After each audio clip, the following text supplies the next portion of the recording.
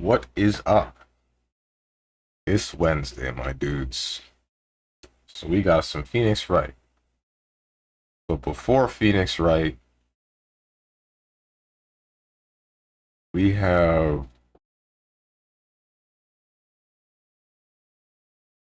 the hair makes me think JRPG. This isn't Chrono Trigger, right? It's not.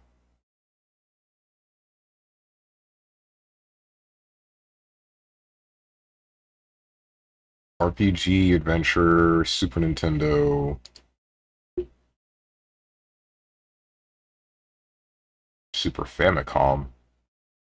I don't know what a Famicom looks like. I should look that console up. What's up, Hermit? What is this game? Earthbound?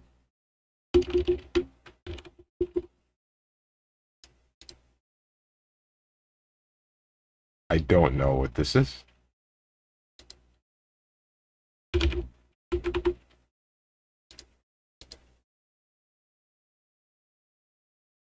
Huh. This is an RPG that I don't think I've ever heard before.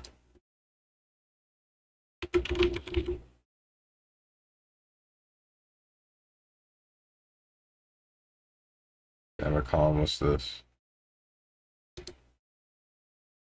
Oh, okay.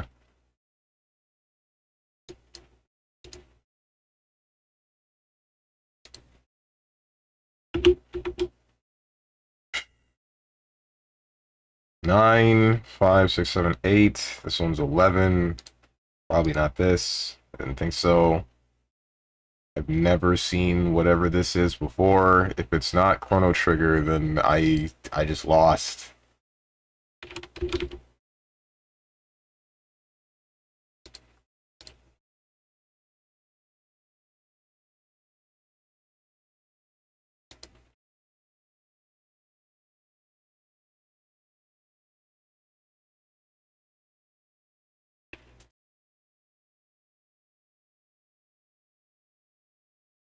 You ain't getting it. I'm more than likely not.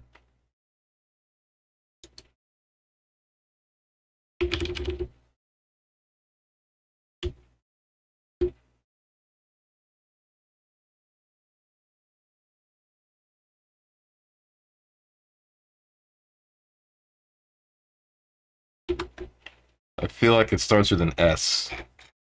So, that's right. We're gonna cheat.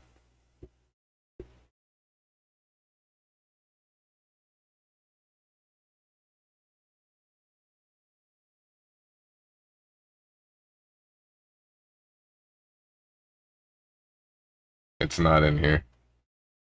I don't think it's in here. It might not start with an S. Septengen, so here I am, MK1 refunded. Don't know why I did that. Oh, just like that? Why? What happened? What was wrong with it?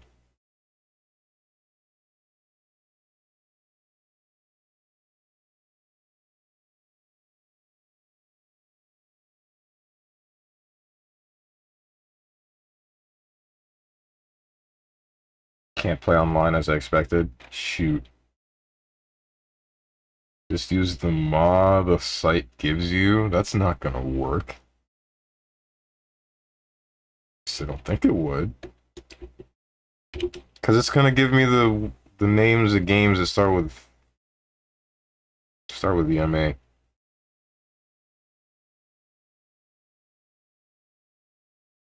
No way it's this, right? No. This seems like it would be. You telling me that actually got me the answer. Whatever.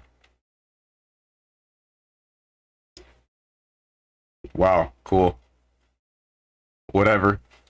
I've never seen this game before in my life. I wonder how it plays. Not gonna look at what the hell is a Stella view? Satella view. I have never heard of that before. Bro, I've told you this before. I think I'm so annoyed by that and tired of BB. I'm retiring until November from fighting games. I'm taking a break. Downloading and 100%ing Sekiro. Okay, thanks, bye. Good luck. It's not difficult. It's just time consuming a little bit. This is a Teenage Mutant Ninja Turtles game. I just don't know which. This is not. This is Orcs Must Die?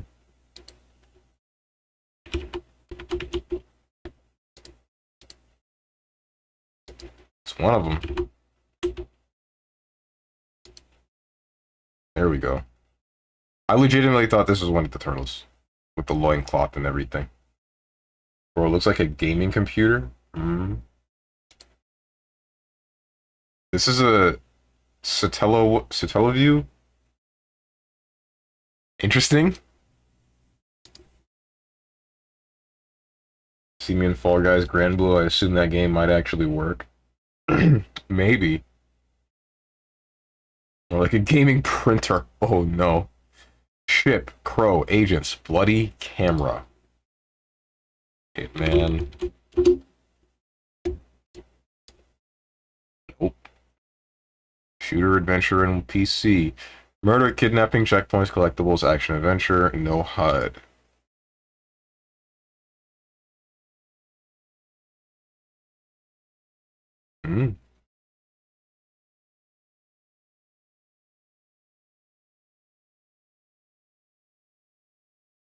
Killing Floor. 2. Wait, there might have been a HUD. I don't remember. Plot twist, save point, story-driven, car accident, mind control, voice acting. Hell if I know what this is.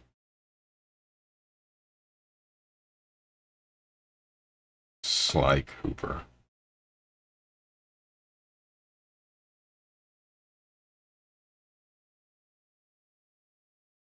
What do you mean camera? Oh, it actually was Alan Wake. I didn't think it was... Okay. Alright. Probably shouldn't read the rest of these because my thought is, I want to play this game.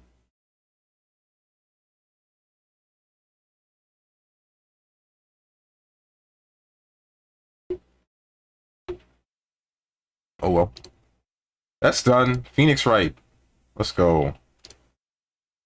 I want to be done with you. Because as fun as you are, I'm getting kind of bored. So I would assume it will work. Same thing regarding Bandai. So maybe I'll become a smelly Tekken player, about to main Chloe and be everyone's problem in Tekken 8, even though I'm pretty sure Chloe won't be there on release. Since when did you play Chloe?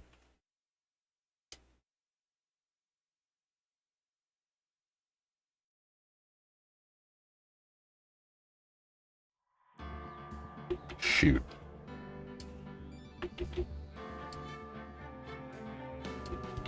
Hey, that's cool and all, but alright, there we go. That's what I was looking for.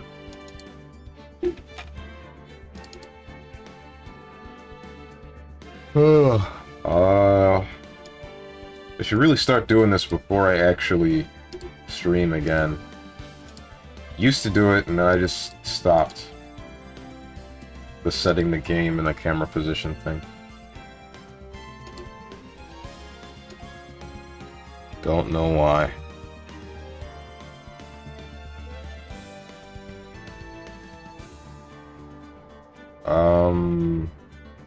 What am I looking for? Oh, right.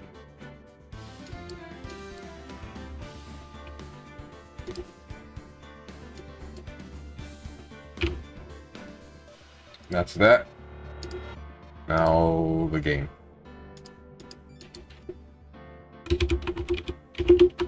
Phoenix Wright, Justice for All.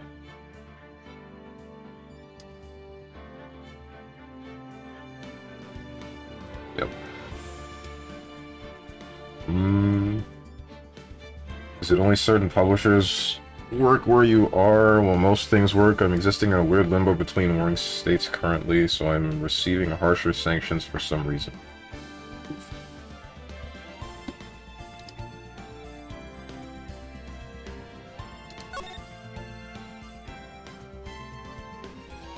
What am I doing? Right. So I remember we were basically about to pin the entire thing on the hot blonde secretary, but she probably didn't do it.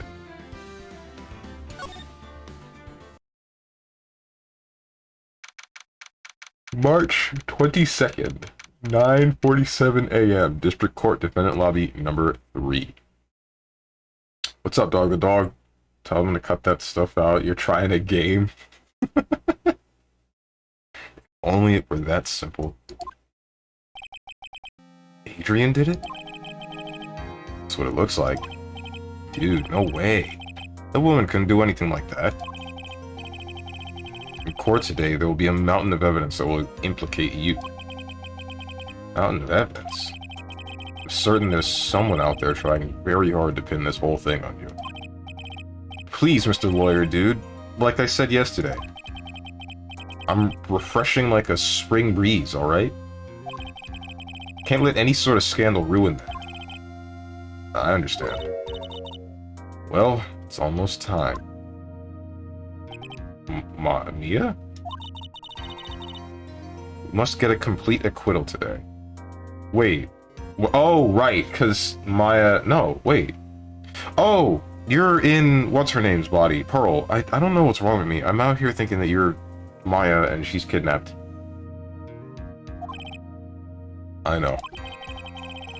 I can't focus on Maya's situation right now. Or Pearl's either. No matter what, I have to focus on winning this case by the end of the day. Indeed. Well, let's get going. Tim. This is right. Good morning. This is it, Mr. Attorney. The day of the trial. Maya, she's unharmed, right? Well, when I checked on her earlier this morning, she seemed a bit, how shall we say, tired. Don't worry. People don't die that easily. Besides, what you really should be concentrating on is winning today's trial. For my sake, as well as yours, you must win today's trial.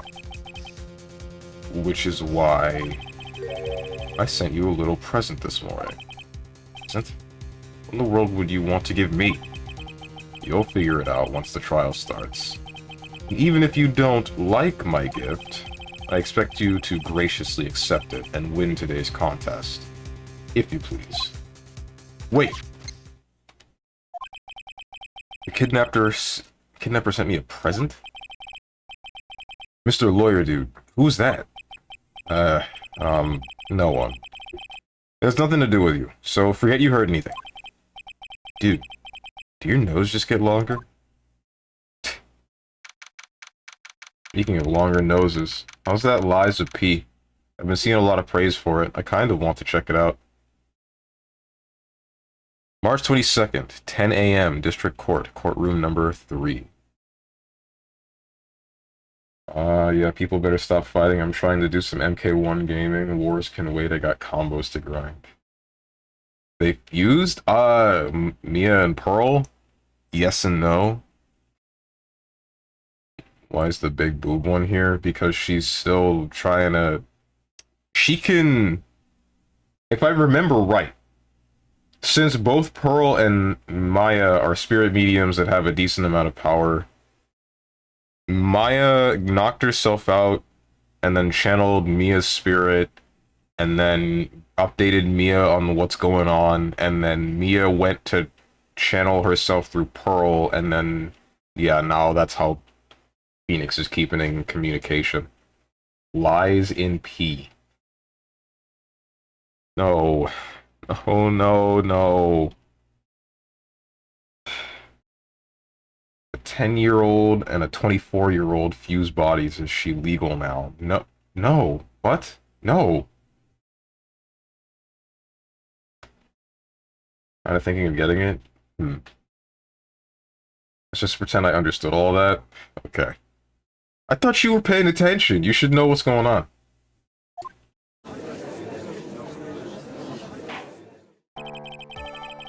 Court is now in session for the trial of Matt on guard.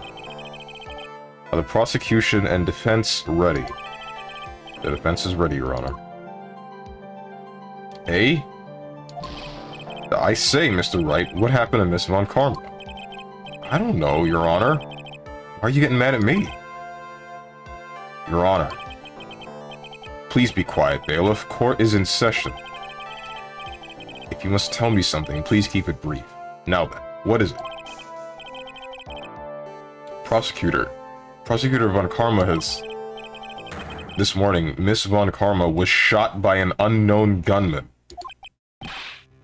What? Shot? I'm sorry? Yo, you can't just do that. The killer, you cannot just shoot people because of a court case. Okay, dude.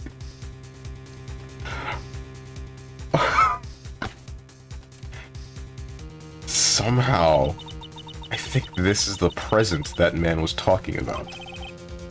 His present.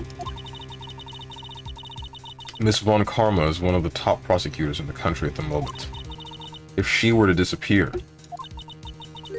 it would be to your advantage. This is totally insane. Miss Von Karma, is she alright? I don't have that answer. She's alive and in stable condition. That's good. You're... I thought he'd show up. Your Honor, due to the circumstances, Miss Francisca Von Karma cannot appear in court today. I, Miles Edgeworth, will be taking her place. This is a stacked court case. Hang on a second. Nah, this is weighted. You can't just show up and then try to... You know... Wait, no, but you know Adrian's not the one responsible. Never mind. This is fine. I guess. This is fine-ish. Prosecution is ready, naturally.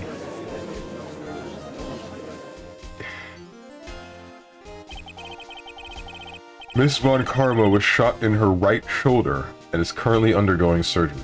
History repeats itself with the Von Karmas, it seems.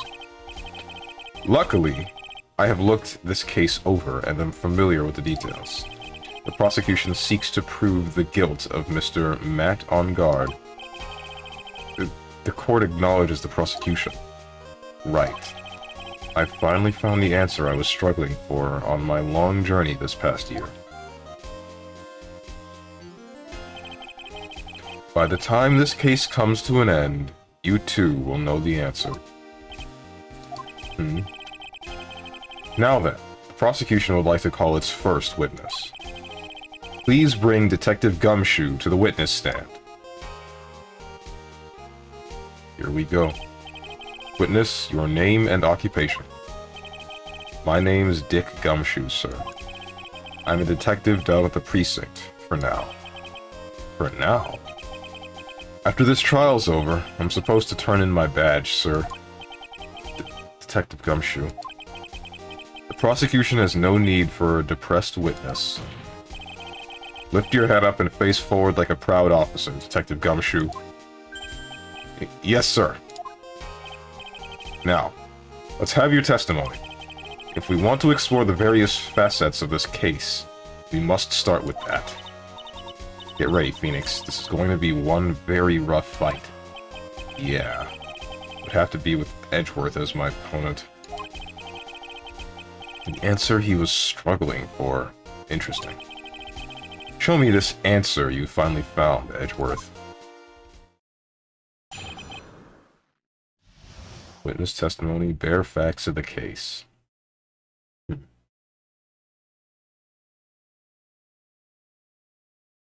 Bro, you think paying attention during a VN that isn't exploits? Think I'm paying attention during a VN that isn't exploits. Didn't you ask for this VN, Hermit? My wife? Von Karma? She's dead, Tim. Sorry to tell you this.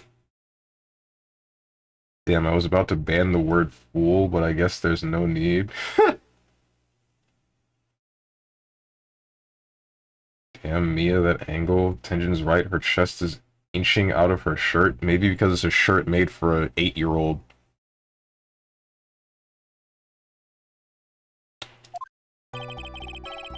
This murder happened after the Hero of Heroes Awards ceremony, sir.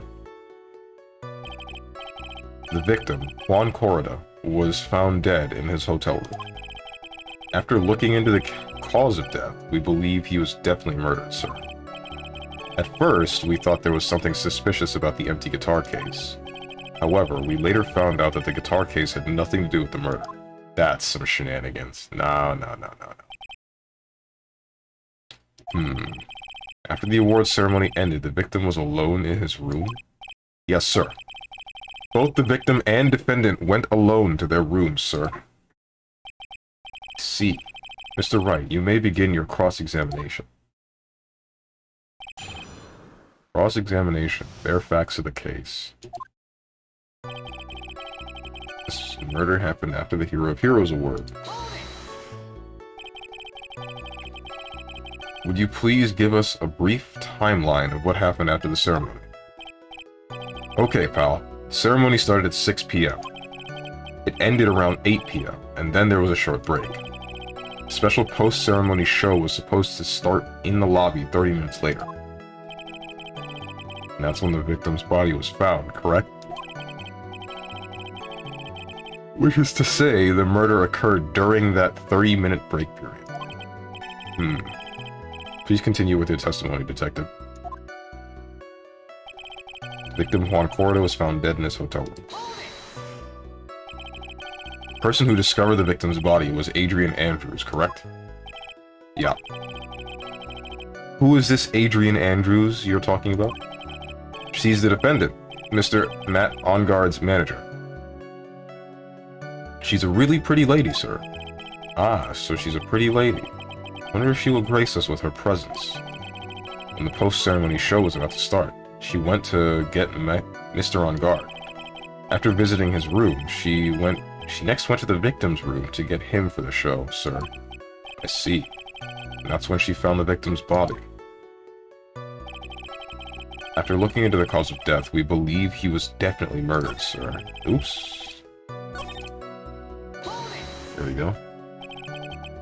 Cause of death. Wasn't that because Mr. Corrida was stabbed in the chest?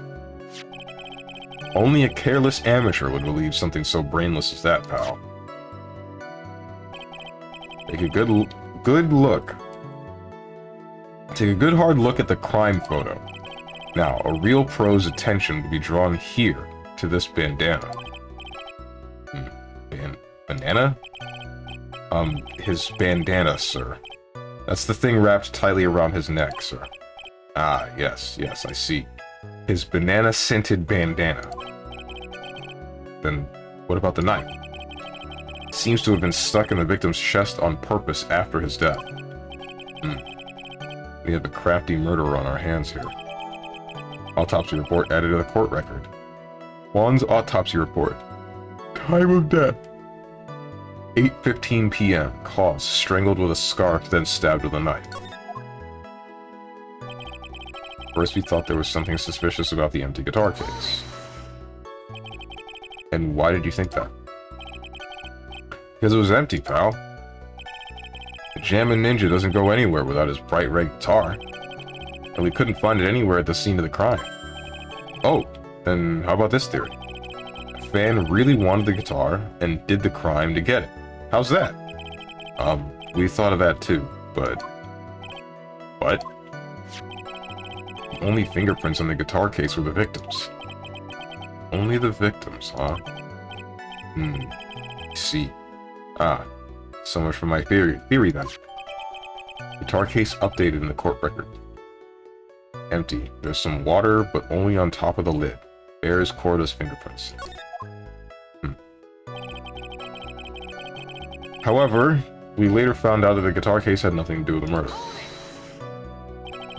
What convinced you it had nothing to do with the case? The guitar wasn't at the Gatewater Hotel that night. Well then, where was it? The bright red guitar was eventually found at the TV studio. The victim, Juan Corda, had apparently only taken the case with him, sir. So you mean he forgot to put the guitar inside the case? Yes, sir. Even when he was on stage for the ceremony, he didn't have his guitar.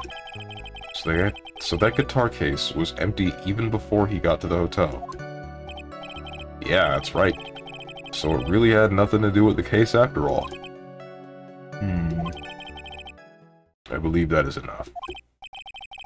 First, the victim was choked to death with his bandana. Then, after the victim was dead, the killer deliberately stabbed him with a knife. Which brings me to my next point. Why, then, did the police arrest Matt on guard? Because there was reason enough to suspect him.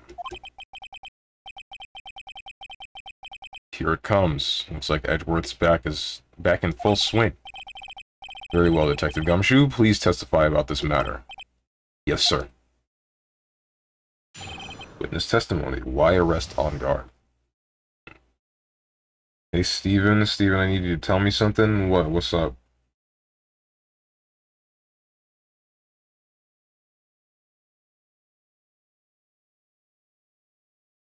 So the Bandai just sent me a message saying you participated in previous beta tests. You will be allowed to participate in another beta in October. For Tekken 8? Oh! Are you about to ask me if I'd be down to try Tekken 8 again? That better not be it.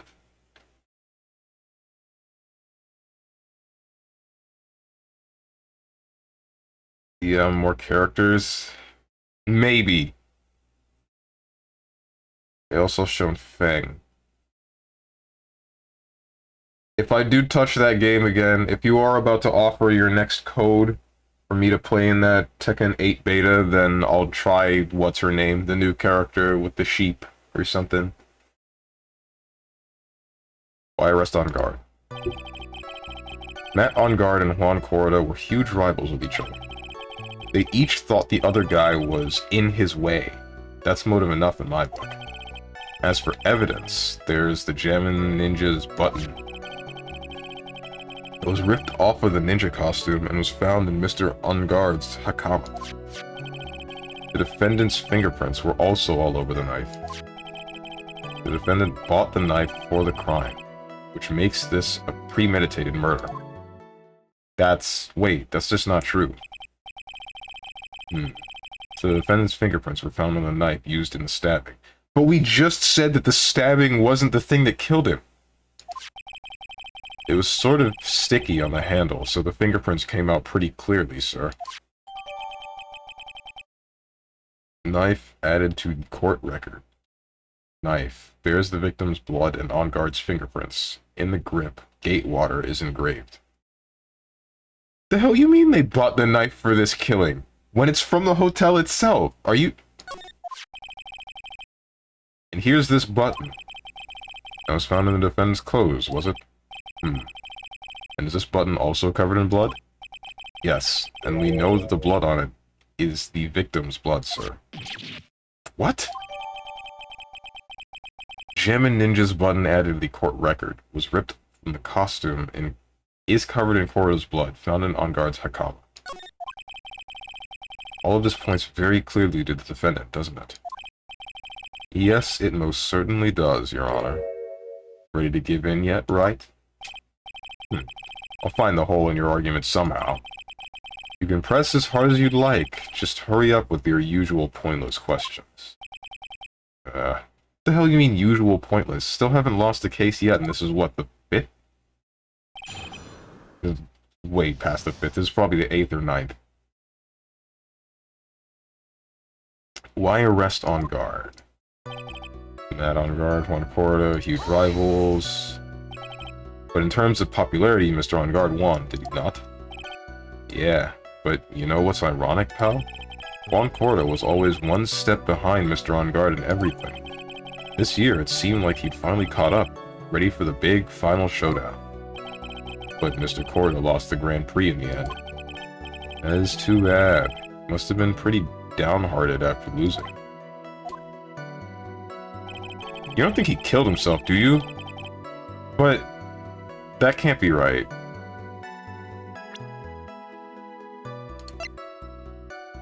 That's the map. That's Maya. Or no, the Nickel Samurai or something. This. He died via this bandana, but no, if he killed himself, then he would have tied that from the front. I think. I'm not sure. Or he would have found a different way to do it. Maybe. Hard to tell what's going on. So I'll come back with this at some point in the next 2 weeks. Registration's close on the 11th of October, and I should get a code until October the 20th. Well, shoot. Each thought the other guy was in his way. That's a motive enough in my book. I feel like that's a bit loose. Wait just 1 second here. Mr. On Guard was beating Mr. Korra in the popularity polls. Well, yeah, I guess, but...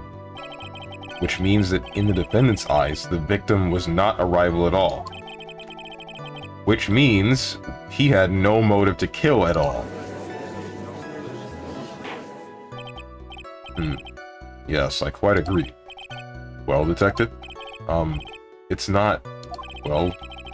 I guess if you put it that way, then yeah, the defendant would have had no motive. Detective. I'm beginning to see why you were fired. Wow! Can't just say that, Edgeworth. Eh? No, not you too, Mr. Edgeworth, sir. That's... I look forward to your pension negotiations. No. Now, Detective. Let's continue with the testimony. No, not my poor pension, too. Detective, if you value your money, I suggest you proceed. Yes, sir. We can talk about my pension later, sir. What about what I was saying? Hello? Anyone? As for evidence, there's the Jammin' Ninja's button. It was ripped off of the ninja costume and was found in the On Guard's comma. It would be impossible to hang himself using a bandana like that. If he tried to pull the thing to suffocate, that would require that he keep conscious, which isn't possible. It would require him to use a tool in some way like a lever or pulley. There was none present. No, because what I was thinking is, he doesn't exactly have to tie it in such a way where he's hanging from it. Because part of the reason why you would use a noose for something is because, well, depending upon the height that you fall from, I guess, it would break your neck, not just suffocate you. If he was just using that bandana, then if he tied it enough, and assuming the knot that he tied held, I feel like he could just choke himself to death. But having the... I want to say self-restraint, that's... I'm not sure if that's the right set of words.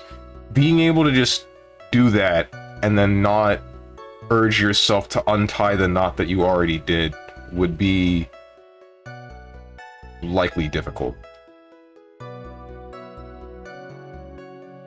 Do you have any proof that the button belonged to the victim? Huh? What do you mean, pal? Oh, let me put it this way. I'm asking you if you have any evidence to back up your claim that this button was ripped off of the Jammin' Ninja's costume. But can't you tell just by looking at it? And the victim's blood is on it.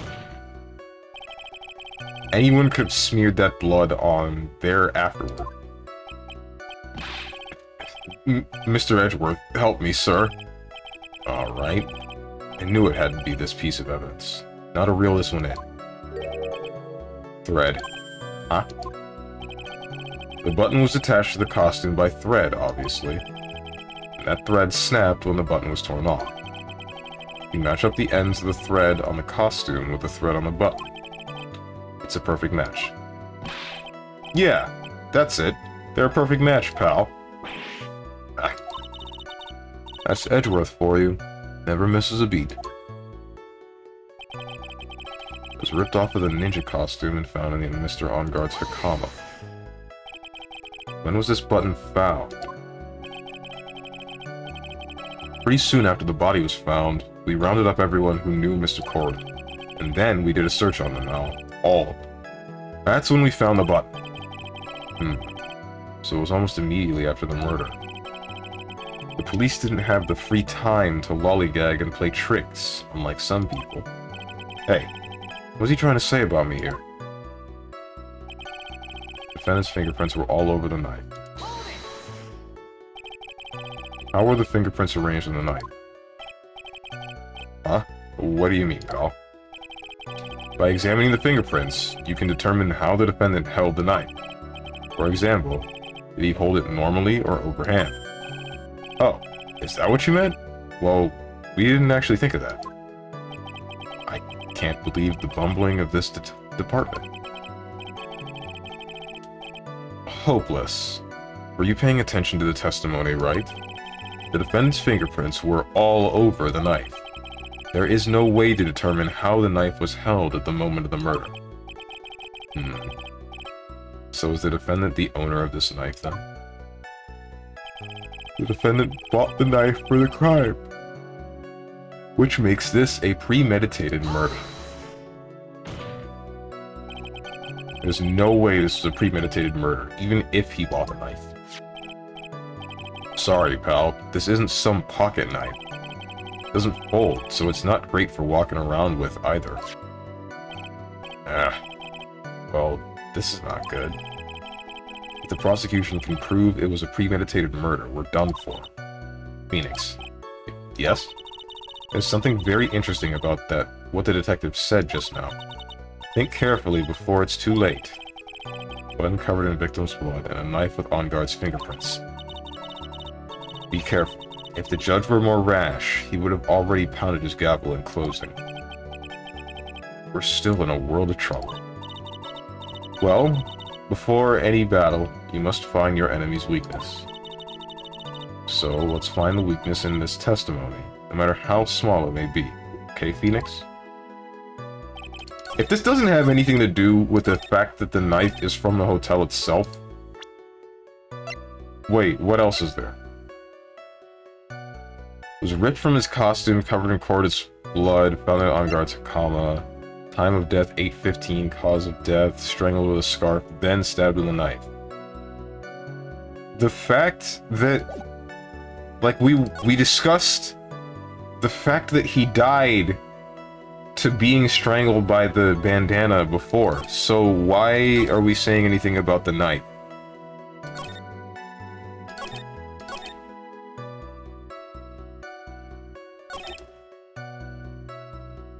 I just don't know how the game wants me to say anything about that.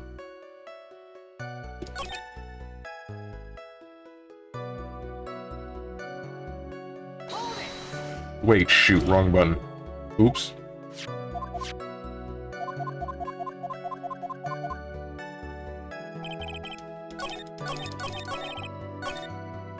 Premeditated murder. That can't be right. The fact that the guy got strangled means that it couldn't have been the knife, right?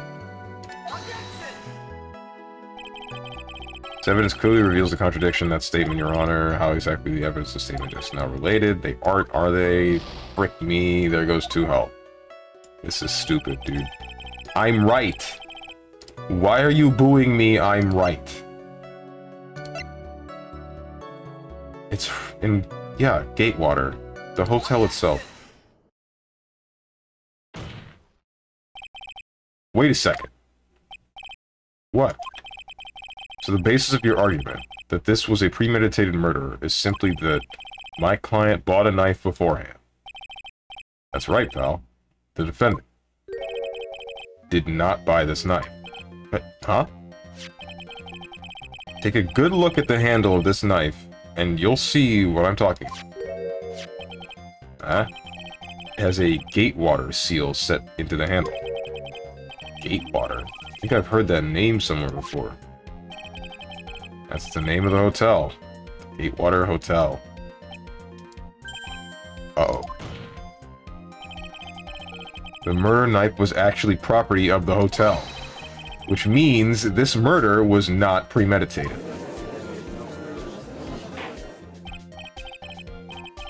Yes, that is very true. This is a very big... What is it, Mr. Edgeworth? I'm sorry, but the defense is simply too careless. What? I think whether the crime was premeditated or not has already been determined. How so? I admit this knife is hotel property. There is no one currently on the police force that is dumb enough not to realize this. But I didn't... Oh. The question is... Where did this knife come from? Why, that's obvious. It came from the victim, Mr. Cord is... Sorry, Your Honor, but this is incorrect. This came from On Guard's room because they were eating. Adrian and On Guard. The victim ate a last meal before he was murdered. With that being the case, I would like to draw the court's attention to what is on top of the table. There's a knife and a fork on the table. Then, where in the world did this knife come from? If it pleases the court, I would like for us to recall the room of the defendant, Mr. Matt On Guard. Yep. Especially what was on top of his table. Is something missing, perhaps? It is a single knife?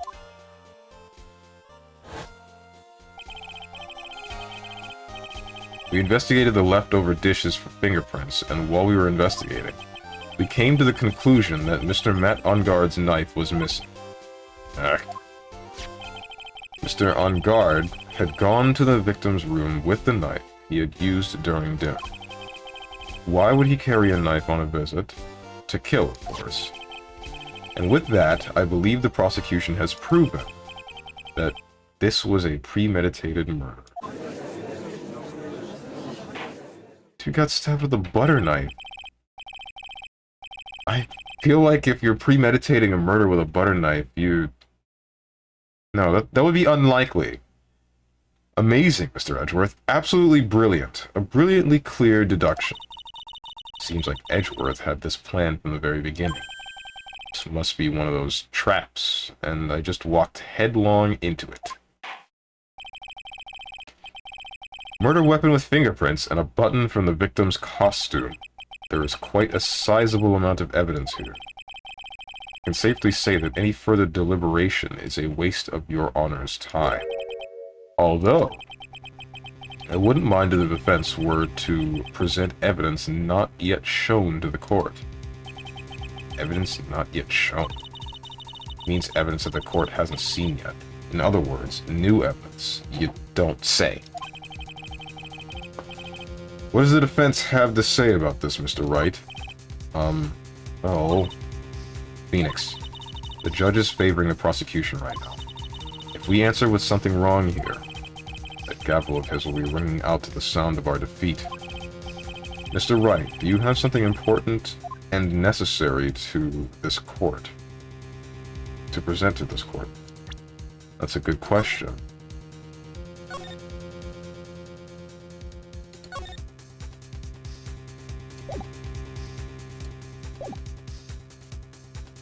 Why?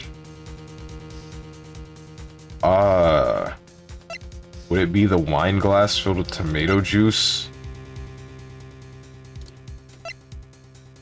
Suicide report, attempted suicide report, autopsy report, the knife.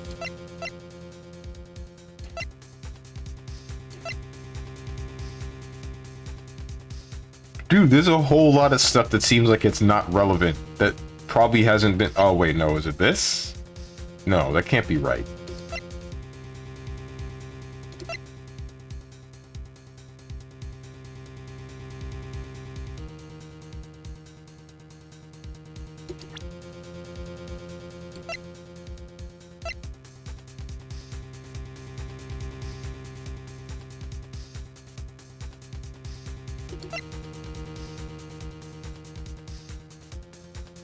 Huh.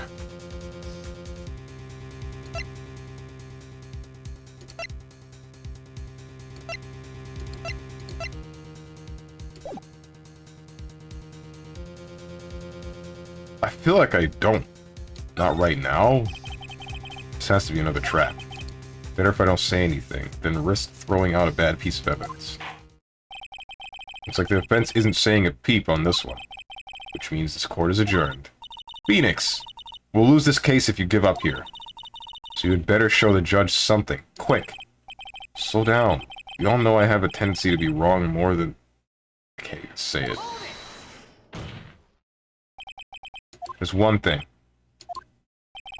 One piece of evidence that catches my attention. Something that this court has yet to see. Mr. Wright. I will say this one more time, I do not feel this trial needs to continue at all. However, I am giving you one chance, and only one. What the judge is saying, Wright, is don't try pulling one of your usual bluffs here. If I mess this up, it's curtains for all of us.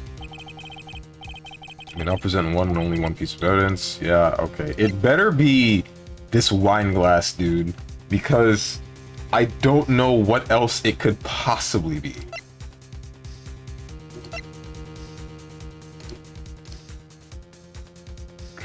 It has to be this. The wine glass. Here you go. This is a wine glass, is it not? Please look at the photo of the crime scene one more time. Okay, good. It's the wine glass. The scene is a mess because of the victim's struggle against his assailant. The vase was broken. His makeup is all over the floor. These were all things that were at one point sitting on top of the dresser. Well, yes, I see your point. However, this glass that is sitting on the top of the drawer is mysteriously untouched. The only thing that had not fallen over along with everything else is in this wine glass. Is this wine glass?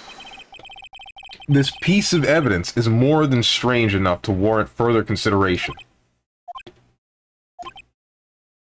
I agree. Well, what do you all have to say?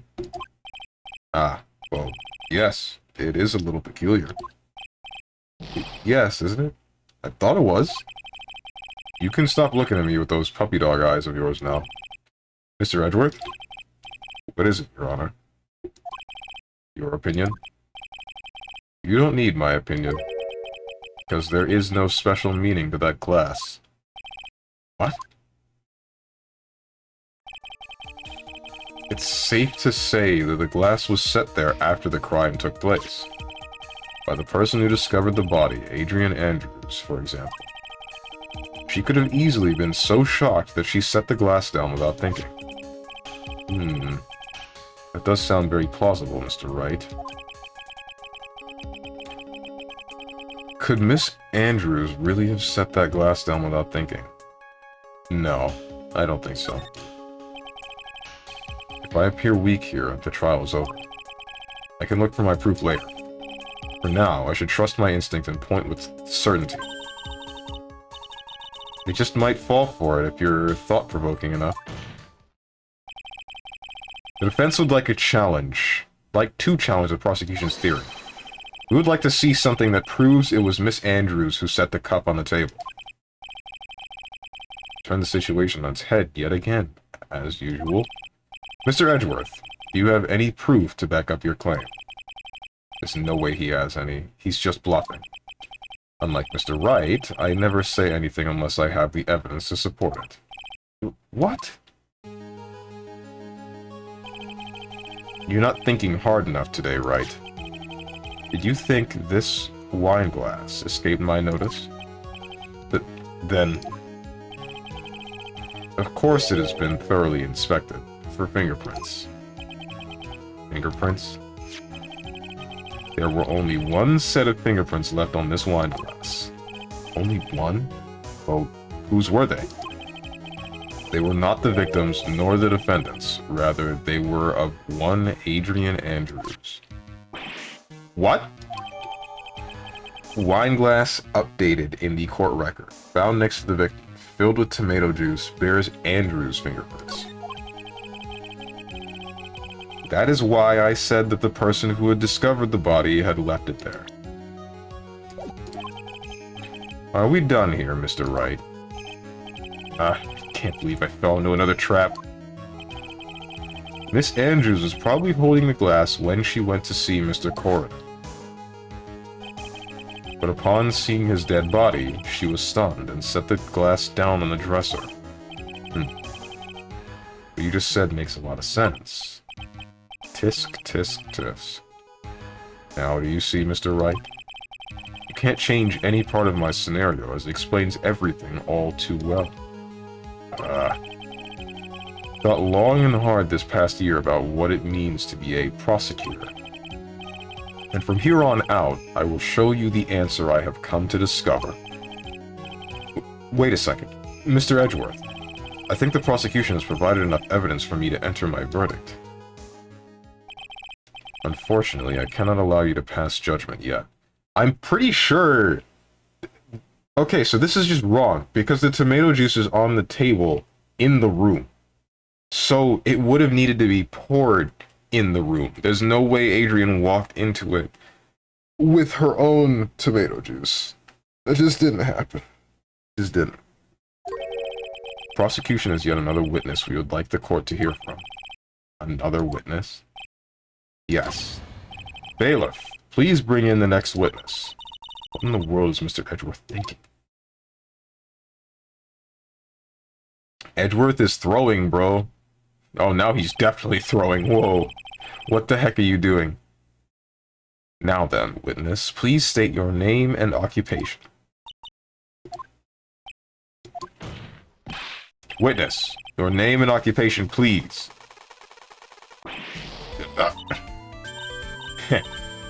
Gotcha.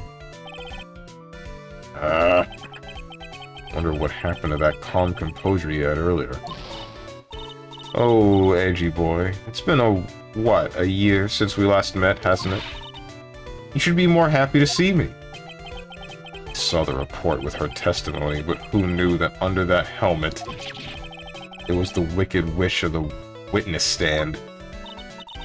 I tell you, this time I know what I'm supposed to do. So today, I'm going to tell you anything and everything. Even things that don't have to do with the terrible crime. Miss Witness, that terrible crime is all this court needs to know. Shush. Talking to my dear Edgy Wedgie right now. Don't interrupt us, Gramps. Yes, ma'am. No, please, by all means interrupt her. Please. Anyway, witness, your testimony, please. It's true what they say, that youth are hot-headed nowadays. Not that I mind at all, Edgy. Now then, what should I start with? The witness was on security detail at the hotel on the night of the murder. Is this correct, Miss Oldback? It was a great job being able to see my dear Juan. It was almost too much for my little heart to handle. You mean, you were a fan of the victim? Look, everyone's crazy over that on guard, saying he's cute in a fresh way or something. But not me. I wouldn't say anything so silly. After all, I have no interest in a little child like him. I'm only interested in a real man, Juan Corrin. Those two were the same age. Anyway, as I was saying, I was pacing in front of his room that night. Very well. Please tell the court what you witnessed the night of the murder. Leave it to me, Edgy Poo. The heck, man? Why are you so... head over heels for Edgeworth? What you witnessed. Anyway, after the ceremony, I went to pace around in the hallway in front of his room. It was something I was interested in finding out, you know. Well, since I was on the job, I made sure to keep a good eye out on him the whole time. That's when someone showed up. It was a man coming out of poor Juan's room. It was on guard, Matt on guard. He was trying to sneak his way out of Juan's room. That's shenanigans. So Mr. On Guard came out from the victim's room. See? It has to be him. He's the murderer. I see. Well, Mr. Wright, you may begin your cross-examination.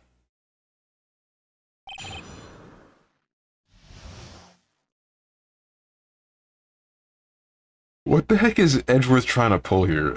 This makes no sense to me. He got the verdict that he wanted. He's looking for a guilty, but we're getting another witness because he felt like it?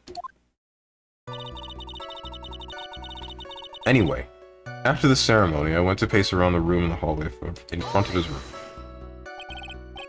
Miss Oldbag, what was your post on that night?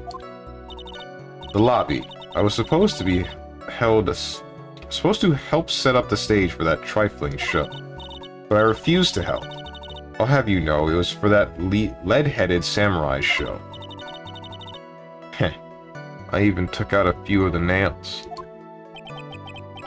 Maybe it was a good thing this show didn't go on. Besides, that manager with the glasses seemed to be working hard at it without me. So I thought I'd take a break and spread my wings a little. And that's when you went to the hang around the victim's door? So you actively tried to ruin the show, and then left to guard a guy who died. Good one, Miss Oldbag? Good. How did you get hired in the first place? How did you get another securities job? After the first instance, and someone dying on your watch. Something I was interested in finding out, you know. Something you were interested in. And just what was that? It's not some little thing I can just go around telling everyone, you know. It's top secret between me and Juan. And Edgy Poo, of course. Mr. Edgeworth, what is this thing she was interested in? I have no idea. I despise gossip, Your Honor. Gossip? But should it prove relevant, we can always have it appended to her testimony later. Looks like we shouldn't force it right now. Did the witness stay in the vicinity of the victim's door the entire time? Okay, so I know what this one is, and it's the fact that she went to the room to find out, this.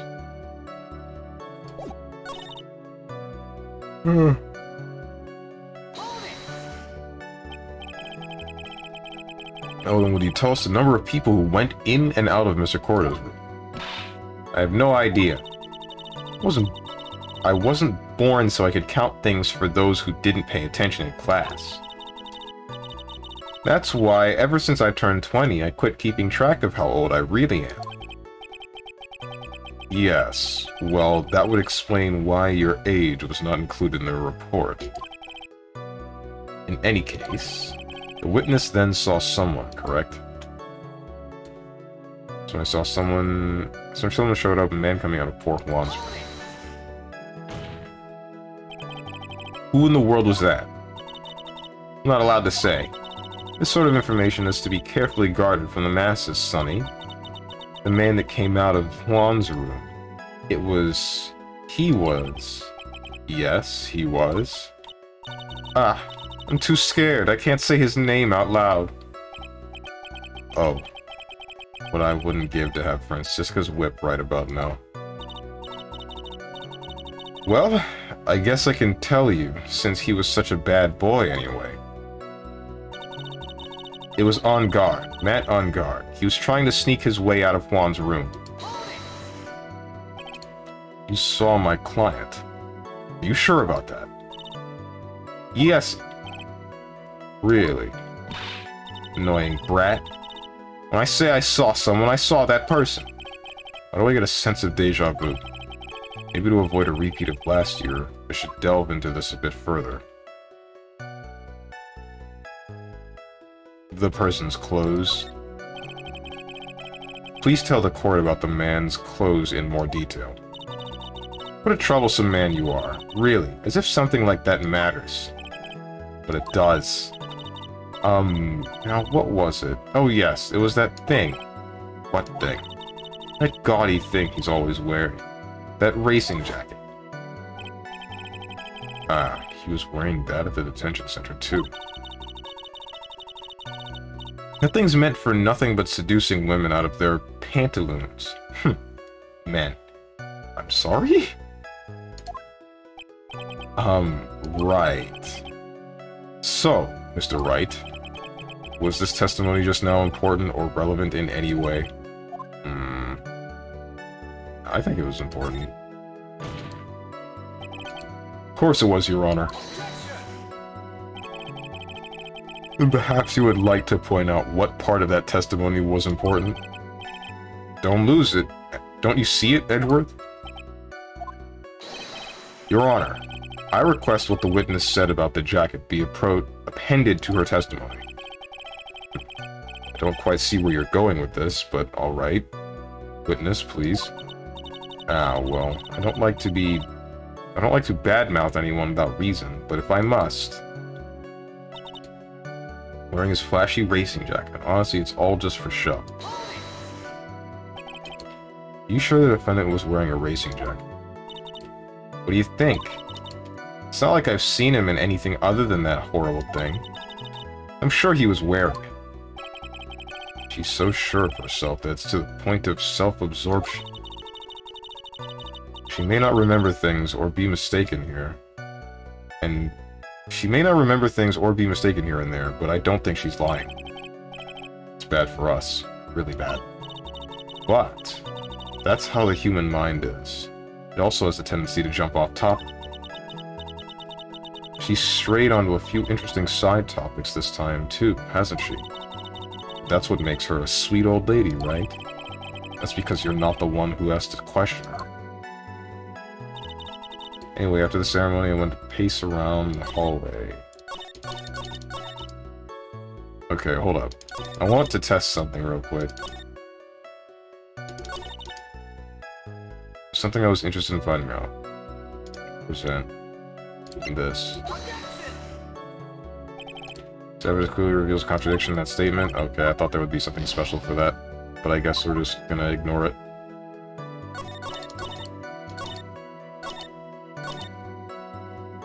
Flashy racing jacket, all just for show. Oh! Oh, it's this. If he committed the murder at that time, then the button shouldn't have been in his hakama.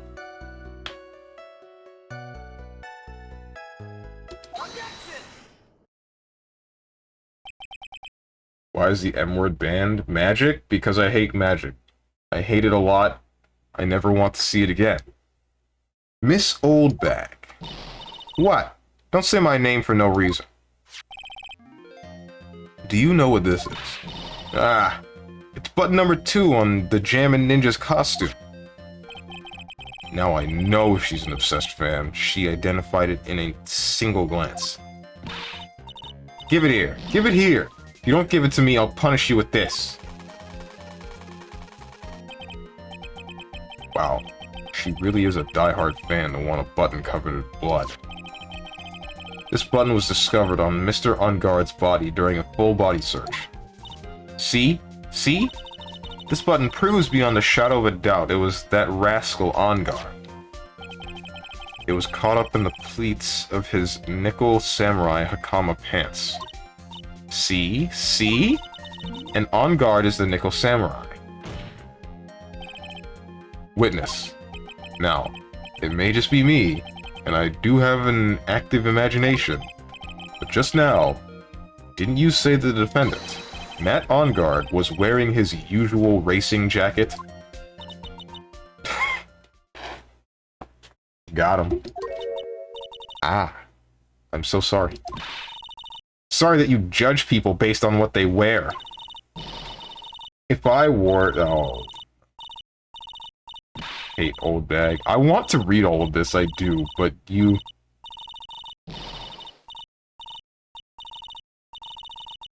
Judge! Edgeworth! Anyone! Stop her!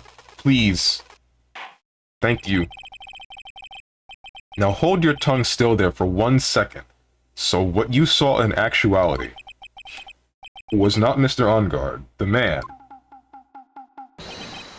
but Mr. On Guard, the Nickel Samurai. But when you think about it, they're really one and the same anyway. Miss Oldbag, this is a very important point we're talking about.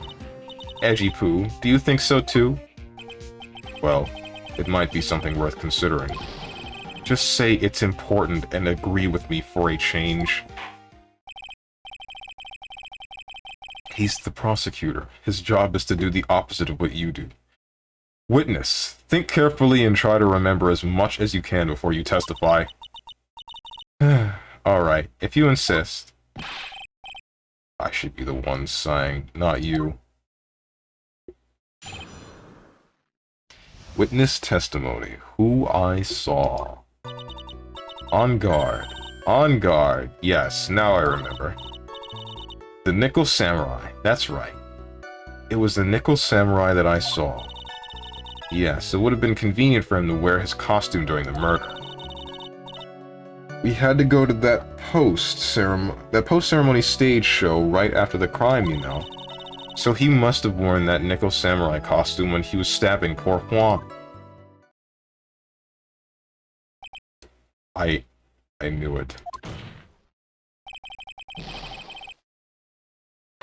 I knew you'd say he was inside that costume. What? You think there could have been someone else inside that costume? Don't be a bad little boy thinking such rude things. But the possibility does exist. It's literally happened before. And you were a part of the case, old bag. Ah, youngins today. I told you, there's no way it was anyone else. How do you know that? Because I said so. And that's what I say is the truth. At least she's just as delightful a witness as she was a year ago. Mr. Wright, you may cross-examine the witness. Why can't real court be this goofy? Because then we would have a number of people that are getting off scot-free for doing heinous crimes, and then vice versa with a number of jailed people for doing nothing. Well, then again, I say that, if we had enough lawyers like Phoenix Wright that just grasp at straws all day, and then somehow they end up right, then maybe we would have a perfect court system. Hard to tell. Yes, so what? Okay. It's all fun and games until he's on the other end of the bad side. Other end of the court case? I could have said this better. Until he's in the defendant's chair, that's it. Who I saw. On guard, now I remember. You please get on with your testimony. Watch your language, young man. What sort of tone is that to take with an elder? My youthfulness isn't what it used to be, so you should forgive me for everything. You keep on barking at me like that, I'll start singing at the top of my lungs. Oh, okay. Alright, that's a real threat. Wait, stop. What? Striking figure by the sea, standing all alone as is he. He's the Nickel Samurai. She's actually singing. Someone help my poor ears. Mr. Edgeworth, can you please do something about this racket? Witness, I'll give you a piece of gum later if you'll be good and stick to just the facts. Okay! Promise, right? Right. I'll be sending the bill for the chewing gum to your office at a later date. Remind me to send you a thank you note later too, Edgeworth, old chum. What? Why does she care about gum?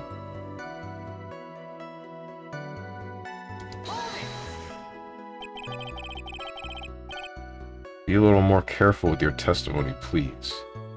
Damn, Francisca's away and the court is going crazy. The court's crazy with her around, too. Not too long ago, you said he was wearing his racing jacket, and now he's not? Not too long ago. Let me ask you this. When you were itty-bitty, what was your grand dream? Huh? What did you want to be when you grew up, whippersnapper? A dream, huh? Well, I, wanted to be Judge Wagner, hero of the public's court. So what? See? And look where you are now. You're not Judge Wagner, are you? Are you? Well, what I said earlier. Who puts any weight into things like that? The now is everything. I can't be held responsible for the past. Since when did court become theatrics over testimonies? All that matters is that man was inside that costume. Isn't that enough? It's not.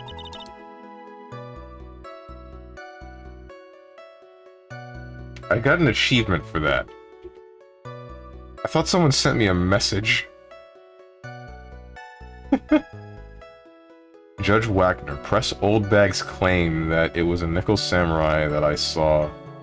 Justice for All, Episode 4. Why is this an achievement? What? Whatever.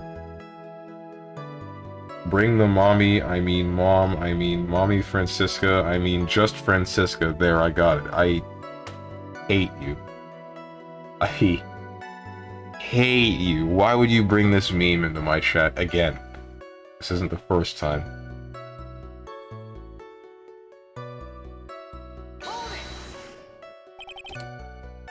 And why would that be? That way, no one could see his face, of course. There's still no advantage for him to... But there's still no advantage for him in that case that I... What's wrong with me? But there's still no advantage for him that I can see. In fact, you would think the costume would make him stand out all the more. You're such an annoying child, you know that? You disagree with everything I say. Isn't that what you're always doing to me? I got it. Maybe it was more troublesome for him to change in and out of his costume. Honestly, that makes sense. Was there anyone scheduled to appear at the post-ceremony show? Well, all the contestants were supposed to go on stage in a friendly gesture thing. And that included the Jammin' Ninja? Of course it included him. That's why when On Guard came out of Dear Juan's room, I didn't give it a second thought. See. Well, anyway. So he must have worn the nickel costume when he stabbed poor Juan. So let me ask you one last time. The person you saw, it really was the Nickel Samurai. As showy as ever. Haven't I been saying that from the very beginning? Can I throw in the towel yet? You don't need to think too hard on this one. Huh?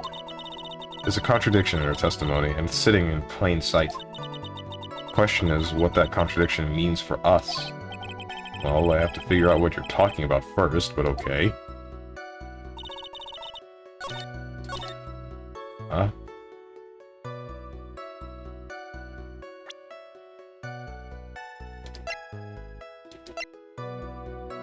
Button in the Hakama... The knife... Oh wait, the fact that the guy died to the strangling.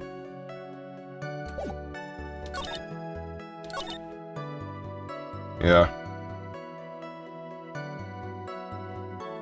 You want me to not be horny when they draw Mia in that angle? Come on now.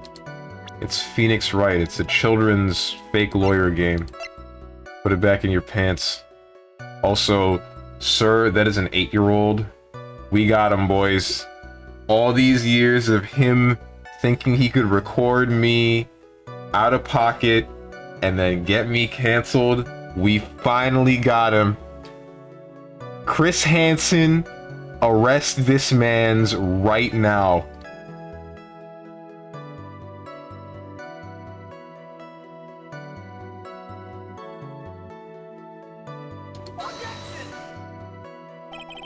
Your Honor, what do you think about this witness's statement? I'm not sure I follow you. Clearly contradicts. Bro, I'm right! I'm right! I'm right.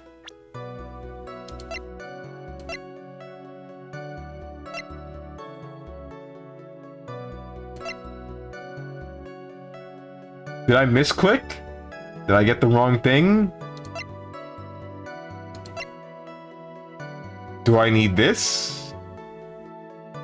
Because why would it not be the autopsy report where it says that he was strangled?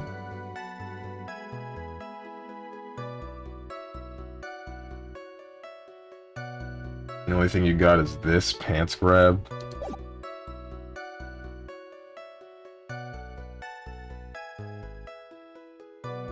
I'm right, dude. I don't understand.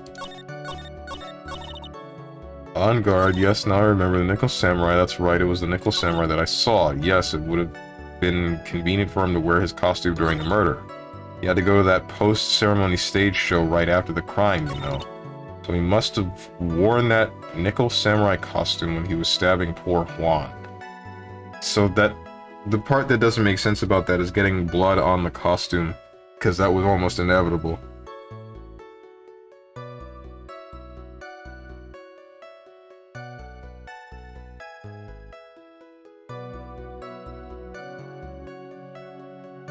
What is the contradiction that Mia is talking about?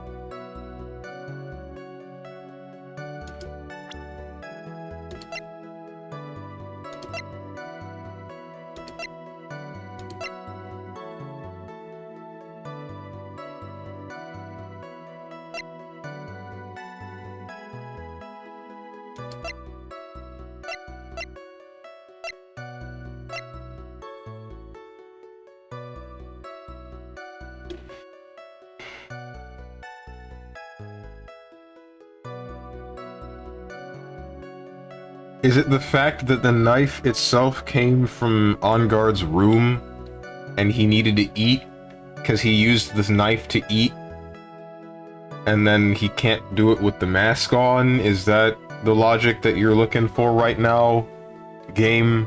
I feel like that's what it would be. I hope that's what it would be. Oh, that's actually what it is. Not the fact that the guy got strangled, but the fact that the knife was used for food, and he had the mask on. Please look at this. Yeah, so, it's a knife. Big deal. You're trying to scare me with that. I'll have you know it won't work. No, that's not my intention at all. That's the knife that was used in the murder, correct? Your Honor, do you know why this piece of evidence is important to this case? You don't even have to ask. It's because the defendant's fingerprints are on it. Is that what you're driving at? That's exactly what I'm driving at. What are we driving at? And whose car are we driving? If Mr.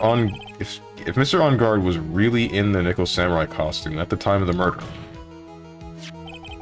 then it's impossible for his fingerprints to have been left on this knife. Actually, he would have wiped all previous fingerprints on this knife right off. Oh, that's right. The Nickel Samurai wears gloves, doesn't he? He probably took the gloves off before he began the stabbing. And why would he do something like that? To leave his prints on the murder weapon? There's no way he would do something like that. However, there is one possibility. Then let's hear your possibility. It's very simple. The defendant went to the victim's room while in costume as the Nickel Samurai. At that time, the defendant held no intent to murder.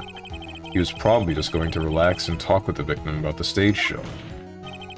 Which is why he took his gloves off. The murder still did take place. Well known that there was bad blood between the defendant and the victim. Yes, I have heard that before. Well, Mr. Wright, what do you have to say about that, Mr. Edgeworth's theory?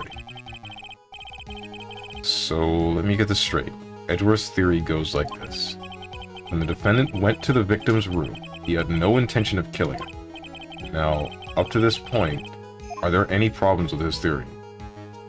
There's a contradiction. Haven't we been saying that this was premeditated?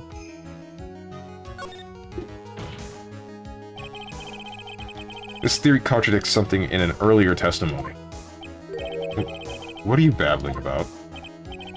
Now, for argument's sake, let's suppose Mr. OnGuard was a killer. If that's the case, I think it's impossible for the killer to have gone to the victim's room without intent. You mean I have evidence to present?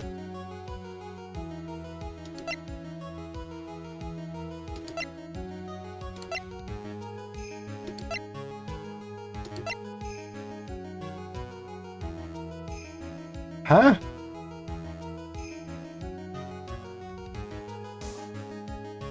I think I picked the wrong dialogue option.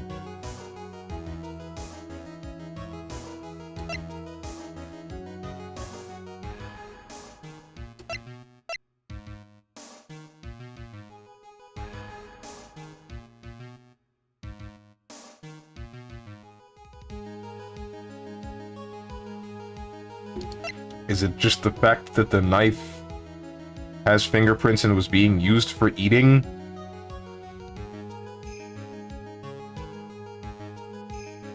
The fact that the knife came from OnGuard's room in the first place is what I would think.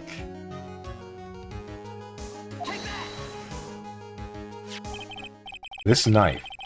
This was used by Mr. OnGuard at dinner. Yes, we did establish that.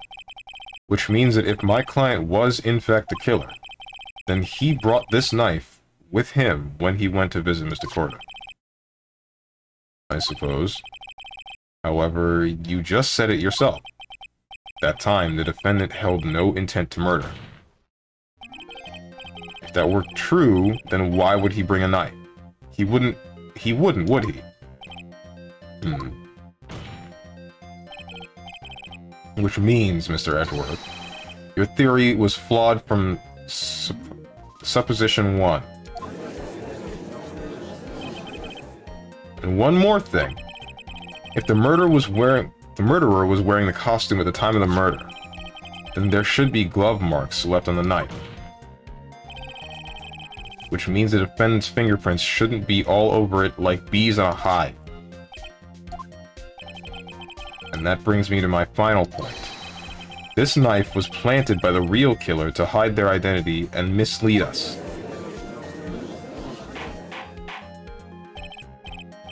Order. Order, I say. Order in the court. Was this knife really planted by the killer? Why would the murderer do such a thing? To hide the murder method, to frame Matt OnGuard. Frame Matt OnGuard. It's to frame my client, Mr. OnGuard, of course. To frame.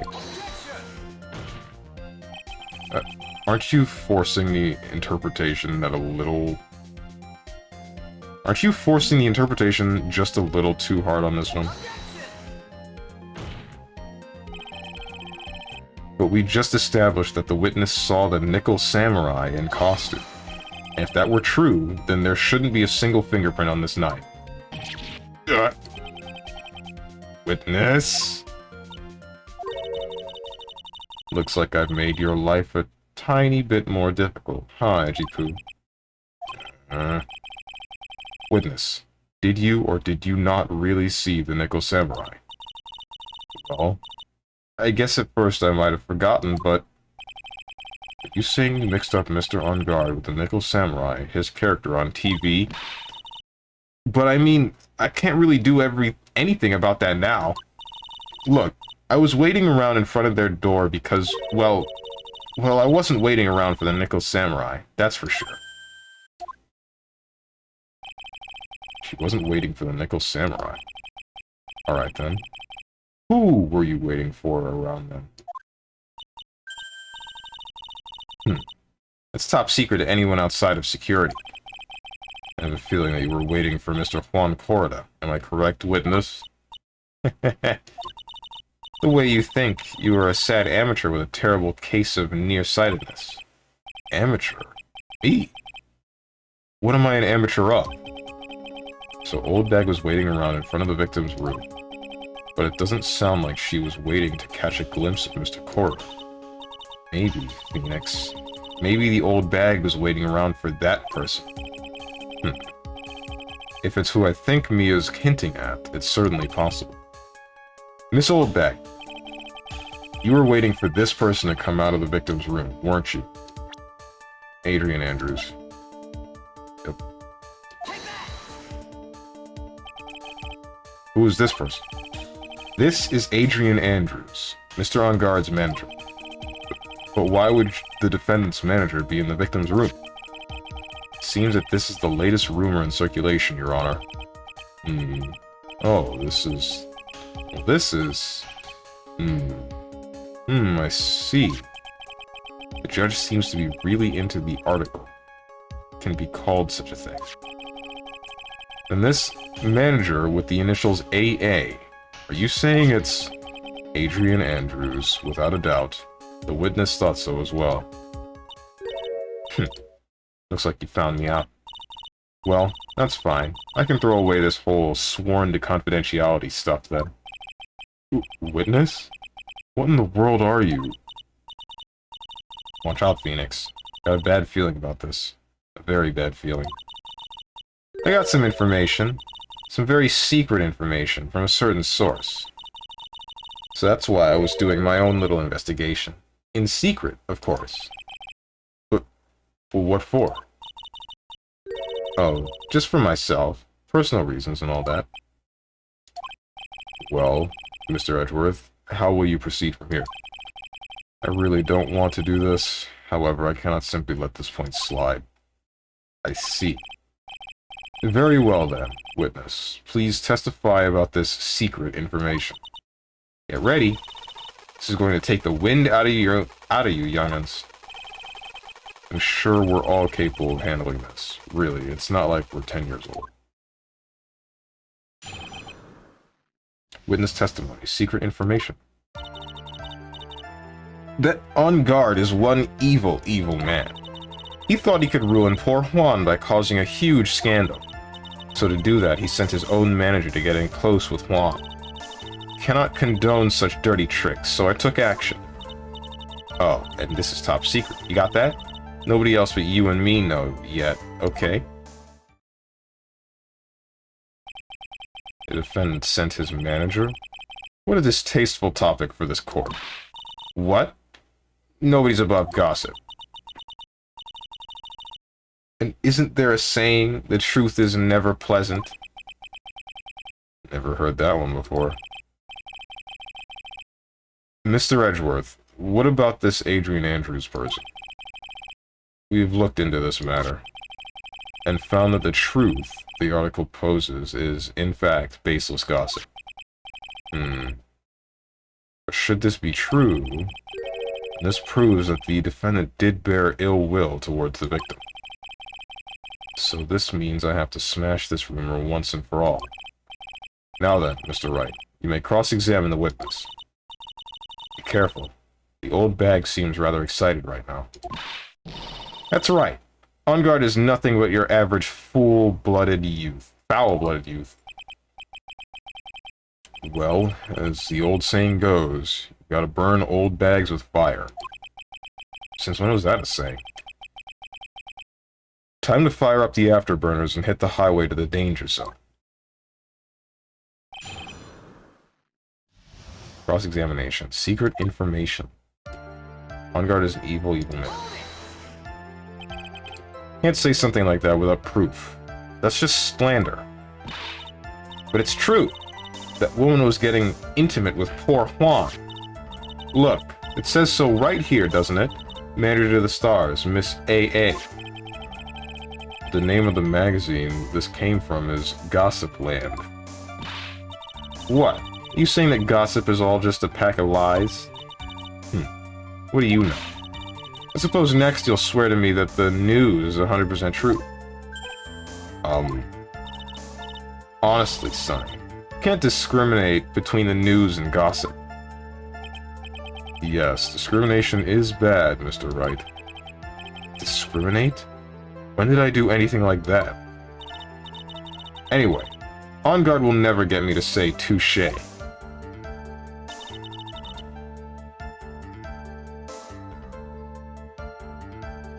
Gossip and the news are the same. Gossip and the news are the same, and saying otherwise is discrimination. This is like saying Wi-Fi and Ethernet are the same, and if you don't play Wi-Fi players, you're discriminating. Well, I guess you are discriminating, but you know what? I'll say it, that's good discrimination. Screw Wi-Fi players, all my homies hate Wi-Fi players. The scandal? What do you mean by that? You're a dim-witted one, aren't you? Can't believe you don't know what a scandal is. Honestly. What are they teaching kids in middle school these days? Middle school? No, I wasn't asking what the word scandal means. Even I know that much. Well, that on guard thought he could own a monopoly on popularity. But to do that, he sent his own manager to get in close with Juan. You don't have any proof that Mr. On Guard did any such thing. You must be suffering from shock. Shock of hearing the truth. And now, since you're in so much shock, you can't do anything right. You're right. Can't do anything. Boy, do I wish I could do something about you. Alright then, Sonny. Show me what you've got. Can you show me proof that On Guard didn't bear any ill will toward Tuan?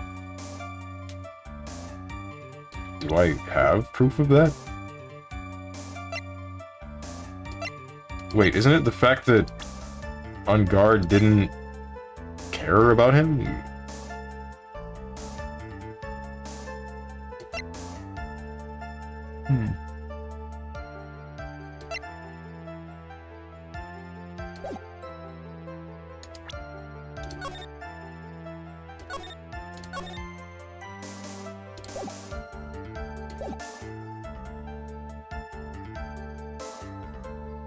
Present evidence, decline the offer to present.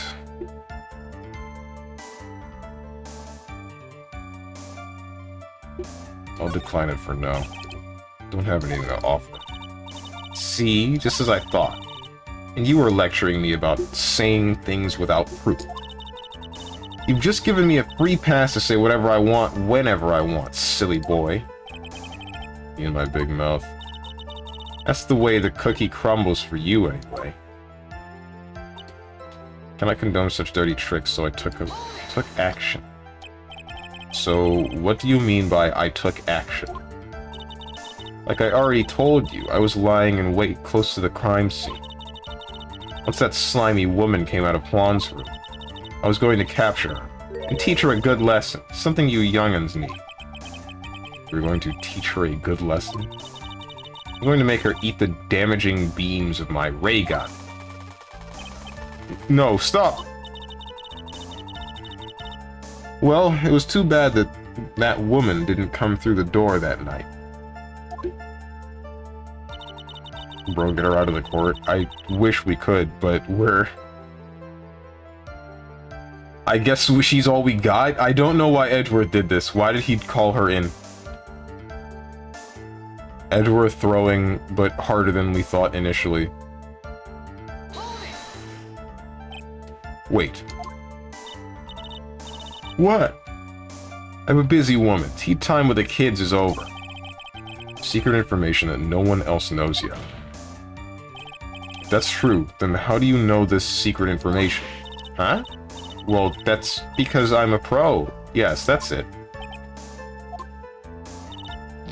It's a secret. Even if you drilled a hole into my brain, you'll never find out. How in the world did that old bat get such a secret piece of information?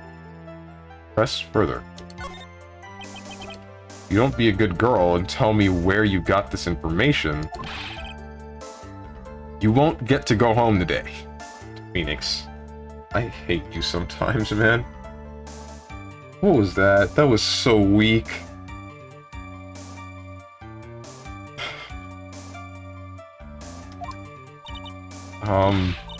Edgy Poo. What are you doing? Help me. What do I have to do with this? Just do this for me. You'll get your reward. I don't want your reward. You don't leave me much of a choice. The witness could have gotten her information from anywhere. It's even possible that it was spontaneously made up inside the witness's head. And he lectures me on reckless blabbering? As long as we don't know where this information came from, it's quite a waste of time to focus on this line of questioning. Where did Oldbag get her inside information? Has to be something I can use to figure it out. Sounds like just another tidbit of gossip, doesn't it? You can't just ignore it, either. Makes your client look bad either way. Well, I don't think I heard anything really out of the ordinary just now. Has to be something we can catch her on. Yeah, then when I find it, I'm going to press the heck out of it. Okay.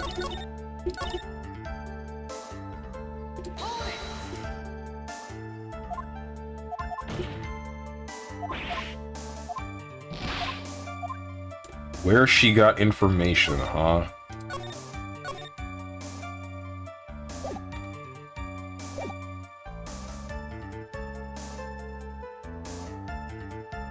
Wait and see. I should probably think a bit more about this. I don't want to do anything rash. For now, maybe I should sit back and watch how things play out. I like just another tidbit of gossip, doesn't it? Yeah, no, it's just the same thing. We're repeating.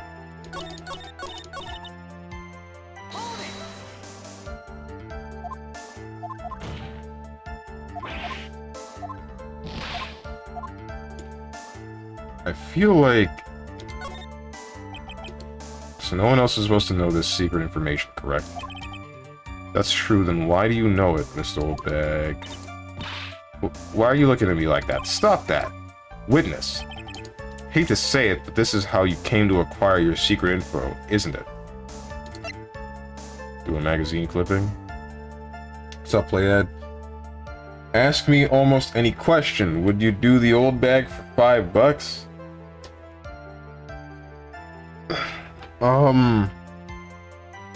No.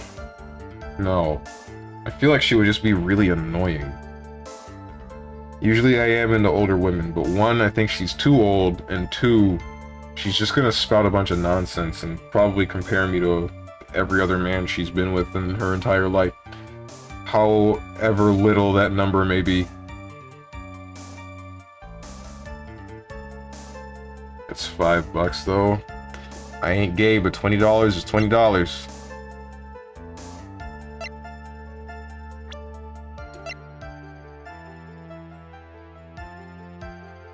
It's this person.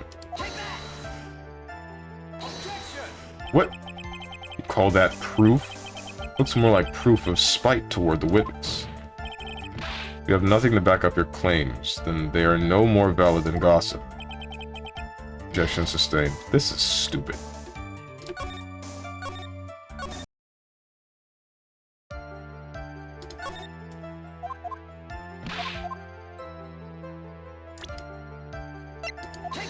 Is it this? Okay.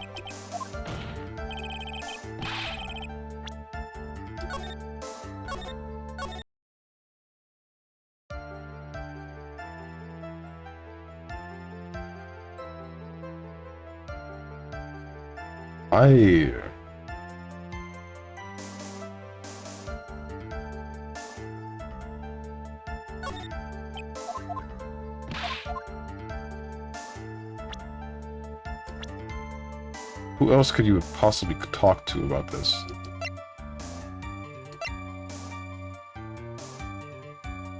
There's no one else. She got it from herself. You made it up.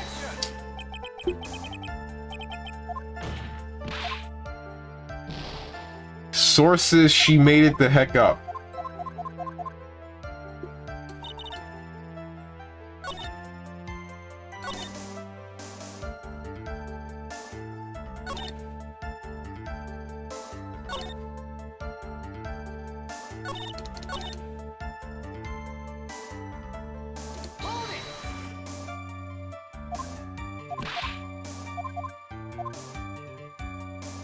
Can you show me proof that On Guard didn't bear any ill will towards Huang? 2 health. What the heck happened? I messed up. That's what happened.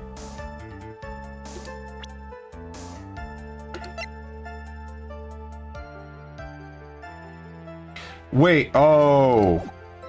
Oh, okay.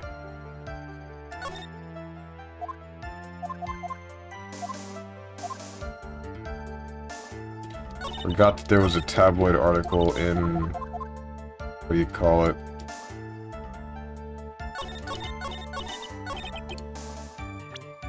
Man, screw this.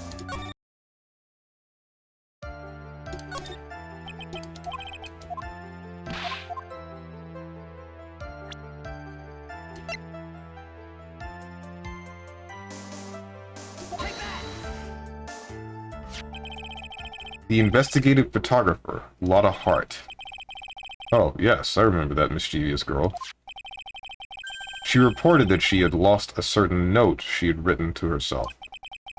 She reported such a thing? On that piece of paper, she had written down some of her outrageous impressions about the relationship between the victim and Miss Andrews. What? Outrageous ideas, you say? No, I said impressions. Then everything written on this piece of paper is completely meaningless? That's it. That's the note. That was a face. No, you see, this is something completely different. This is my top secret list of groceries to buy. You are the one who took Miss Hart's note? I'm a huge fan of Juan's, that's why. That infamous puffy-haired whippersnapper. She's working with that evil On Guard. She said so herself. On Guard, I'm his sidekick. She was so happy, smiling like a silly duck. I was only checking what she had written.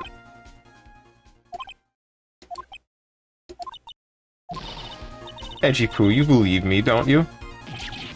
I was only trying to help out like the angel I am. It's only one little piece of paper. I've never taken anything else before. Or you really should come up with a... You really should come with a supply of cheese to match your vintage wine. Well, there's only a piece of paper. Suppose we can overlook this just this once. She looks like she's really sorry. Should I forgive her? Whoops!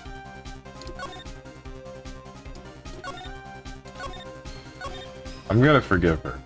Don't die. I don't know why you're doing that. Guess we should forgive her.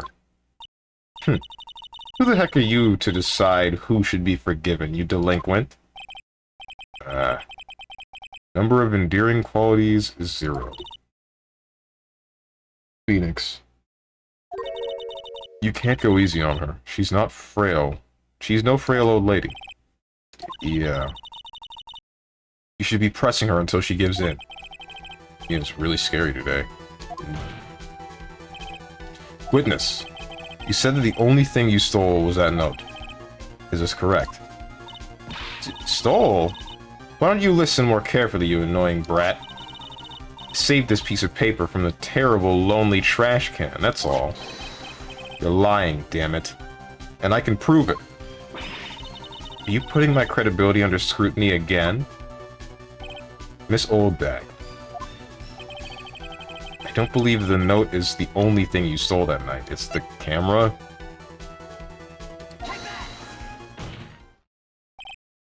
Miss Oldbag.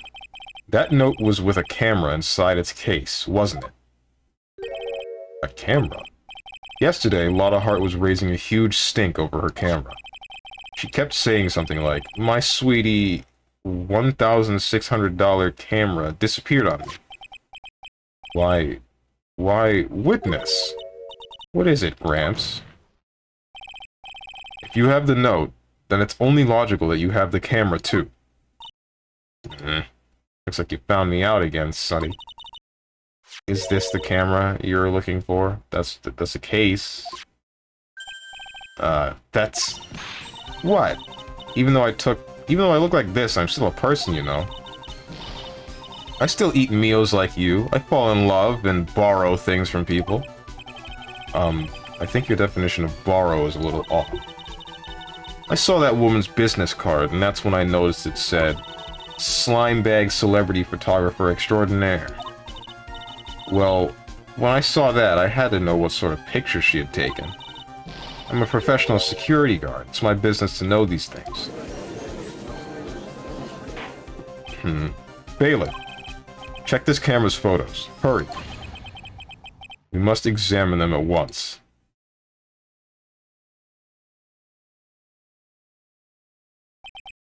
Well, Mr. Edgeworth, what do we have? There's only one photo that seems to be relevant to this case. Please present it to the court.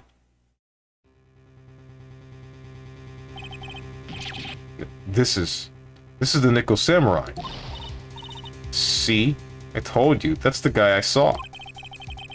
This proves that the witness was not lying earlier about this matter. Lotta's photo added to the court record. Picture taken in the hallway right after the murder. What does all this mean, Mr. Edgeworth? This photo by itself does not prove that the person in it is the defendant. However, in his own confession, Mr. Ongard clearly stated that at the time of the murder, he was still in his Nickel Samurai costume. If that is the case, then this Nickel Samurai is the defendant.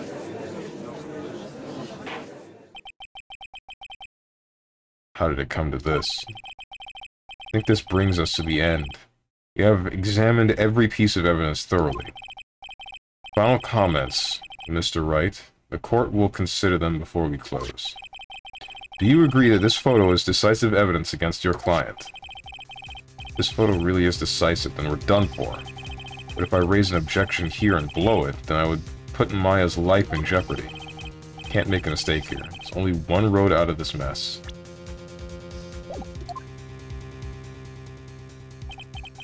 This photo that Lotta took, there's...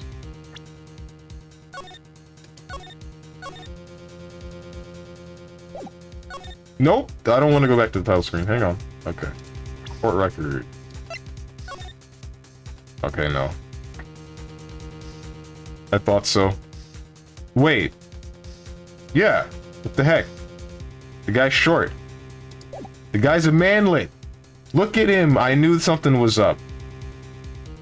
The guy is a manlet. That's hilarious.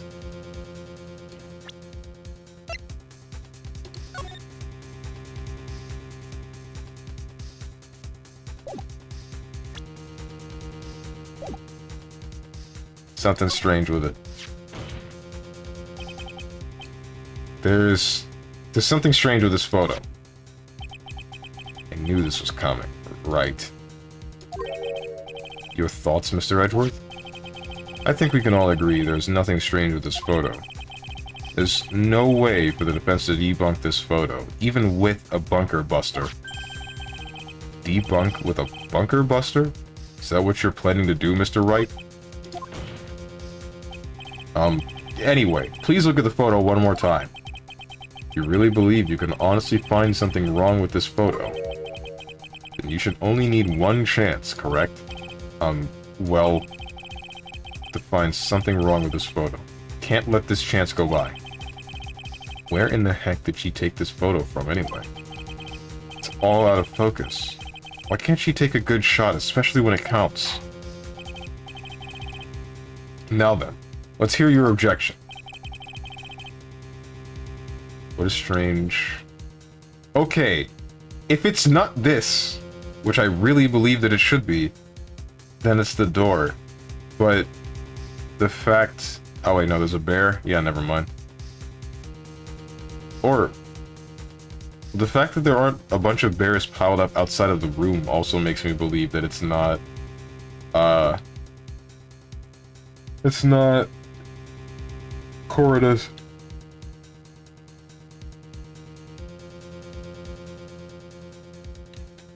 Either way, the fact that this guy is a manlet, that's what matters. I'd like to direct the court's attention to this one area right here. What are you pointing to? His ankles? You could see this person's ankles. That would be one thing. However, you can't. And? What does that mean? The costumed person in this photo could not have been Mr. On Guard. What is the meaning of this? I wonder if you would care to elaborate, with actual facts, that is. Let's take a look at the Nickel Samurai's poster. Please pay particular attention to the area around the bottom of the Hakama.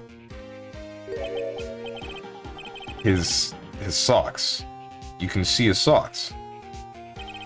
Exactly. However, in this photo, the Nickel Samurai is clearly holding his Hakama up but to walk. There's only one explanation for this. The person inside this costume is clearly much shorter than the defendant.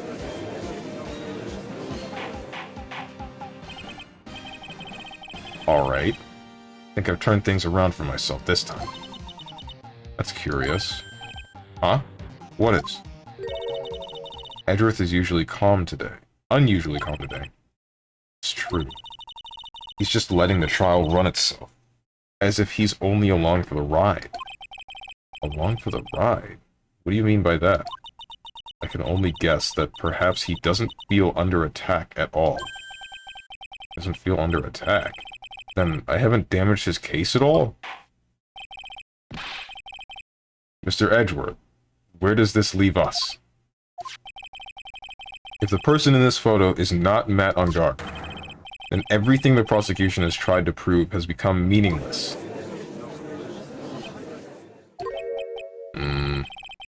I figured it would come to this. What?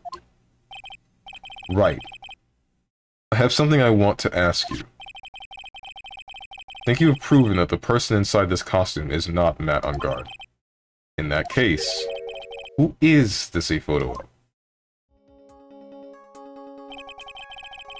Who is the person wearing the Nickel Samurai costume?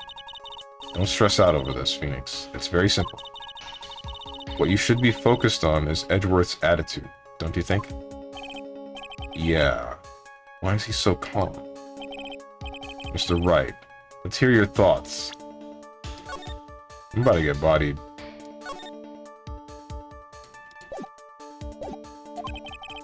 Who is the person in this photograph? Is it not... What's her name? It shouldn't be. Unless she drugged him. Hang on. No, but then she would have... Save scumming. I don't feel like clicking through 8 years of dialogue for decisions that I don't fully remember to get back to this point. And I'm sure you don't feel like watching me do that. So I'm saving the both of us. Hey, now, first of all, you can be canceled for that. Second of all, that's how you hecking look to yourself. Don't attack your own people. Damn, the Steven did this. Return of the 4-foot culprit. I am not 4 feet tall. What's up, Zane? Ask me almost any question. What is the StrongmanSteven fact of the day? The fact of the day is that God hates me. That streak... Well, the streak hasn't continued today yet. I'm just waiting, wondering, whatever it might be. No, maybe it's the fact that my legs are sore from walking 2.5 miles. And they shouldn't be. Wait. Actually, I think I walked a total of 5 miles because I walked there and back. And then still did the gym stuff in between both trips. Screw me.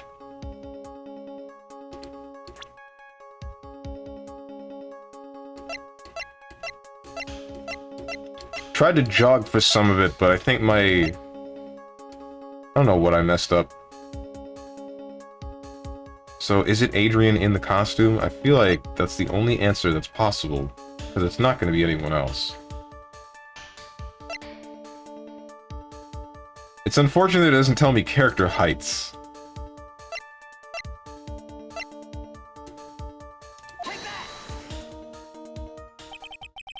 Adrian Andrews?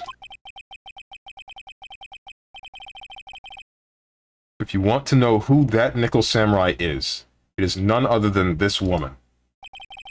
And why would you say it must be Miss Andrews? What in the world points you to her? For starters, she's short. Nice. Sounds like my kind of woman. And she can freely move in and out of Mr. Enguarde's room. Finally, she had dinner with Mr. Enguarde that night. And how does that all add up? It means that it makes it very easy for her to get a certain item.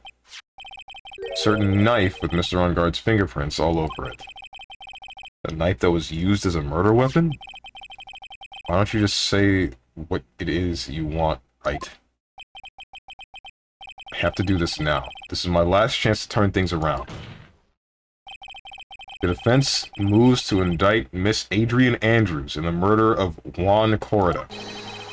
It was Miss Andrews who tried to frame the defendant for the crime. Order! Order! Order! Looks like this trial has hit a most unexpected development. Mr. Edgeworth. Yes, Your Honor. This court is issuing a subpoena for Miss Adrian Andrews. A verdict cannot be passed without further hearing her testimony. Alright, this is it. This is kind of bad for us. Huh? What do you mean? Adrian Andrews is summoned to court as a witness. It means that the trial will go on for another day. One more day. Ah! If I don't get a verdict today, then Maya... Now then. We shall set Miss Andrews' testimony for tomorrow. What am I supposed to do? The judge is about to adjourn the court.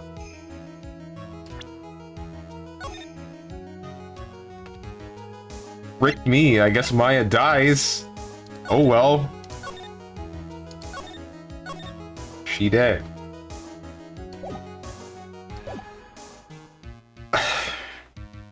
My first thought is to wait. I can't just stop that from happening, can I? I'm gonna wait. No, I'm not. I'm gonna say something. I'm gonna say something. Now then. Please, Your Honor, continue the trial. You must pass a verdict today. We can't do that. We cannot hear Miss Andrews' testimony if she is not... I abhor wasting such valuable time. Edgeworth? Your Honor, I request that you please continue with today's trial. But... We cannot continue due to this unexpected development. Tisk, tisk. Unexpected development? I think you underestimate me, Your Honor. And what do you mean by that? That Mr. Phoenix Wright would slave his way to subpoenaing Miss Adrian Andrews is all. Happening according to plan. Even if Wright was a bit slow to catch on. What? What?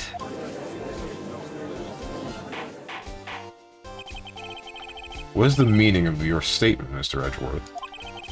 Miss Adrian Andrews is currently waiting in the prosecution's lobby. Yeah, dude? Yeah? Now this feels like an ass pull. It's not that... No, it is an ass pull. Never mind. Edgeworth comes out of nowhere, pulls in Adrian Andrews into the lobby. This feels stupid. She is the next witness. Everything was planned out in advance by that man? Somehow I knew there was no way Edgeworth would overlook Miss Andrews. Looks like this battle is far from over. Frick you, Edgeworth. Exactly. Very well. We will call the next witness. However, before we proceed, we shall take a 10-minute recess. Please prepare your witness in that time, Mr. Edgeworth. The court will now take a 10-minute recess. To be continued.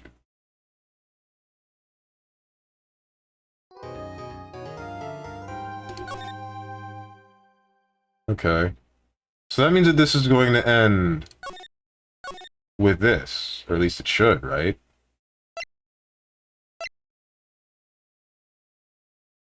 I'm thinking that it should end with this side of it, unless... No, it depends on how many witnesses are pulled in for this side. And then the game will be over. Prosecution literally helping the defense. Bro is the worst prosecutor of the century. Exactly, right? He's been throwing since the beginning. Von Karma got shot for this. The other one. The daughter. Not the other one that was shot like 10 years ago.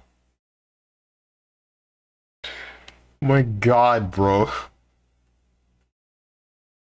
The part that's crazy to me is like, Edgeworth probably predicted this if he's here right now. That's my thought. He likely at some point had the intuition of thinking, oh, something's gonna happen to Franziska von Karma. Oh well.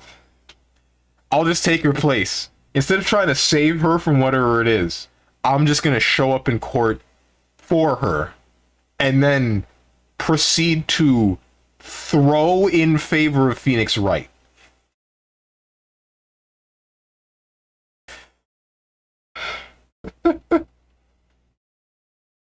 I don't understand.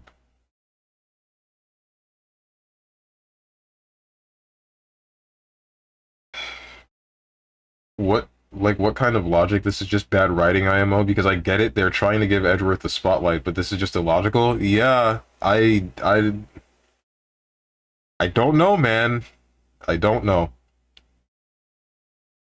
They're doing it because... God knows why. I guess the whole point is that they're trying to show both Phoenix and Edgeworth working in tandem to get the truth of what happened over the course of these events. But it doesn't work when one side is supposed to be saying this person is guilty and the other side is supposed to be saying this person is innocent. It now just feels like both sides are playing the defendant, not the defendant, the lawyer, because that's what's happening. It kind of made sense in the previous game, in the 4th and 5th case, because... Not 4th. Edgeworth was on trial for the 4th, right? Or was that the 3rd? I don't remember. It made sense in the other ones, where Edgeworth is, you know, the opposing side, but he's occasionally chipping in to try to get what Phoenix's point would be, because he didn't know. He didn't know, and then you get the logic and he wants to know. Sure, it kind of makes sense there. It doesn't make any sense at all here when Edgeworth has the entire case wrapped up in his mind. The whole thing is said and done in his head. And he's just like, all right, let's go. Phoenix, you win another one. Should have put Edgeworth instead of Mia in this case. Oh, as a secondary? That would have been cool. That would have been really cool. I would have agreed with that wholeheartedly. But... You think this game would be pure comedy for a lawyer, or would it just make them mad? I feel like it would do both. If Dankwater were here, he would be able to tell you. Dankwater is apparently a lawyer.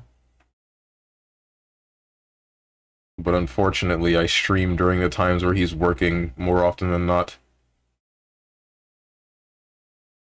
But no, we need her to show cleavage for the entire trial, and I'm not complaining, but I'm complaining. That's an 8-year-old.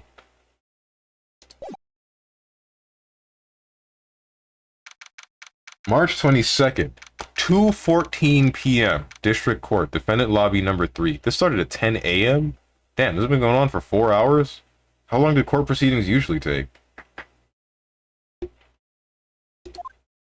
Part of me wants to be part of the jury for a court case. I was almost a part of a jury for a court case, and then I was one of the extra people, so they're like, yeah, you don't need to be here, go away. And then I went away. My main problem would be if the court proceeding took more than a day or two, I would have been boned. Because, I wouldn't have a consistent ride. Dude, I can't believe that Adrian... No way, not cool and collected Adrian Andrews. She's your manager. It would have been very easy for her to pull this off. The only person who had easy access to the knife you used at dinner was, well, her. So after the ceremony, during the break, huh? Wait, you're sleeping in the costume? I was sleeping like a log the entire time. See? She could have also easily planted that blood-covered button in your hakama. Because she was the one that came to wake me up? Then, dude, you're saying it really was her? Yes, she is the real killer.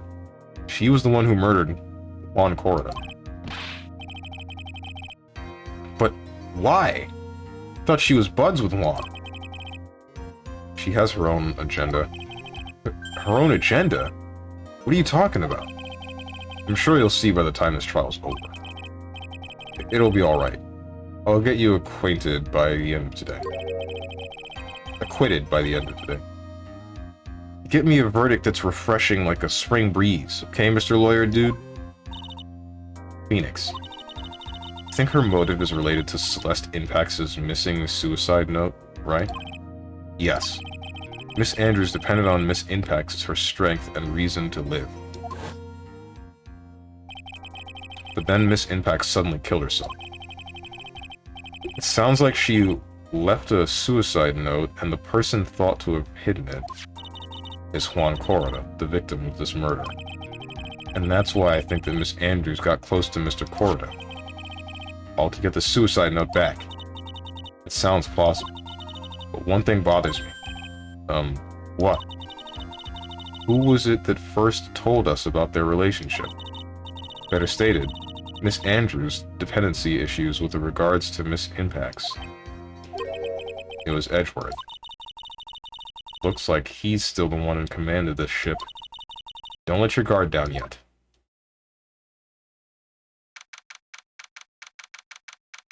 March 22nd. 2:25 p.m. District Court, courtroom number 3. Oh boy.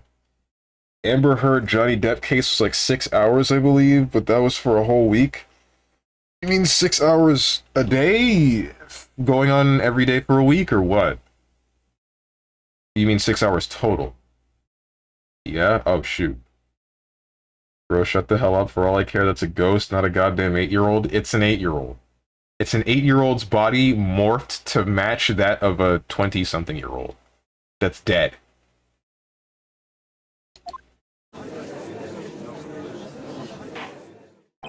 She might be 30. Hang on.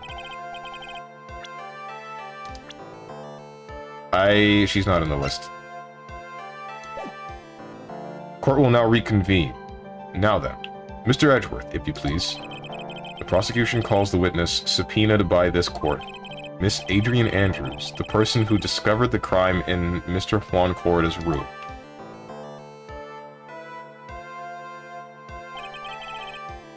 What is your occupation? I am the manager of the defendant in this case, Mr. Matt Ongard. I see. Now then, before we begin, Your Honor, I have one request. Yes, sure, what is it? I'm sure everyone in this courtroom is wondering the same thing, and would love to find out more about my relationship with the victim. After all, it was the topic of a certain weekly magazine recently. And no, I have no idea what you mean. I've never even heard of Gossip Land. The judge was ever a prosecution witness. He'd do all my work for me. Anyway, I was wondering if you could please tell us about your relationship with the victim. Yes, I was seeing Mr. Corrida. I was also aware of the rivalry that existed between Matt and Juan. But this is a private matter between Juan and myself. So it was a fry and bait matter, or was that bait and fry? Reminds me of fishing. But I didn't kill him. No one is accusing you of that. Phoenix Wright literally just accused her of that 10 minutes ago.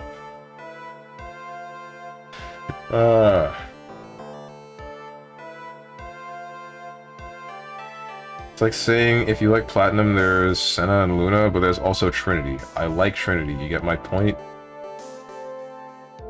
Sure, if you're talking about Trinity before they got tossed into the boundary, and then before she gave up her body for Senna and Luna. But that's a little bit of a different story, because that's the body of an adult. And I guess the character that is an adult. And Trinity's still in that body, but now it's controlled by two children.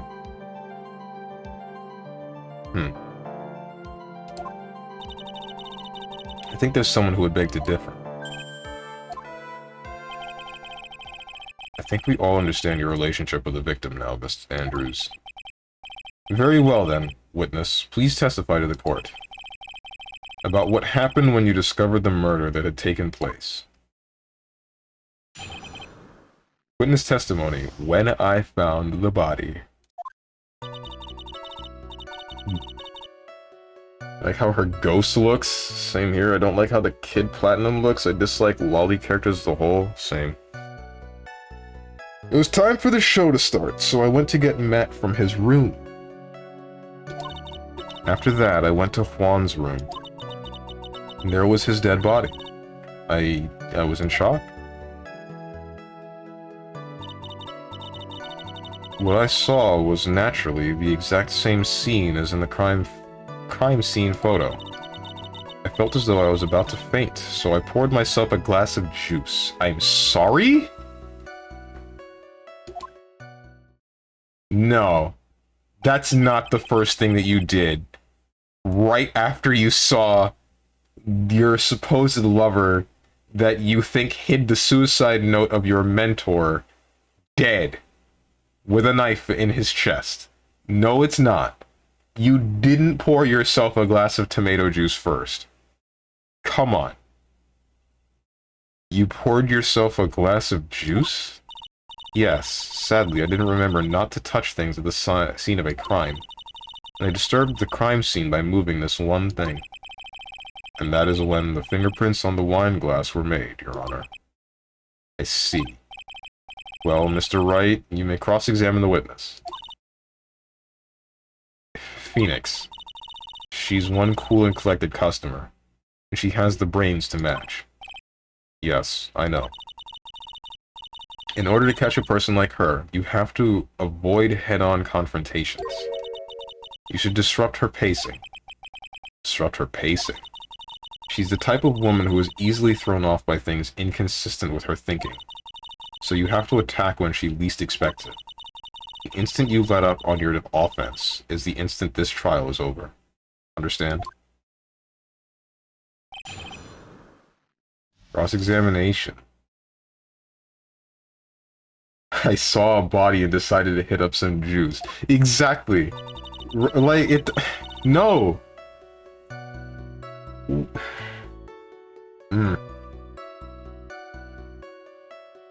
It doesn't work like that. At least I believe that it doesn't work like that. Not for a character like this. Maybe if it were someone else. If it were On Guard, I might have believed it. If it were Maya, also maybe. No, not even. And you gotta have nerves of steel. But she doesn't have that. She, if anything, she should have gone into that room and immediately gone into a panic state because the one person that could have gotten her the information for the suicide note she's been searching however many years for, that she almost tried to kill herself over, that guy's dead, out of the picture. Can't tell her where the thing is anymore. She's boned. See a dead body and you're calm and be like, damn, what do I do? Oh, I know, let me sip some juice and figure it out. Christ. It's time for the show to start, so I went to get Matt from his room. What's up, Killian? I've been posture checked. And what was Mr. On Guard doing at the time? He was taking a nap. He was worn out from his mini performance as the Nickel Samurai during the ceremony. Mr. Arngard did say he was taking a nap. And I guess you could say it could not have been taken out of his... I guess you could say it could not have been taken out of his room, yes? Excuse me? It? What are you... Right. I thought years of school would have taught you how to construct a sentence. If you can't make a sensible sentence with a subject, then I'll make one for you. Watch. Did you, Miss Andrews, remove Mr. Arngard's knife from his room? No. Subject, verb, object. Right. Did you skip basic grammar? The witness may continue. Oh, man. I know what happens. She's a vampire. She sees the blood and wanted to drink it, but needed to calm her instincts and drank juice. Duh. Okay. After that, I went to Juan's room.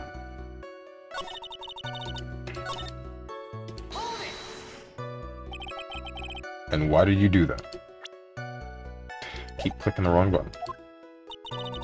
As a friendly gesture, Juan was to make an appearance with the other heroes. So the show was supposed to be a show of friendship, huh? Press further. Is that the only reason? I beg your pardon? What are you implying? You had a certain goal in mind when you started to get close to him, correct?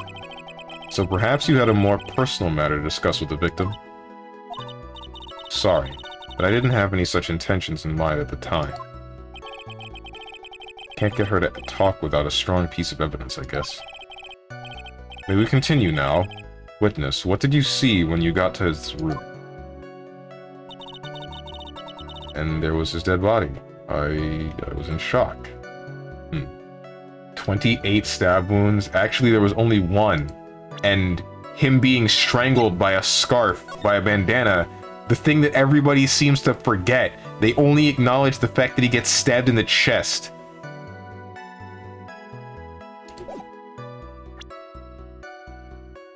Edgeworth moment.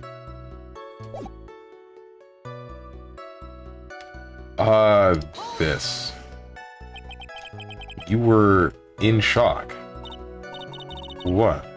Was I not supposed to be? Miss Andrews is a very calculating person, and despite how close they were, I doubt she had romantic feelings for Mr. Korda. Anyone randomly stumbling upon a dead body would be in shock, and you can't seriously expect that a young beauty like her would not be shocked. Somehow, I don't think beauty has anything to do with being shocked or not. I see. Can't wait to find out that Andrews is a femme fatale. What I saw was naturally the exact same scene as in the crime scene photo. Hung himself and fell on a knife. Case solved. That's what I'm saying! I said that earlier. Not the fall on the knife part, but the tied the bandana around his neck and then just left it there until he asphyxiated. This is the photo you're referring to, correct? Yes, the one with the knife lodged in his chest. And the guitar case was like this too. Yes, it was open and empty, of course. And then... what did you do next, witness? I felt as though I was about to faint, so I poured myself a glass of juice. Juice? Yes, there was a bottle of tomato juice on the table, so I helped myself. But you didn't drink any of it, did you? Huh? There were no lip marks left on this wine glass to suggest that anyone drank from it. I wasn't feeling terribly great, so I set the glass down without drinking it. Then why did you pour it? Miss Andrews, I would like to confirm with you one more time. When you discovered the dead body of Juan Korda, you were in great shock. And that's when you poured yourself a glass of juice, correct? And what of it? My mind really was a complete blank at the time. Your mind was a complete blank. I didn't think that was possible for you. Aren't you rude today? I was so dazed that I made one careless mistake. That one thing. That one thing? Never mind. It's no big deal. What was she starting to say just now? Press further. Miss Andrews, I'm convinced that, as you said, you made a mistake at the scene of the crime.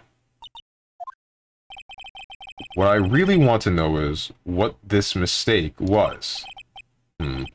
Actually, so would I.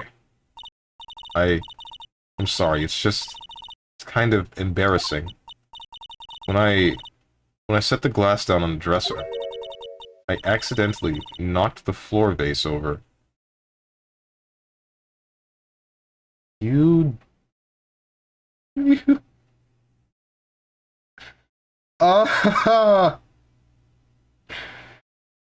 Wait, okay. No, no, no, no, no, no, no, no, no, no, no. You knocked the flower vase over, but there's water on the top of the open guitar case. So, that means you took something out of the case. There's some shenanigans. Banana, Strong is becoming the judge. He's actually becoming a bald soul.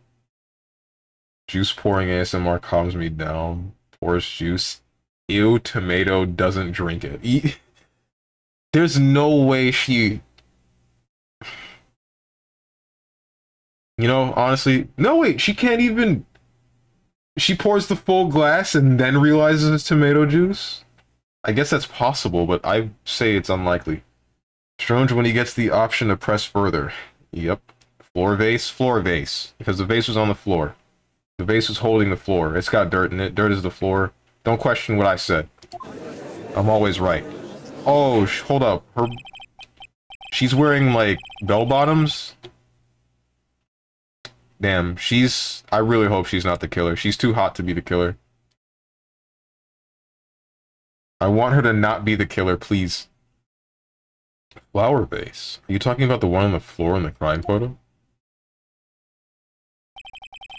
This mess of glass shards? It was originally on top of the dresser. And when I bumped into it with my elbow, it fell onto the guitar case. Why did you withhold such an important piece of information? I'm sorry. I thought that since the crime scene was already in disarray, that people would simply assume the vase was just another part of the mess. She did it. I thought she didn't do it. She did it. She for sure did it. That sucks. Unless she's trying to protect someone. In which case, now I'm wondering what's going on. Looks like yet another fact has come to light here. Please, add this and anything else you have to reveal to your testimony. I'm sorry, but I have nothing more to add. I didn't touch anything else. I was the one who knocked the flower vase over, where it fell onto the guitar case. Okay. Hot because of bell-bottoms, weird champ. Bell-bottoms look nice. Screw you, dude. At least I think they look nice. I have a thing for fashion of that time. Some fashion of that time, mind you. Not all of it. What kind of flower vase was it? It was a glass vase, and it was fairly big and heavy. I thought I would try to take Juan's pulse, so I set the glass I was holding down on the dresser. And that's when my elbow accidentally hit the vase. That's odd. Thought she was always in total control of herself. That's what she would like people to think. Always be mindful of the gap between your perception and reality. Doesn't sound like there's any glaring contradictions in her testimony just now. I warned you earlier that she would not crack so easily. The only way to make her is to keep on the offensive and not let up. Only way you're going to catch her is with some very strong, decisive evidence. You have to find something. You just have to, for Maya's sake. Okay, so this is very obvious that it's the fact that this fell onto the guitar case. Wait, frick, wrong button. The flower vase fell on top of the guitar case, but it was closed when it fell, and it's open in the actual crime scene. And there's only water on the top of it. Yeah, no, there's nothing in the case. Nothing at all. You're dumb. We got him. We got him. You testified that you knocked the flower vase over. Is that correct? Yes. And are you sure it fell onto the guitar case? Is there some problem with what I said? It's not some problem. It's a major problem. It's true that the top of the guitar case was wet with water. However, that's exactly what is so strange. Miss Andrews, you testified that the vase fell onto the guitar case. However, if that was true, the case should have gotten wet on the inside, not the outside.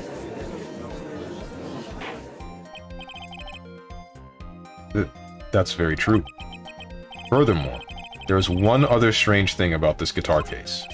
And what is that? Let's take another look at the crime scene photo. The remains of the vase are shattered on the floor. And what is wrong with that? If the guitar case was open when the vase fell, the glass shard should be inside, not outside the case. What is your point, right? That the case was closed at the time the vase was knocked over? Is that all? No. Think back to what Miss Andrews testified to. She said that other than the vase, she didn't touch anything else. Yes, that's right. She did implicitly say she didn't touch the guitar case. But this whole matter with the guitar case is a dead end. The bright red guitar was found at the studio. It has no bearing on this case at all. That may very well be. However, the empty guitar case does seem to have no relation to this case, doesn't it? Seems that there is no deeper meaning to the guitar case. Well, Mr. Wright, do you think we need to hear more details about the guitar case? Hell yeah, we do! Can you check out this save scum real quick? Whoops. Damn, there's smoke coming out of your ears. Detective Conan main theme starts playing. I haven't seen any of Detective Conan at all. I just know that it's one of the longer running anime series out there. Is it good? I hear a lot about it being good, but I don't exactly know what makes it good.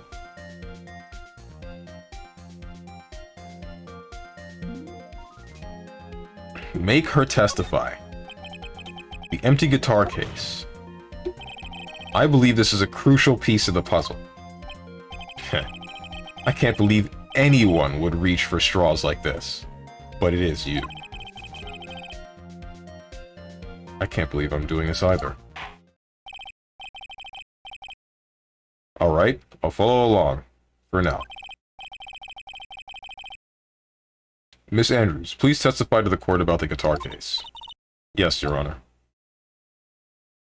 What the heck, man? Objection. Edward's literally helping Phoenix at this point. He's not even trying. It's actually comedic at this point. Even if it has no bearing on the case, if you catch her not being truthful, that's still bad. Yeah. Watched a few episodes, it's nice. A Conan? Huh. Okay. It's longer than One Piece, so well, I'm not watching that. But how much of it is filler? That's what matters. Because I know that One Piece has a really big issue with trying to keep up with... They still need to output things consistently, but the manga doesn't go the same pace as the show. So they try to drag out what is in one chapter over the course of like a 22-minute time slot, and then it ruins it a lot of the time. Or so I've heard. Again, I haven't seen it myself. Does Conan do the same thing? The guitar case. I don't remember too clearly because I was a bit dazed. I suppose I must have opened the guitar case after I knocked the vase over. It's not a big deal though, right? The case was empty after all. As for why I opened the case, even I don't know. This is such a flimsy... Dude, come on. Looks like this really wasn't a very important point. This wastefulness is such a familiar feeling by now that it's almost comforting. Anyway, I'll just go ahead and start the cross-examination. Using anyway to change the topic. A convenient escape for a weak man.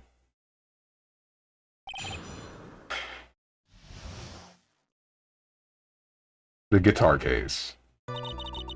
I don't remember too clearly because I was a bit dazed. Alright. I'm gonna say it, prosecution side in Phoenix Wright games is often whack. It makes... It's really rough that the only side that seems to try, or the only people that seem to try, are either one, Mr. Payne, the first guy in the first case of both this and the first game, where they're just pathetic and very easily torn apart. And then the rest are just vilified to no end. Von Karma, the first one, where he's just the bad guy. Edgeworth, at least in the early portions. And then he comes back and he's just not doing his job now. And then I guess Von Karma was a villain for a really long period of time. But she doesn't feel the same kind of bad as the other Von Karma. Francisca's okay, but still vilified. Strange getting ready to defend Amber Heard. Why is it always gotta come back to Amber Heard? There are more court cases than just her. There has to have been another court case recently that's just as important, right? Just as much as the talk of the town.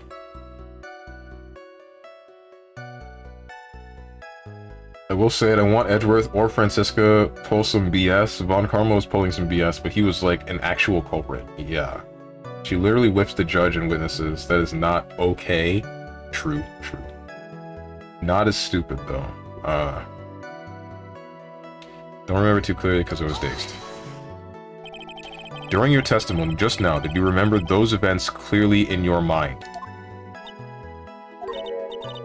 Well, you see... Are you sure you were the one who opened the guitar case? She's waiting for someone to tell her if she should answer or not. Sounds like her dependence side is taking over. Well, Miss Andrews? Yes, it was me. What the heck?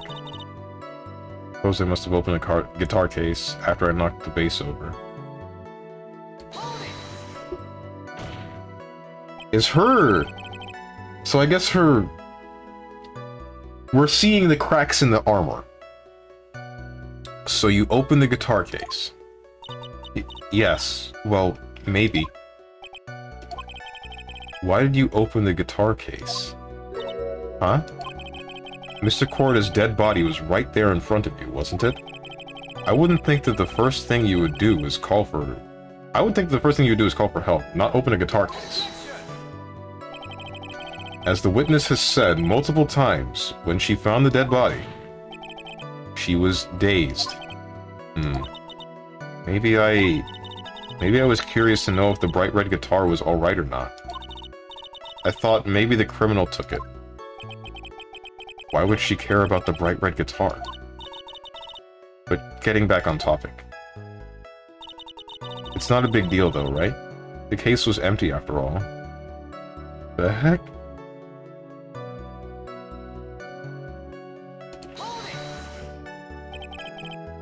Other cases didn't have to deal with someone pooping on someone's bed and then blaming the dog, huh? First thing is taking money from his wallet. From the dead guy's wallet? What the heck? Was it really empty? I was just wondering if maybe when you opened the case, the guitar was still inside. How long have you been a lawyer, Mr. Wright? Have a little professionalism. The bright red guitar was found at the studio. These trials would be over in half the time if you would just pay attention. Yes, pay more attention, Mr. Wright. Sorry. As for why I opened the case, even I don't know. Was that because you were shocked and dazed at discovering the victim's body? Yes, that's probably it. I'm not going to get anywhere if I continue pressing her like this. The only way to make her talk is with evidence. I guess I should give it a try. Come on, Phoenix. We can't afford to let up on her now. I wasn't planning on letting up, but... She's at her weakest now, so this is our chance. Yeah. We had a weapon to hit her with. I'm sure a weapon is hiding somewhere in the court record, waiting to be found. Yo, that's a little bit too based for me, Phoenix.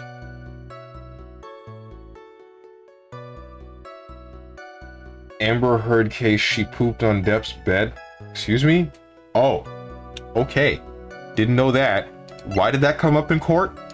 Never mind. I don't need to know. I really don't. First instinct was to play a sick guitar riff. On an acoustic guitar? I guess you could, in theory. It's not gonna sound the same. Why is the judge just repeating everything? What does the blue bar mean at the top right? This is my health. Every time I get something wrong, I'll lose some of this. You can usually see what or how much I'll lose based around the situation. Right now, I think just the default getting some evidence wrong and takes away 2. But there are some instances where you'll just insta-lose if you get it wrong. Yeah, she wanted to play a song for the dude's funeral in the hotel room. Gotcha. You know, I guess that's the utmost form of respect. Okay. Don't remember too clearly because I was a bit dazed. Suppose I must have opened the guitar case after I knocked the vase over. It's not a big deal though, right? The case was empty after all. As for why I opened the case, even I don't know. Magatama, that means nothing now. Nickel Samurai glossy photo Maya pushed onto me, that means nothing now. The press conference ticket seems like Nickel Samurai is to confess something after the post-ceremony stage. This thing from the killer. The stolen camera. Magazine clipping. The hotel guide map, the guitar case, the tomato juice. Prime photo of Juan Corda's murder scene. The button. Suicide report.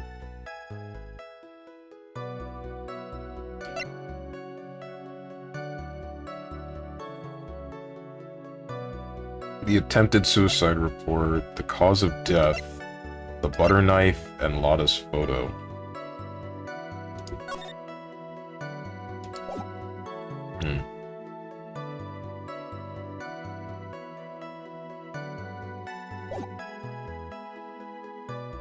I was ready to play Another One Bites the Dust. Oy. Still, on an acoustic guitar. Like, again, I guess it's possible, but... Actually, that makes me wonder, how many people have made, or have done covers of songs that use an electric guitar, and done it with an acoustic guitar instead? I'm wondering how it sounds. Part of me wants to hear some power metal with an acoustic guitar instead, because that used to be my favorite genre of music, but I still like it, but it's not my favorite anymore. Honestly, I don't think I have a favorite anymore. A lot? Have you not seen videos on YouTube? I haven't.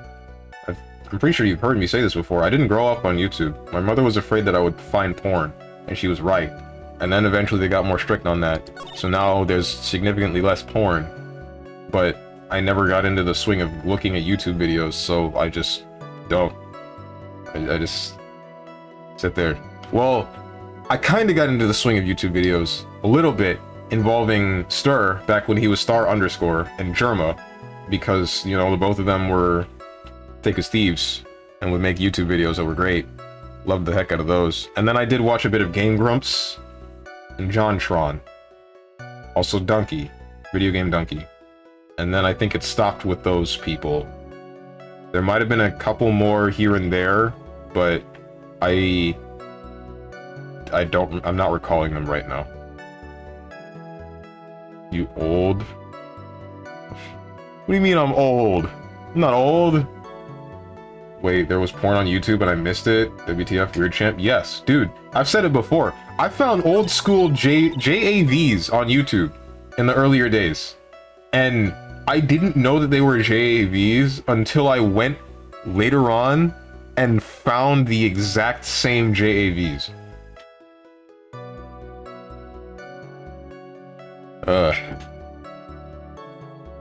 JAV doesn't classify as porn to me, too boring.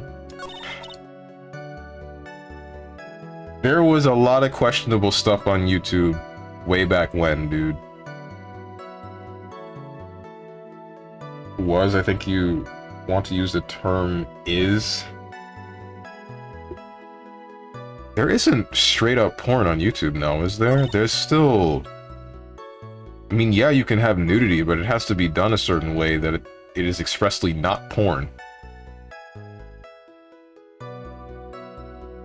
What do you want me to press here, or to present evidence for? Don't remember too clearly because I was a bit dazed. I suppose I must have opened the guitar case after I knocked the vase over. It's not a big deal though, right? The vase was empty after all. As for why I opened the case, even I don't know.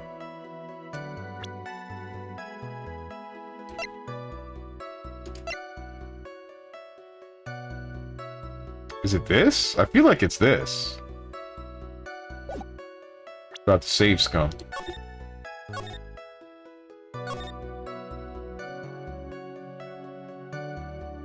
Oh, I can bring up a topic about that, but nobody will like it. I can tell you where the porn hides, though.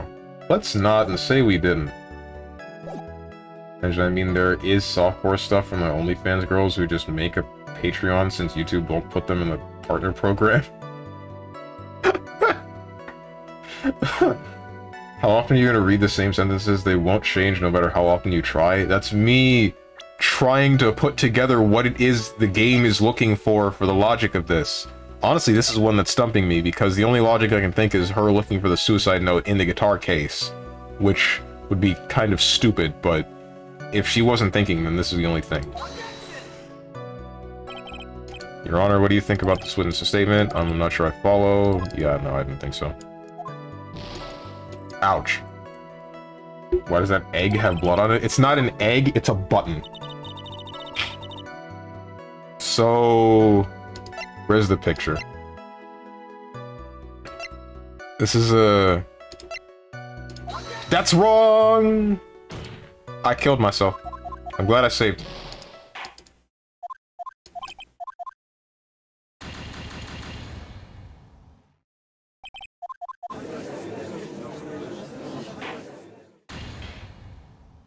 Screw me, dude.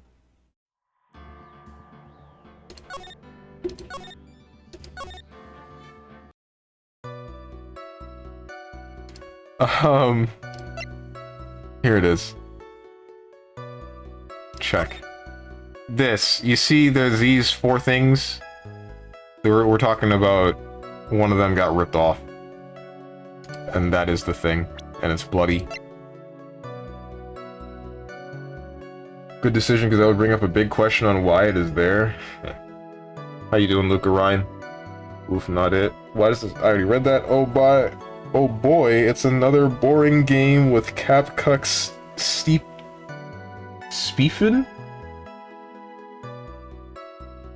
Speefin with a PH, because this game is for boring, or I guess boring.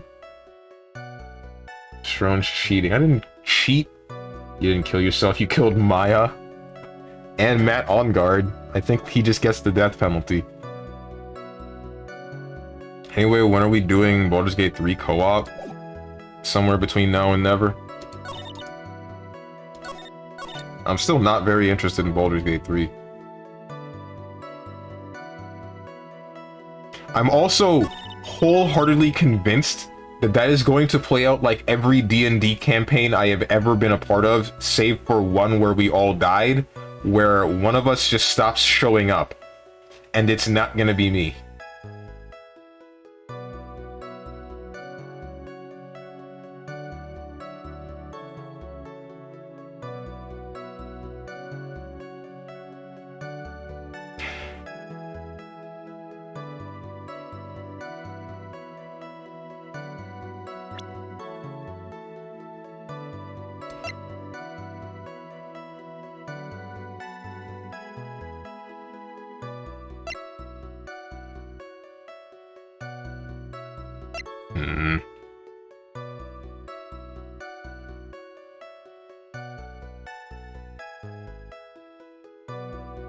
Lotta's photo taken in the hallway right after the murder. What do you need me to mention? I really don't know what she's looking for. Glossy photo of Maya pushed onto me. Nickel samurais to confess something. Maya's kidnapper who goes by the name of the killer. The stolen camera. The article that doesn't matter. Wait, maybe it does. Superstar and ultra hot mega secret love scandal. Reliable sources say that Juan Corda has been getting in close with this mysterious yet beautiful manager to the stars, Miss AA. That's it. Map of the Gatewater Hotel. The guitar case itself.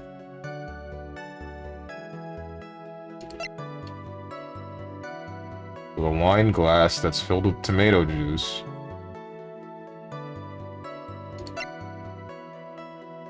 Juan being dead.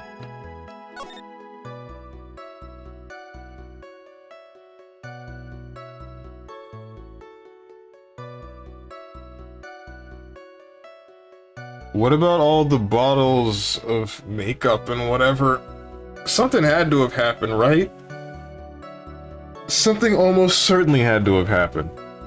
Because if all the makeup and whatnot is on the floor, it couldn't have just been the vase.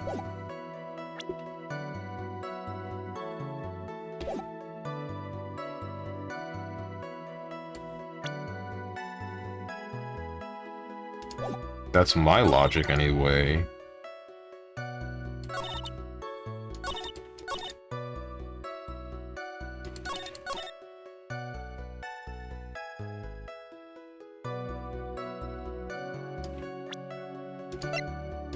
Let's give it a try.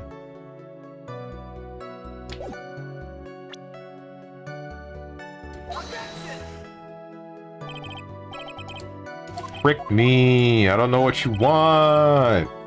I'll head out for now. Enjoy frying your brain. Will do. See you, Killian. Hope your day goes well. Not gonna lie, my spelling might be kinda screwed. I'm loading medicinal pills into me, and I feel like I'm having short-term memory loss and bad keyboard spelling because of it. Oh. Feel free to make fun of me. I don't think that's a good idea. You are not in the right of mind. I do not believe that it is right to insult someone undergoing such, I almost said traumatic effects, undergoing such negative effects. That's better. Not quite right. As for why I opened the case, even I don't know. What do you need me to say? Shocked and dazed discovering the victim's body. Yes, that's probably it. I'm not going to get anywhere. What do you want me to say? Don't remember too clearly because I was a bit dazed. During your testimony just now, do you remember those events clearly in your mind? Seems like her dependent side is taking over. We're really just save scumming now? Can we really not solve this case? They made an unsolvable case for the first time in ever. I suppose I must have opened the guitar case after I knocked the vase over.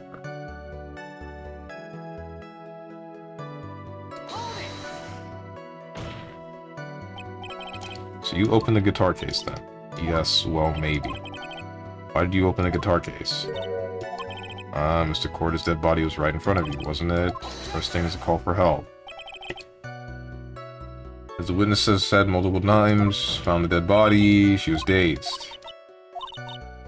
Curious to know if the bright red guitar was alright or not.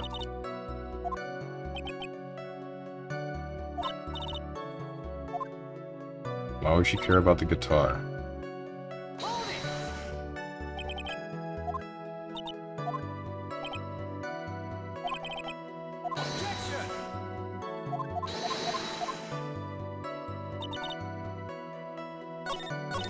I'm convinced I need something here. Because Phoenix wonders why she would care about the guitar. And honestly, I'm wondering the same.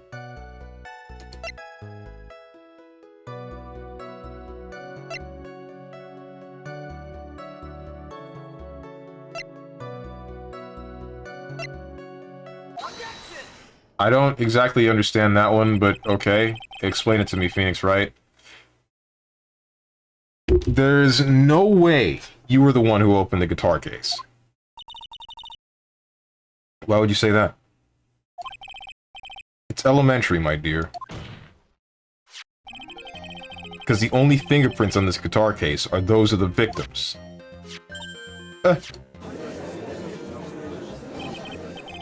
What is it, Miss Andrews? You shouldn't assume that I must have left prints just because I touched the case. What do you mean? What if I were to tell you that I was wearing gloves at the time? Gloves? But why would you be wearing gloves at the time? It was the night of the awards ceremony, so of course I dressed up for the occasion. Yes, now I remember. I'm almost sure I was wearing a pair of thin gloves. See. Well, Mr. Wright, it seems a witness was wearing gloves at the scene of the crime. Nothing strange about that. No, I think that's strange. You were wearing gloves. Isn't that a little strange? Whoops. Why is that strange? Do you have something that would prove I was not wearing gloves at the time? The food that you were eating?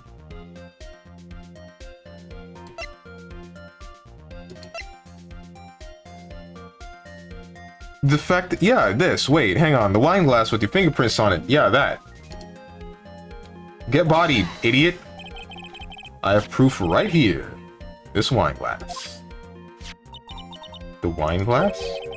You left your fingerprints very clearly on this wine glass. Even if you took your gloves off when you poured yourself this glass of juice, wouldn't you think it was just a little strange? That you put your gloves back on just to open the guitar case? Your glass is broke and you just get a new pair? Okay. I kinda liked that one. I'm digging this woman more and more. Order, order, order! Looks like you hit the nail on the head this time. What do you mean? I believe that guitar case plays a very important role here. But it's just an empty case. I wonder if it really was empty, though. But the guitar. The bright red guitar was at the studio. Phoenix, drop all of your presumptions. What was in the guitar case was not the bright red guitar. You don't mean it was a bright white guitar? Wait, that's not right either.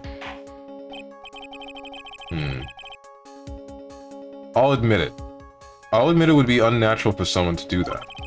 So the witness was not wearing gloves, despite the fact that on the case... Your Honor, this is obviously the defense's usual misdirection tactic at work. Steer the court towards an unrelated topic and lull us into his misguided... No, Your Honor. Please, recall that Miss Andrews had testified that the vase fell onto the guitar case. Which means that the case was closed when the crime took place. However, it is wide open in this photo of the crime scene. I'm sure this guitar case has some relation to the murder. If you're so sure, Wright, then I'm sure you can somehow substantiate your outrageous claim, correct? please, enlighten us as to why that guitar case has anything to do with this murder. Can you do that, Mr. Wright? Well... Let's suppose for a second that the bright red guitar was not the only thing that could have been in the case. Bright red guitar not being the only thing. You don't mean...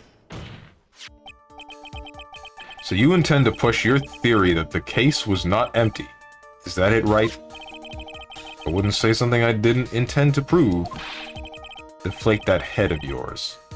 You haven't proven anything yet. Now then, let's have it. What was inside the case at the time of the murder?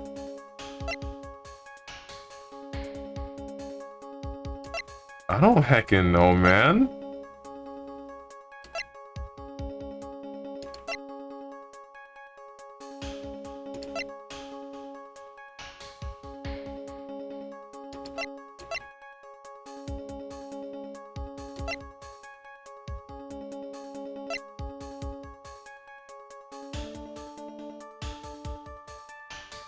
Juan Corrida, or...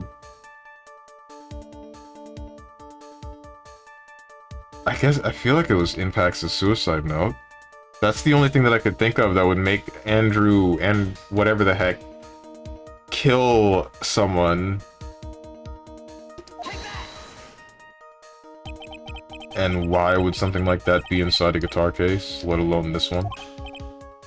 Why, Mr. Wright, why? Well, I just thought it might have been possible. Well, screw me, dude. We lost.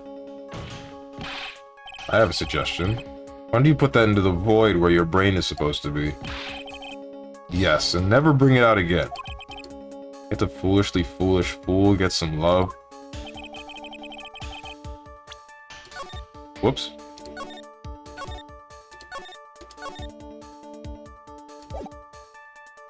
Do you still think you can prove your theory? You proved the guitar case was not empty at the time of the murder.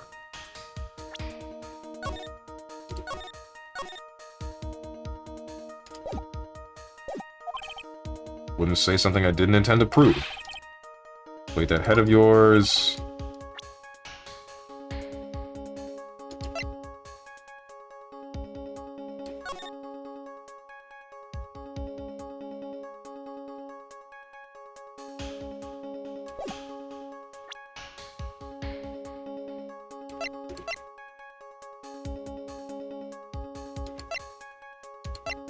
It was a camera. It was the camera, wasn't it? To take the picture of the scene? Or was this taken by... Who took this picture? I don't remember who took this photo.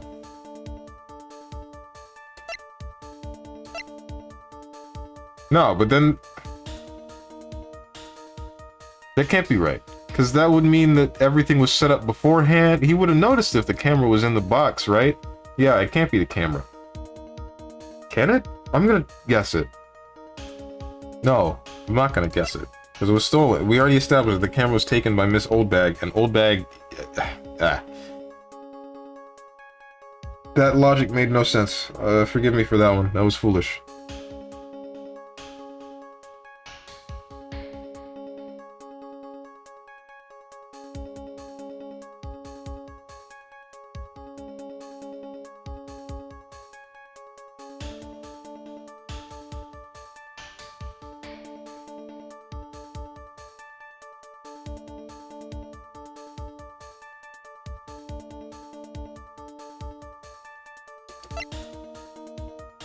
I don't know what was in there.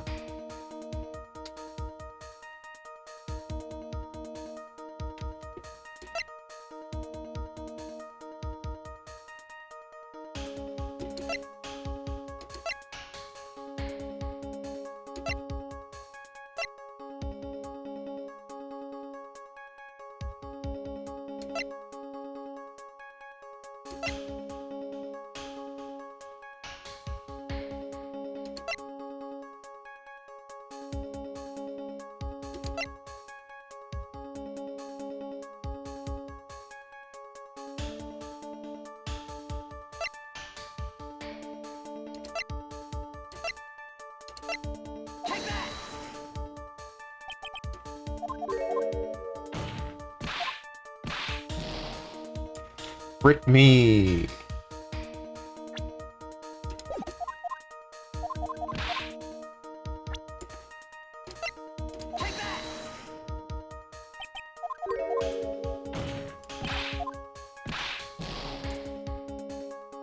Oof.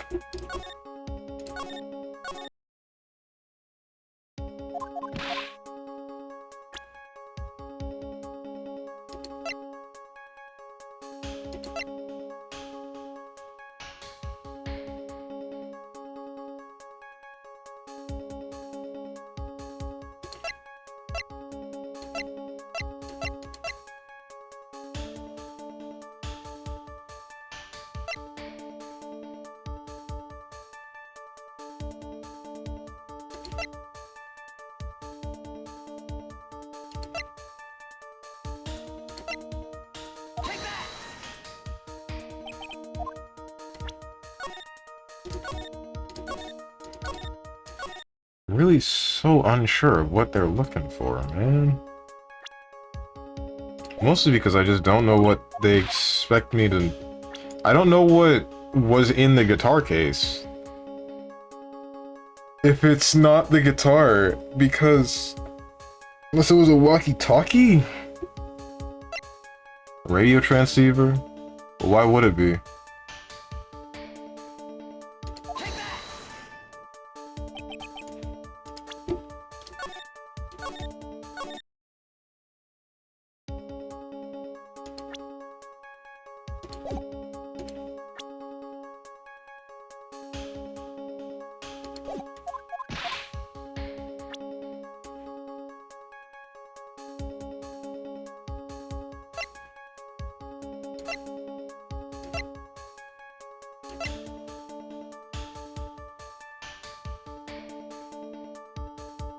Seems like the Nickel Samurais can invest something after the post-ceremony stage.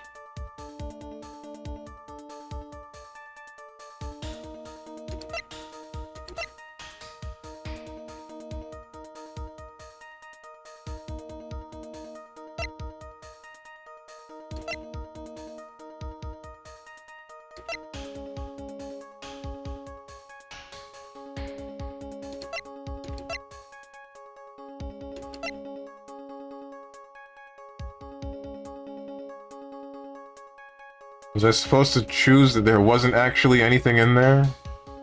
I feel like that would have been the answer.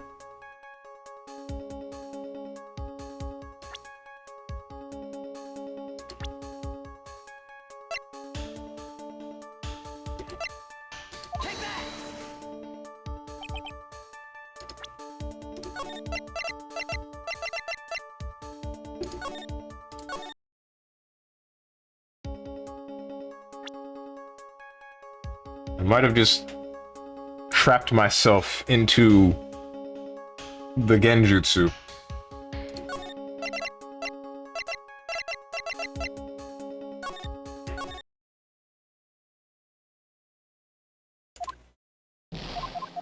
Let's check to see.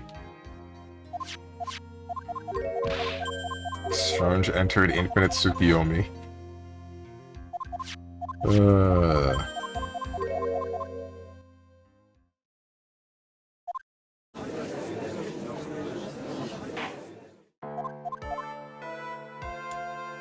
The guitar case has to be relevant, right? But I don't understand how. Because I can't prove that there was something in it, right? Unless it was the tomato juice, but it probably shouldn't have been.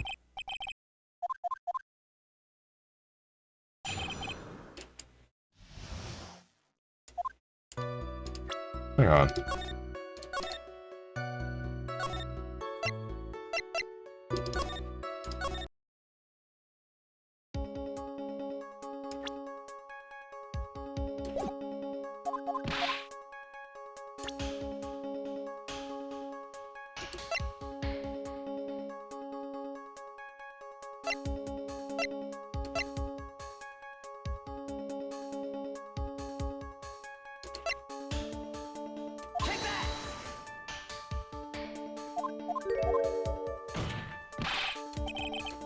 It would give me the option to go back, wouldn't it?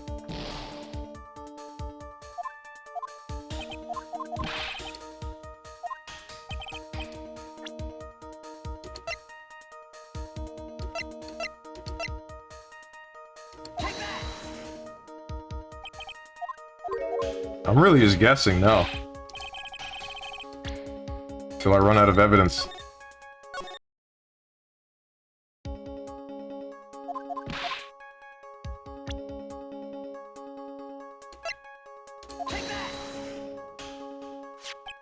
What? How?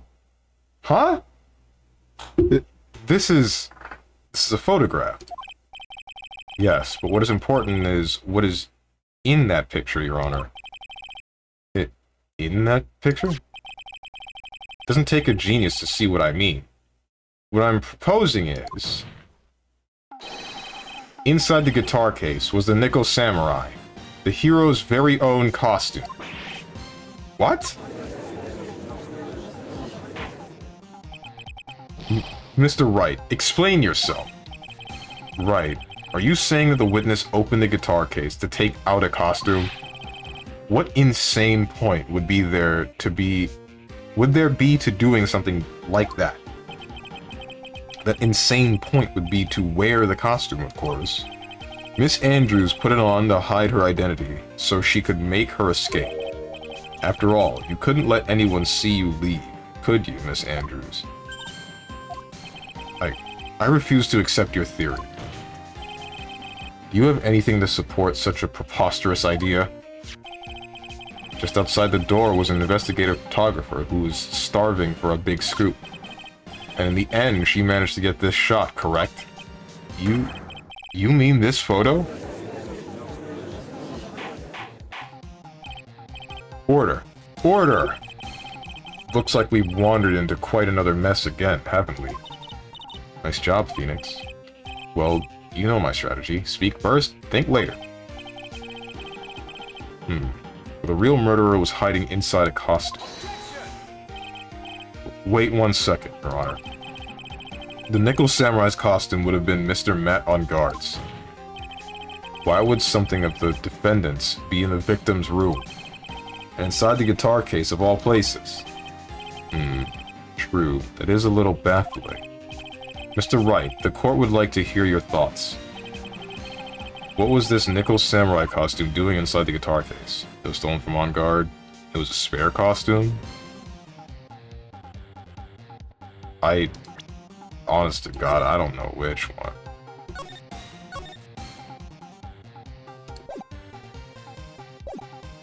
Spare costume?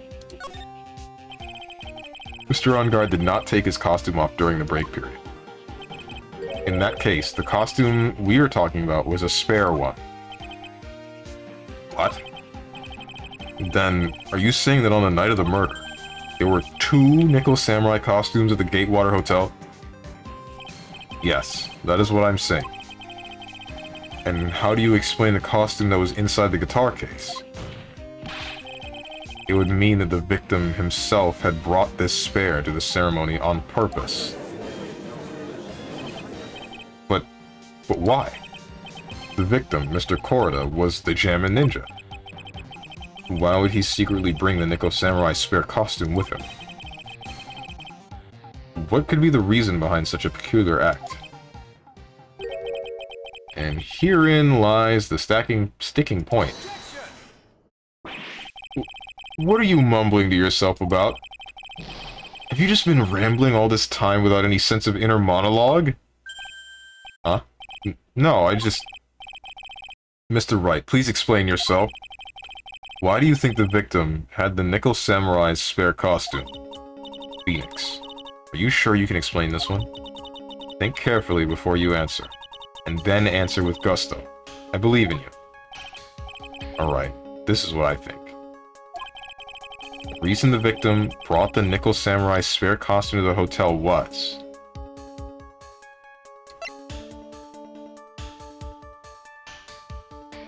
press conference? Was he about to slander him? Don't die. Oh boy.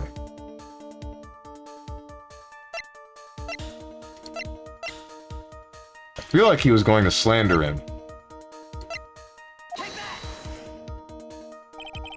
What is this?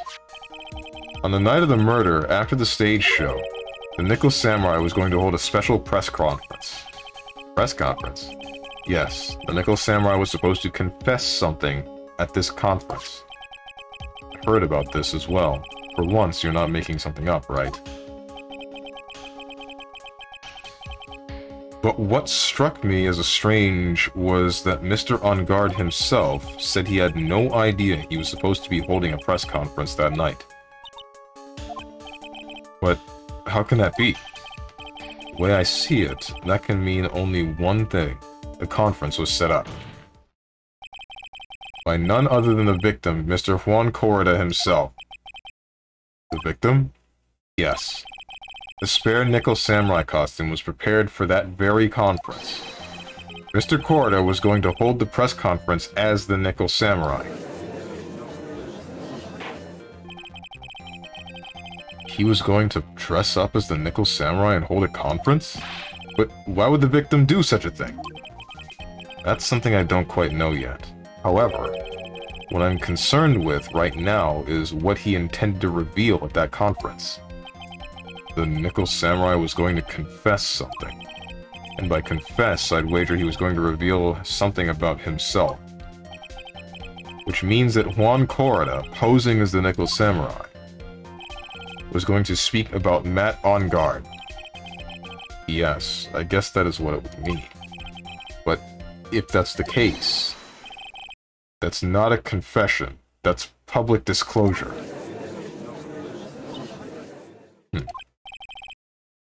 Miss Andrews?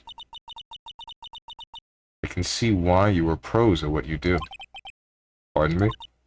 Yes, just as you say, the press conference was set up by Juan. Miss Andrews, please offer us an explanation for this. I was the one who asked to help set it up. And the person who prepared the second costume for him, that was also me. You.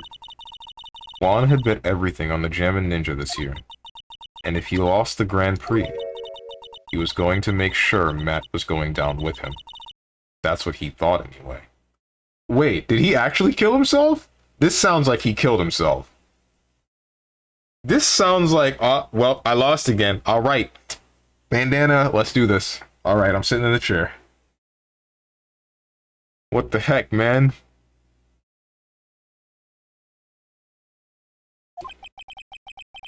He was going to ruin him. Huh? It looked like somehow Juan had in his hands a secret so powerful that it would destroy Matt's acting career had it been revealed. What? And do you know what the secret of Matt On Guard's is, Miss Andrews? That's something only Juan knew. I don't know what it is. Ah, I see. I've probably been coming off quite suspicious to everyone. That's to be expected. I've been trying to protect Matt, after all. Protect Matt, Mr. On Guard. And yet again, another strange bit of truth comes to light, it seems. Miss Andrews, if you could please tell us the truth about your behavior. Yes, Your Honor. I understand. Witness testimony. Protecting Matt. Andrews kinda do be milfing, though. Damn, she even got that W shade on her butt. Rare Nintendo win. This isn't a Nintendo game. From the moment I saw the crime scene, I had a feeling that Matt was the murderer. Matt had to kill Juan no matter what. And he didn't have an alibi for what he was doing at the time of the murder. My thoughts were confirmed by the evidence, of course. The button and the knife. But I'm Matt's manager, so I felt that I had to protect him. I don't believe a word of this. This does account for everything. Well, I am the logical type. Finally seeing her true self. She's more nervous than a scared rabbit. If the defense can find no fault with this testimony, I am ready to make a ruling. Please keep that in mind as you cross-examine Mr. Wright. It's like somehow everything has swung to the opposite end of the scale again. That just means I have to put my weight into this and turn her logic upside down. Cross-examination protecting Matt.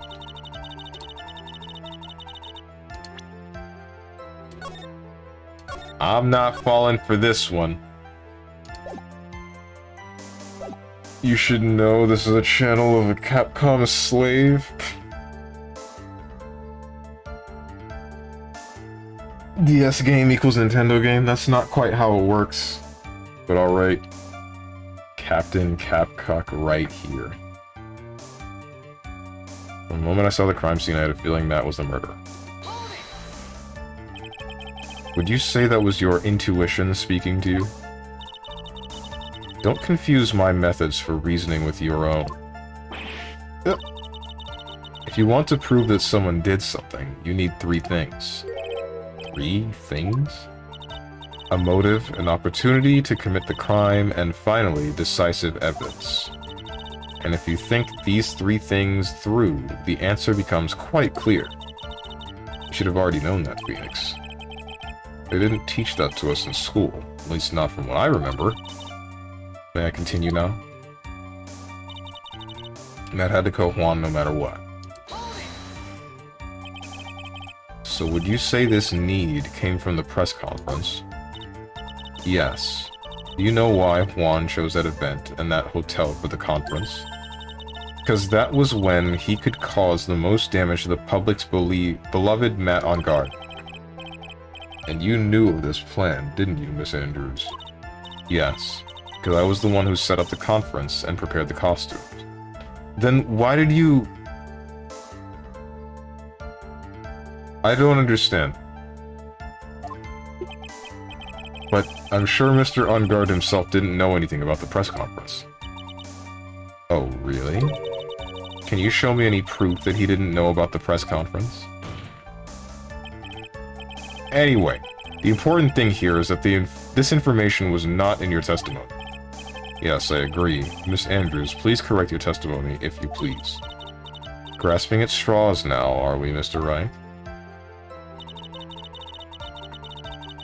Okay, so you say that you did what you did to protect Matt on guard after he after he supposedly successfully killed, Corrida. But then why did you set up the entire slandering press conference in the first place and make the costume to frame him? That makes no sense. Wonder what his motive was, but I don't have any way to prove I'm right. Has Mr. On Guard done something to hurt or betray you personally? Why do you ask? You were the one who helped Mr. Corrida with his press conference. And that event was supposed to be to bring down Mr. On Guard, yet you still helped out. The person on trial right now is Mr. On Guard, right? What the witness was thinking helping the victim with his plan is none of our concern. In any case, this means that the defendant had a motive to kill. Why do I keep doing this to myself? You didn't do anything to yourself! You're on the right track! Because right now, she is here, she has been subpoenaed because she is a possible, actual murderer, not... She has been accused. Are we forgetting this? We're forgetting that. Okay. I feel like we should know all things that she has done in this case. This feels like it would be relevant. And he didn't have an alibi for what he was doing at the time of the murder. But didn't you already testify earlier that Mr. On Guard was taking a nap in his room? Are you telling me now that that too was a lie so you could cover for Mr. On Guard? I'm not telling you anything of the sort. When I went to get him for the show, he honestly was sleeping. However, as to whether he was sleeping the entire time, that I cannot say. I was too busy setting up the stage at the time. Keep trying, but I can find no flaw with what Miss Andrews has said. Can't say the same for some people here in this courtroom, however. Judge is glaring straight at Mia. He's glaring at you, smart guy.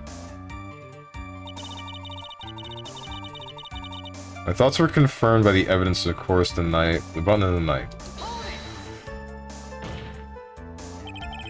You can hardly call the knife decisive evidence. The fingerprints on the knife could very well be a clever camouflage. Then, what about the button? The button? It's clear from the crime scene that the victim and his murderer fought. And during the fight, the killer ripped the button from the Jammin' Ninja's costume. You're talking about this button, correct? That button was found in the pleats of Matt's Hakama, isn't that correct? I would think that makes it very decisive evidence. Looks like you were outfoxed again, Mr. Wright. Anyway, the knife doesn't prove a thing. Please fix your testimony. I can't stand the sight of a man who can't gracefully accept his defeat. Thank goodness Mia can still look at me. With an icy stare, yes. Are you just reading his mind? Miss Andrews, for Mr. Wright's sake, please add this information to your testimony. That button was torn off Juan during his fight with Matt. And how do you know that? When the ends of the threads of the button and the costume were matched up, they were found to fit together perfectly, or so I heard. Heard that before too. But why would Miss Andrews know about this case down to such a fine detail? Don't look at me like that. Just because I'm prepared and you are not. I thought I had her this time for sure. If there's anything to trip her up on, it has to be here. But where and what? But I'm Matt's manager, so I felt that I had to protect him. But what you really did was stab the guy in the back, didn't you? And at the worst possible time. Who's to say she really stabbed the guy in the back, as you put it? This witness could have disclosed things about Mr. On Guard at any time. Why then would she wait until there with a... And why then would she wait until there was a large audience before doing so? It's the same reason why Mr. Corda planned such an elaborate conference. Miss Andrews wanted to cause Mr. On Guard as much damage as she possibly could. This witness bears ill will towards the defendant. This isn't the Phoenix Wright Wax Philosophical Power Hour. And please, stop slandering the witness. As I expected, Miss Andrews' testimony seems pretty solid. Really? Because to me it sounded a little wishy-washy. Wishy-washy? Well, I guess we'll see if I press a little more. You should know this by now.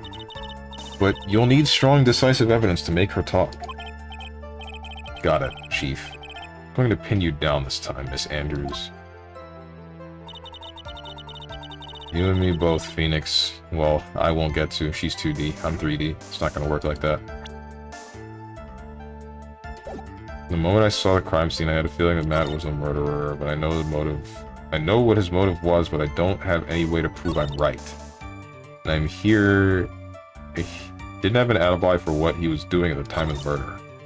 The button was torn off of Juan during his fight with Matt. But I'm Matt's manager, so I felt that I had to protect him.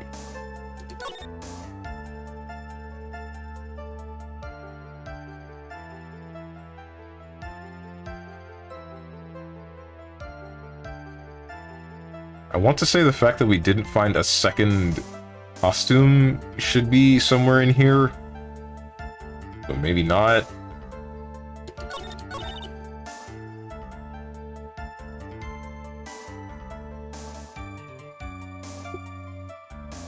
What his motive was, but I don't have any way to prove it.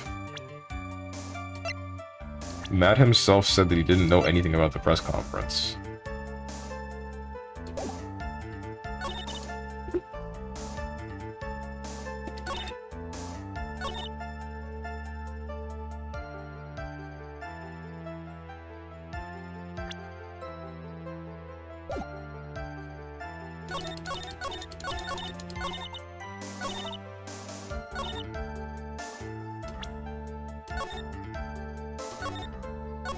There are two parts of the testimony that changed, and it could be either of those, but at the same time, it could be this last segment and her connection with Florida.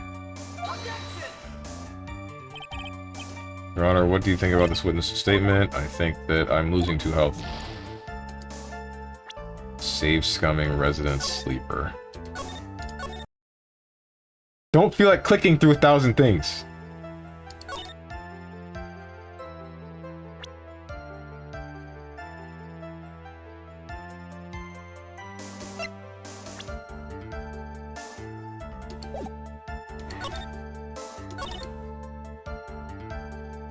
Button was torn off of Juan during his fight with Matt.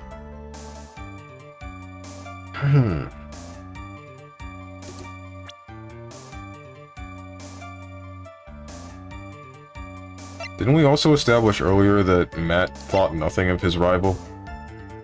Or was that wrong?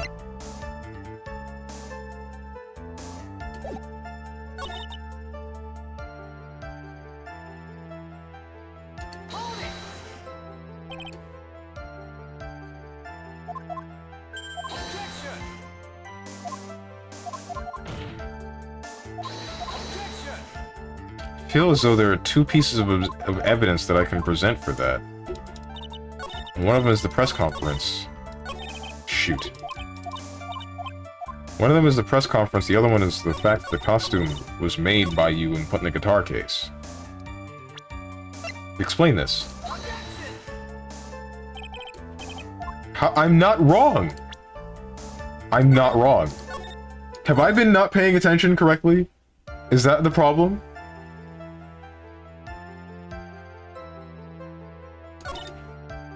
You were going to slander the man, and then you protect him from getting accused for murder.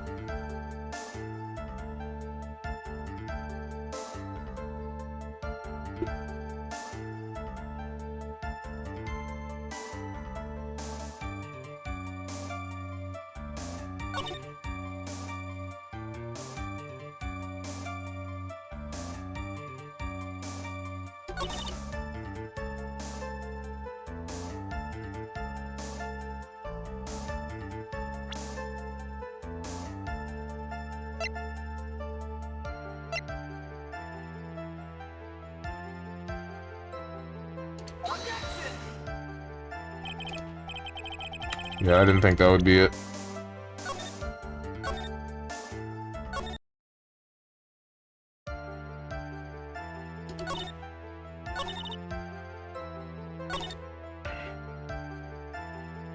Button gets torn off,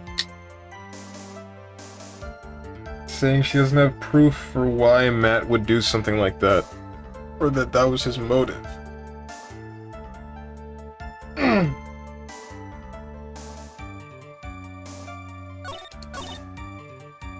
I know what his motive was, but I don't have any way to prove that I'm right.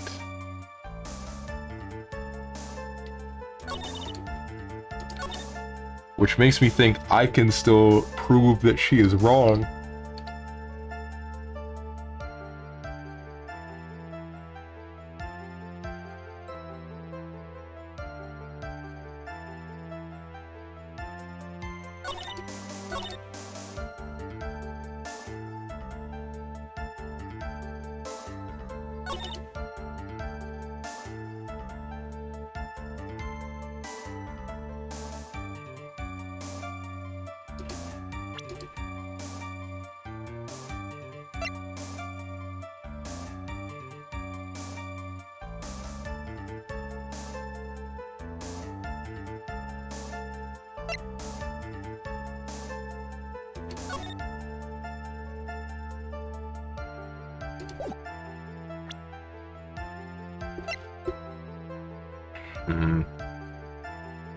Here's something that I don't get.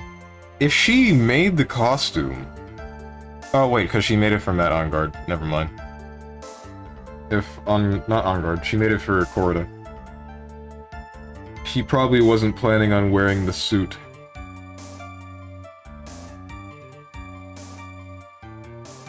Oh.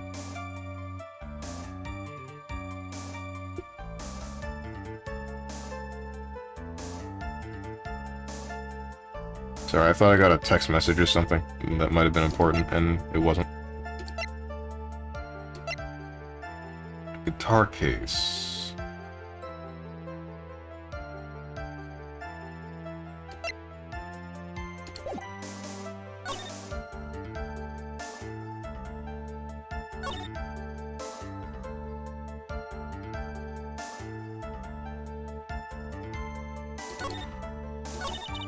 From the moment I saw the crime scene, I had a feeling that Matt was the murderer. I know what his motive was, but I don't have any way to prove it.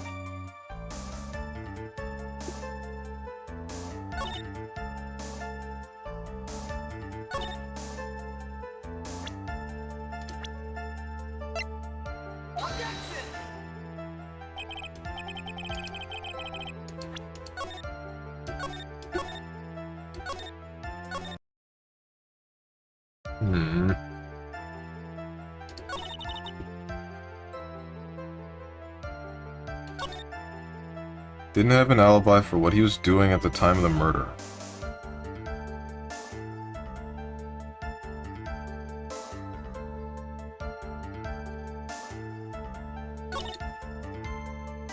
Button was torn off of Juan during this fight.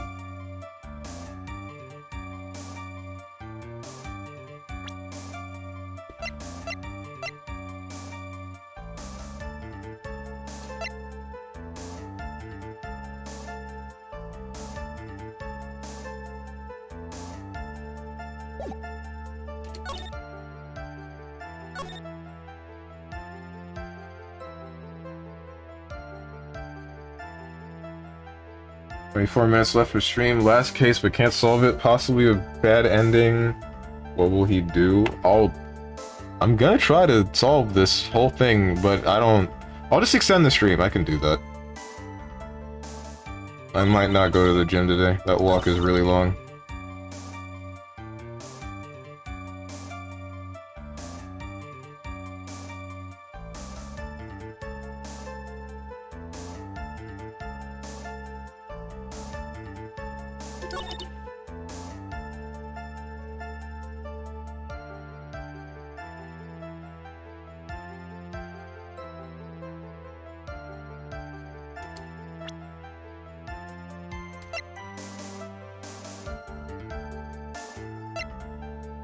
Taken in the hallway. Murder weapon that was brought in from the room.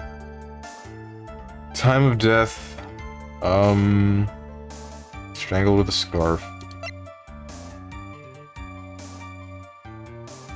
The shock to Adrian Andrews from... Or the attempted suicide by Adrian Andrews from the shock of Celeste impacts his death. Celeste impacts killing herself and then leaving a note, but the note was taken. The button that was left inside Matt Unguard's costume. The crime photo of of Corida being killed. The wine glass filled with tomato juice with Adrian Andrews' fingers.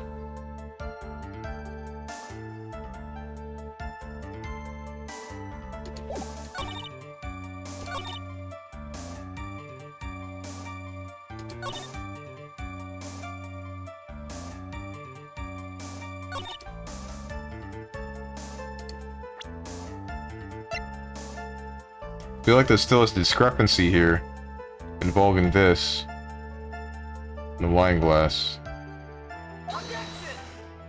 But you're not gonna give that one to me.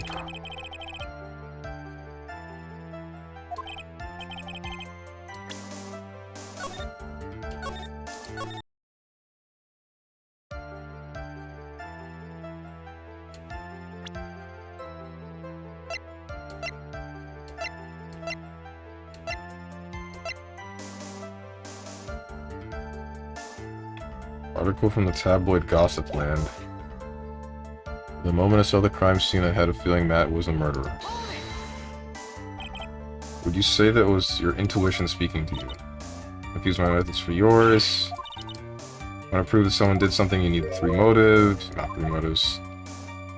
Motive, timing, and evidence.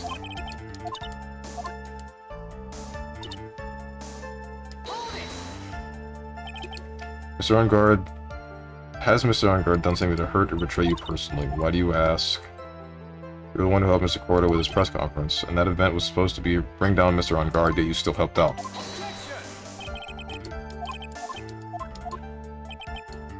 Why do I keep doing this to myself? We just brush over the fact that she helps slander Mr. Ongard, but then turns around and then helps him when he's framed for murder. Not framed for murder. When she thinks that he killed someone.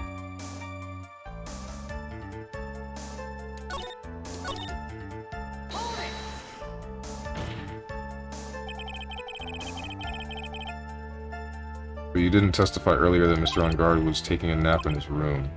You're telling me now that 2 was a lie so you could cover for Mr. Ongard. Okay, wait, maybe she did that.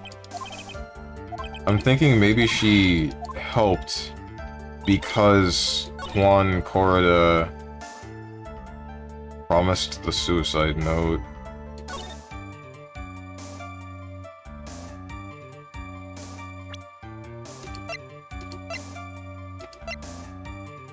I feel like I'm reaching?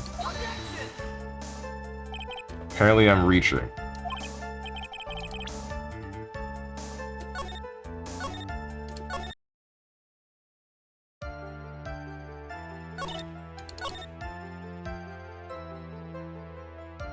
He was sleeping, but probably, or maybe not for the whole time.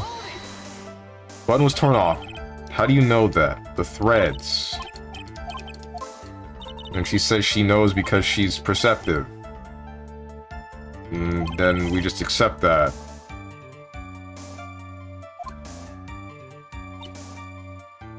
I'm Matt's manager, so I felt that I had to protect him.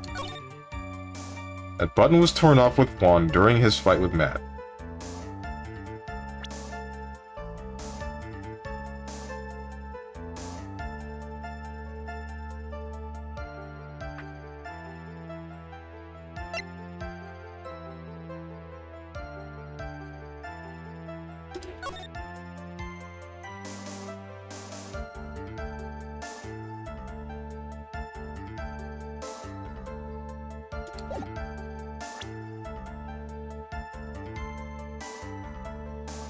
The logic that I would run by for this is that there's nothing wrong with the costumes save for the button missing and the knife piercing his chest. Oh, I forgot he's save scumming.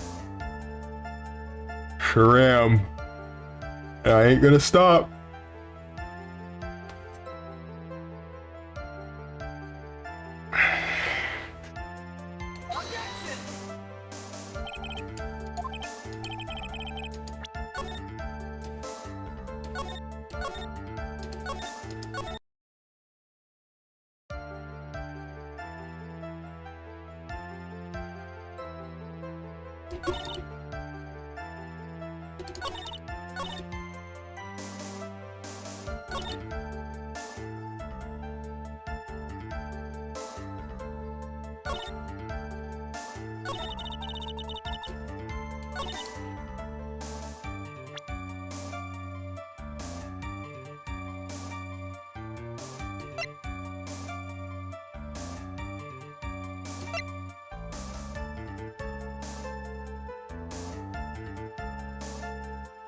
Picture taken in the hallway right after the murder.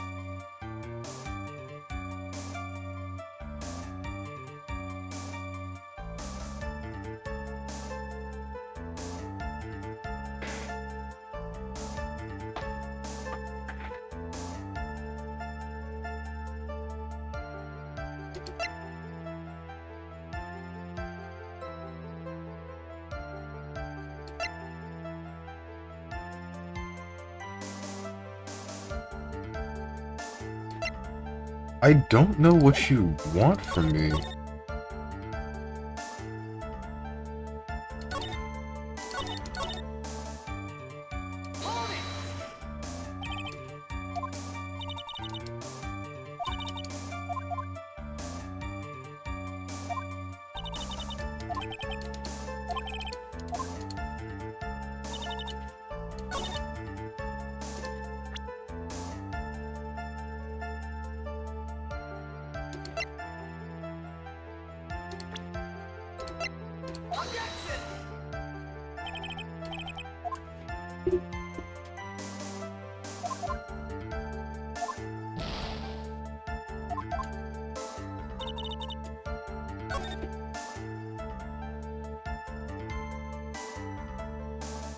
Didn't have an alibi for what he was doing at the time of the murder. Button was torn off of Juan during his fight with Matt. But I'm Matt's manager, so I felt that I had to protect him.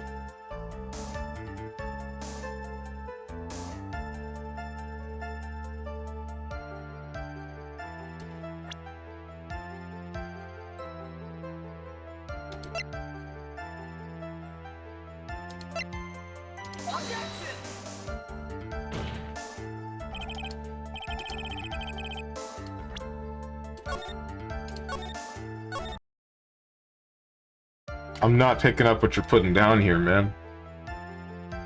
What do you need from me? Jesus.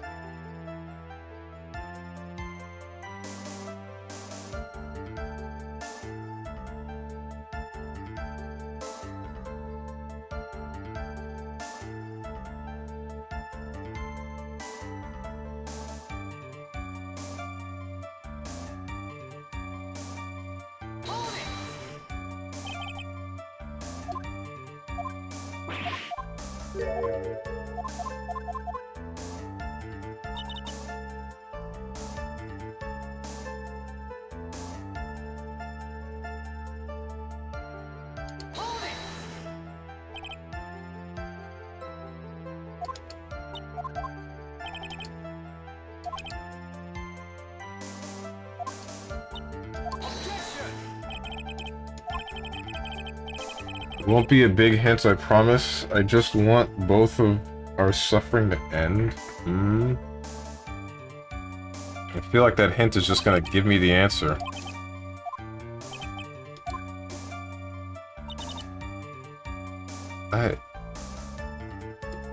It's possible that... Is it one of those things where I have the right logic, but I just don't understand how the game wants me to present it to them? Because that's definitely what it feels like right now. A lot of hearts picture of her leaving. The knife. Juan's autopsy. Sure, give me whatever hint you're talking about, because I'm getting kind of tired of this too. Strangled with a scarf, then stabbed with a knife.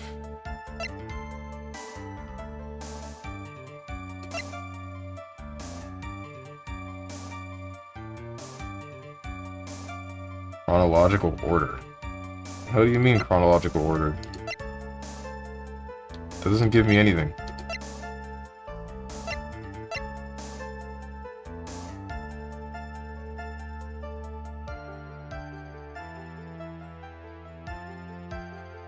Is that an emote that was made because of party animals? About what she said would happen? What, about her setting up the entire event to slander what's his name, and then saying that supposedly after On Guard kills someone, she's going to protect him?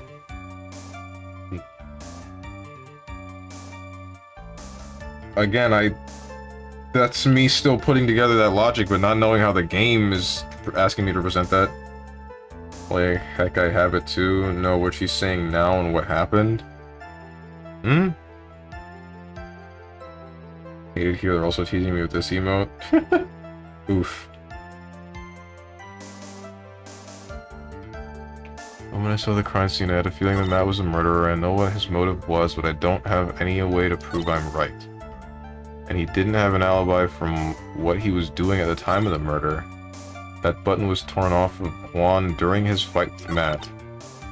But I'm Matt's manager, so I felt that I had to protect him.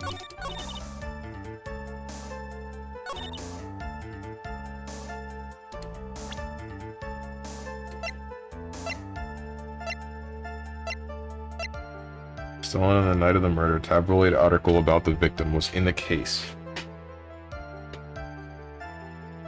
She said she had something about Matt on guard, Korda might have had something involving Matt on guard that could have destroyed his career.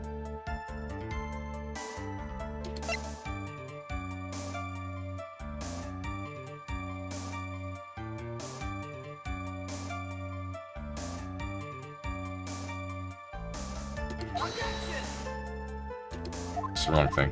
Whoops.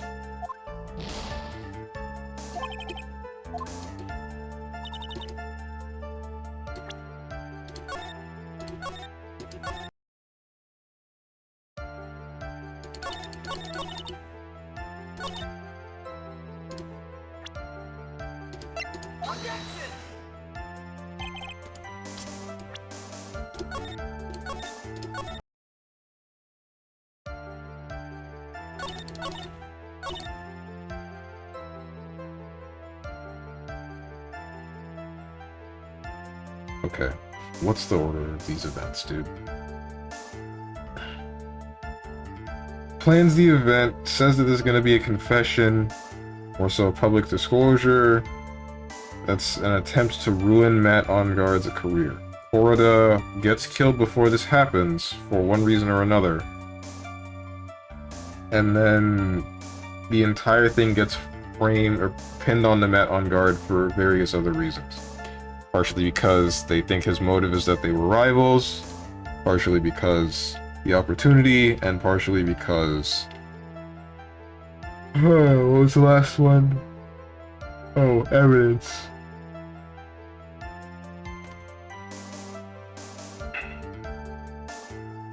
She made the costume. She came in, saw the dead body, supposedly picked up the tomato juice, knocked over the glass, and then dropped it on the case. Then opened the case for something.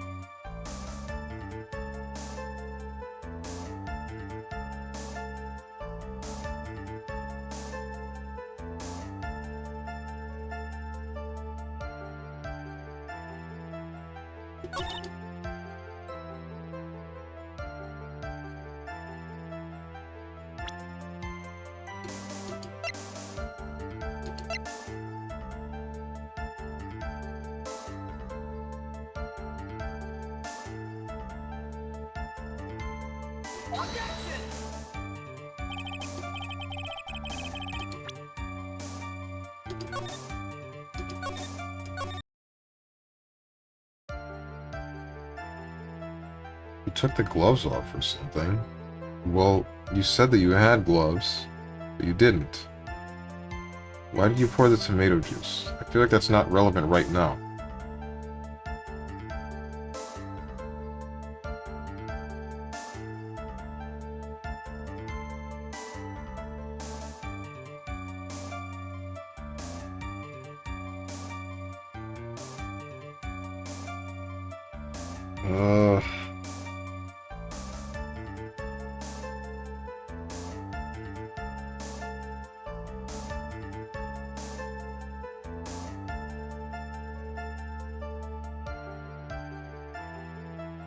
Literally dancing around the answer.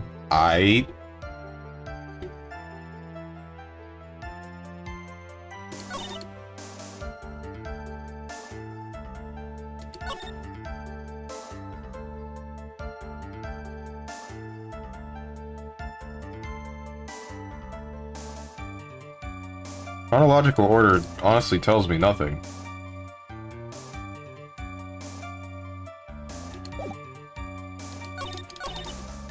The moment I saw the crime scene, I had a feeling that Matt was the murderer. And then the whole thing is you say that it's not intuition that makes you think this. I don't know his motive, but I don't have any way to prove that I'm right. Sorry, I know his motive, but I don't have any way to prove that I'm right. And pressing that says, do you have something against Matt on guard? Did he do something to you? Didn't have an alibi for what he was doing at the time of the murder.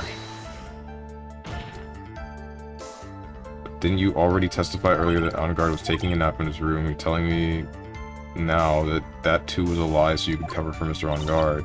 Not telling you anything of the sort. When I went to get him for the show, he honestly was sleeping. However, as whether he was sleeping the entire time, that I cannot say. I was too busy setting up the stage at the time. Keep trying to find no flaws with that answer. Can't say the same for people here in the courtroom.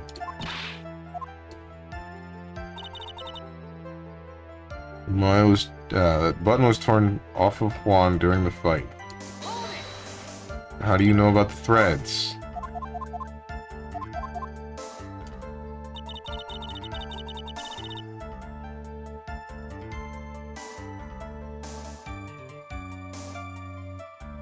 Well, I'm Matt's manager, so I felt that I needed to protect him, and then you throw him under the bus by what you do.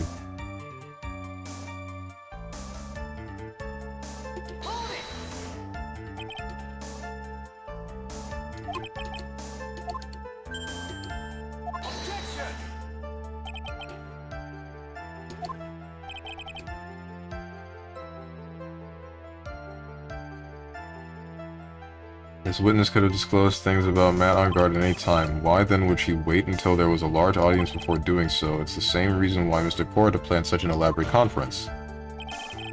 Miss Andrews wanted to cause Mr. On Guard as much damage as she possibly could. The witness bears ill will toward the defendant.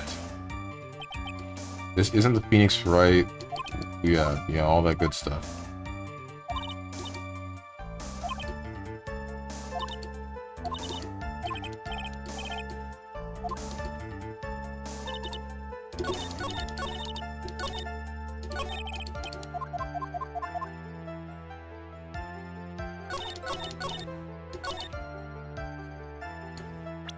How do you expect me to... Why would you bear ill will toward Matt on guard? I already tried this, didn't I? I did.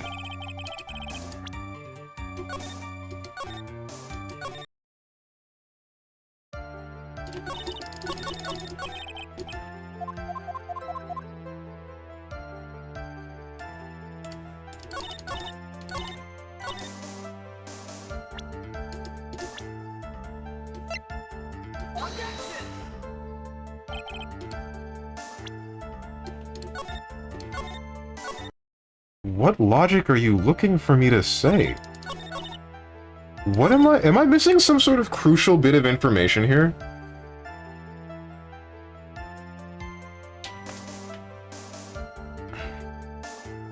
Kinda? What?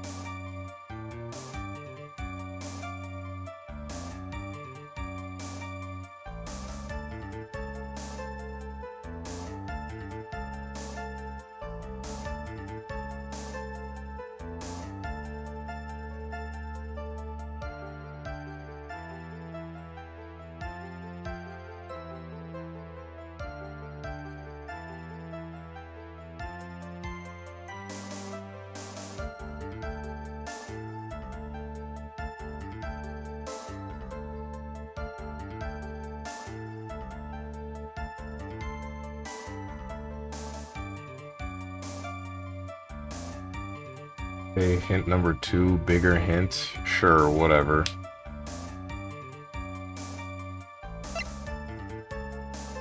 Whatever it is, I'm just not picking up on it. Stop, Trashy.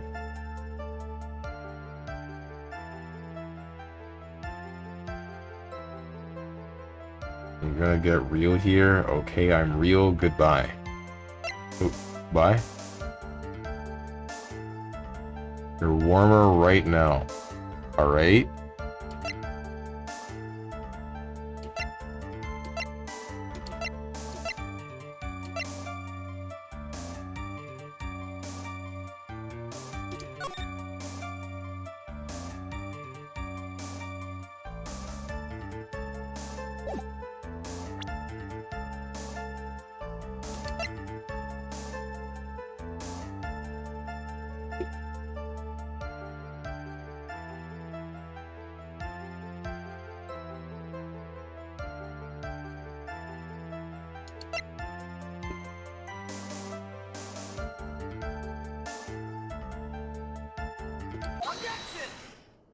The time of death?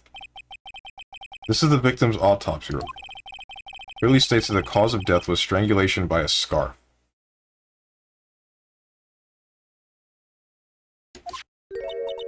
Strangulation? This is the only other time we've acknowledged this in the case. Now? Now. When... Every other time we were going on about the knife. Consistently. Okay, whatever. The knife stab to the victim was done after the victim had already died. And what does that mean? Let's examine the evidence. This button has the victim's blood on it, which would mean that it was ripped off of the costume when? After the knife was stabbed into the victim. Exactly. Which means... it's impossible that this button was torn off during the victim's final struggle. Because the victim was strangled to death in that fight. That's right, Miss Andrews. There's no way this button was ripped off during the struggle. This button was consciously pulled off of the victim's already dead body.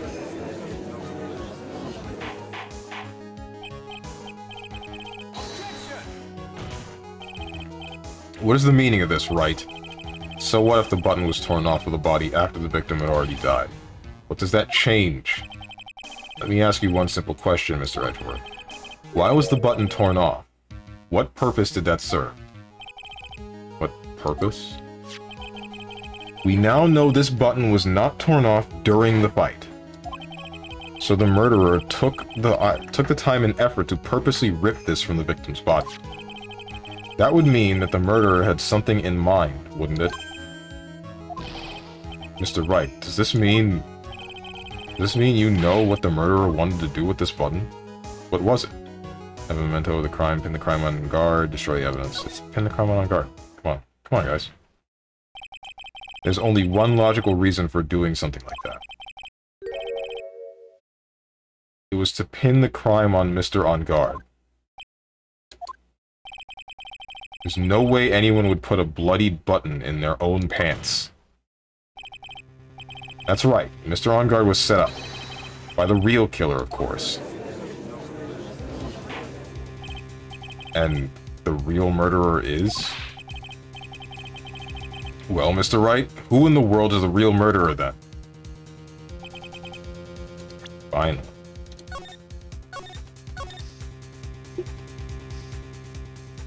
Oh boy.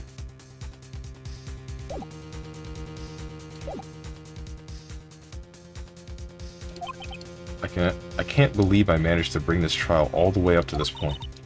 Phoenix, can't let your guard down yet. Not until the very end.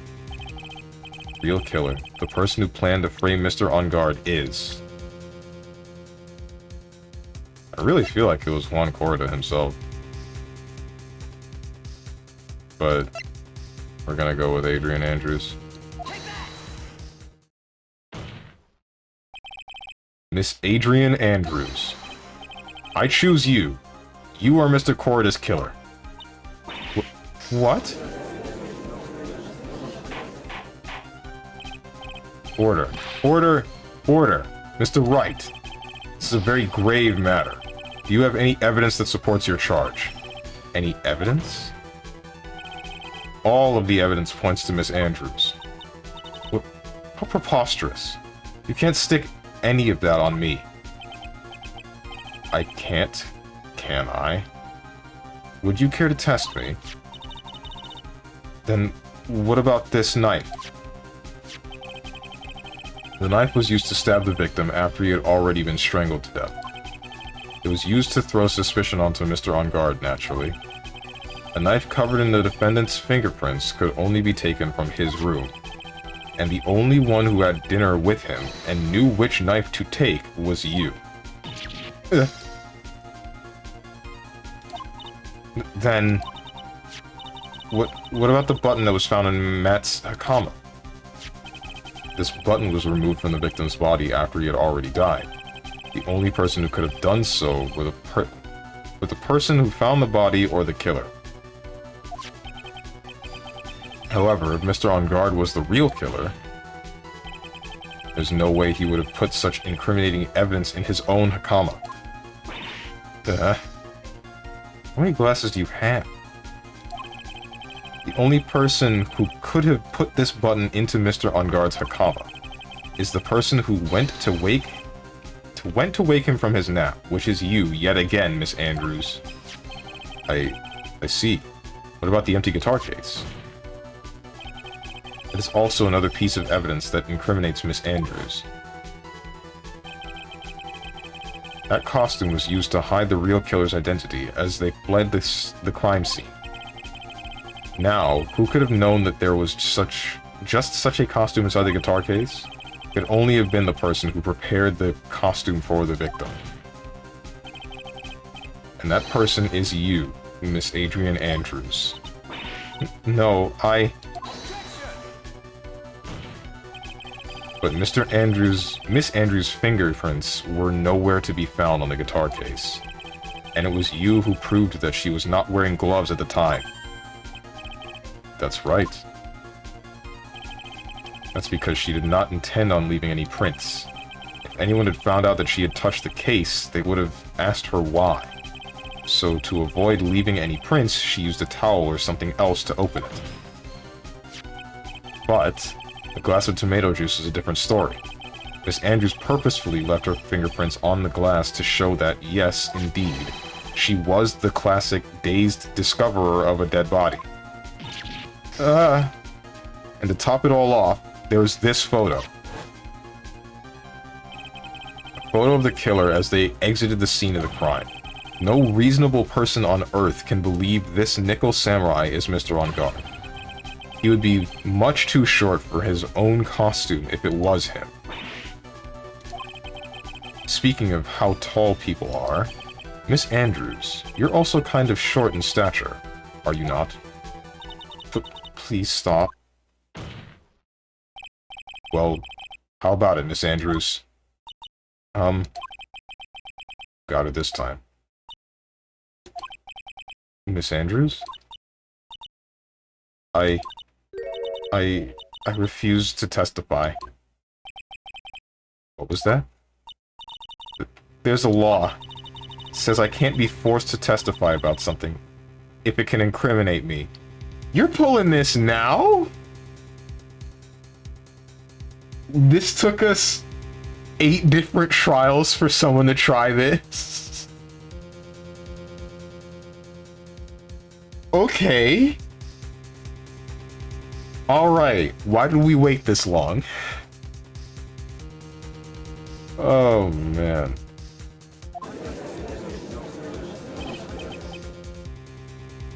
Well, yes. You are absolutely correct, Miss Andrews.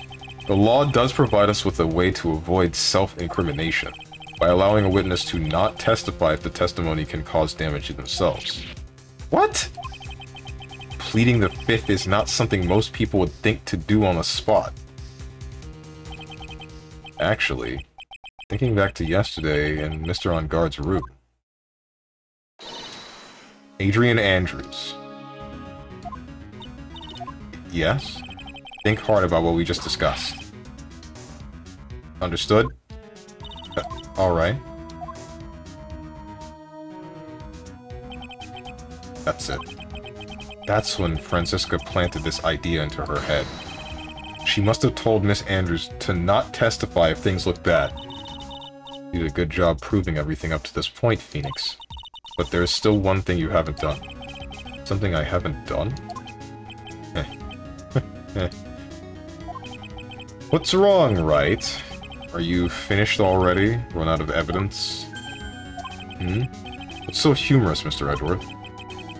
I'm sure you realize this as well, Your Honor.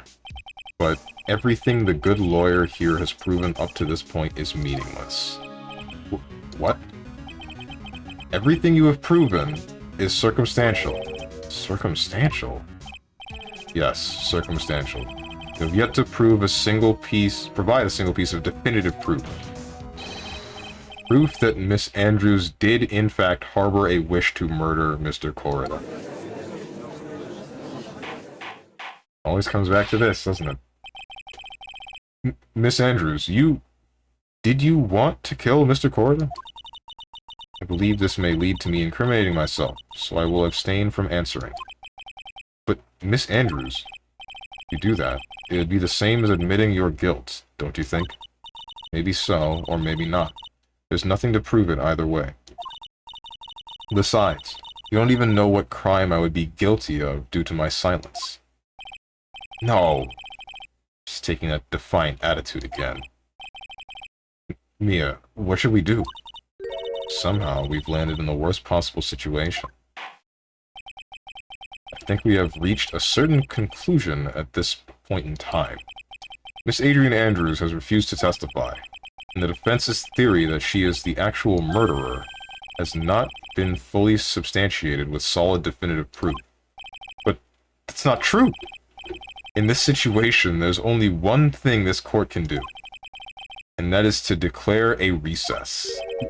Recess? I request that both the prosecution and the defense look further into this matter. And at tomorrow's trial... Tomorrow?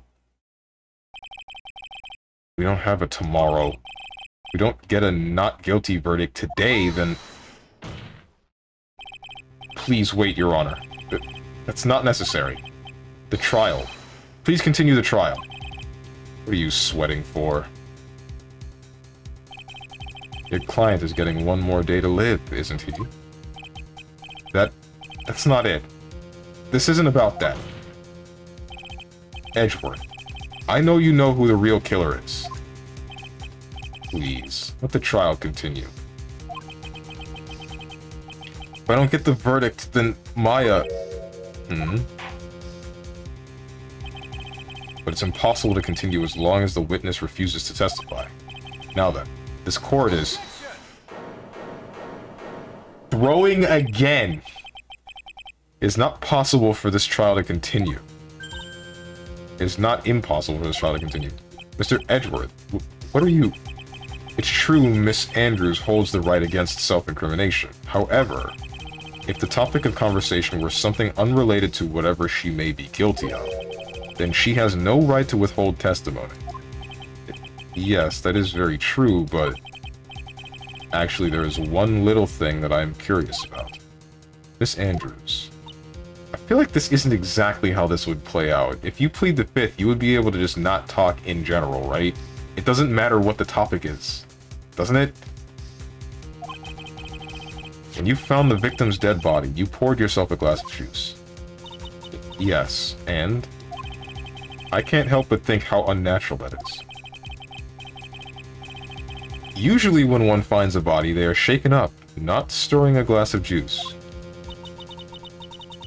So my actions were unusual, but I've already...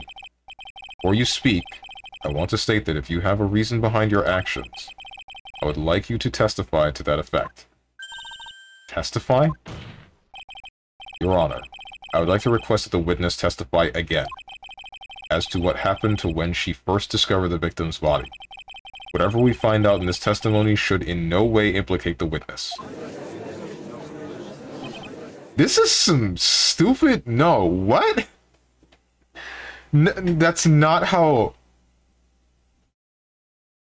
Alright.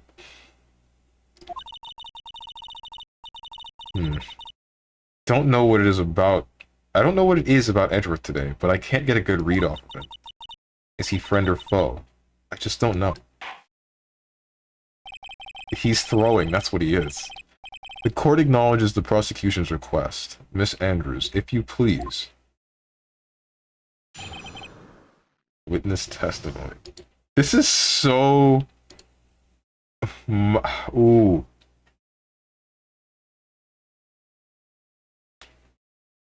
Miles with the Giga throws. He looked at Francisca and said, I'm about to ruin your whole career. Testify, come on the spot looking extra fly. Are these song lyrics? That's crazy. We got two attorneys with a fan service cleavage peeking from the side sometimes. Let me scroll up because Trashy said something and I completely missed it. Anyways, I read the Danny Phantom sequel book and they have quite literally retconned the ending and Vlad's death. I did not know that it was a thing that happened. If this gets the Invader Zim Orpus treatment, then Butch Hartman ain't gonna like it. I can only see it going poorly as he has a different vision from the creator of the comic. Why is Miles back? Who? And shoot, dude, what the heck? So the comic, wait, when did the comic start? And does it actually just take place at the end? Does it really just replace the ending of the show?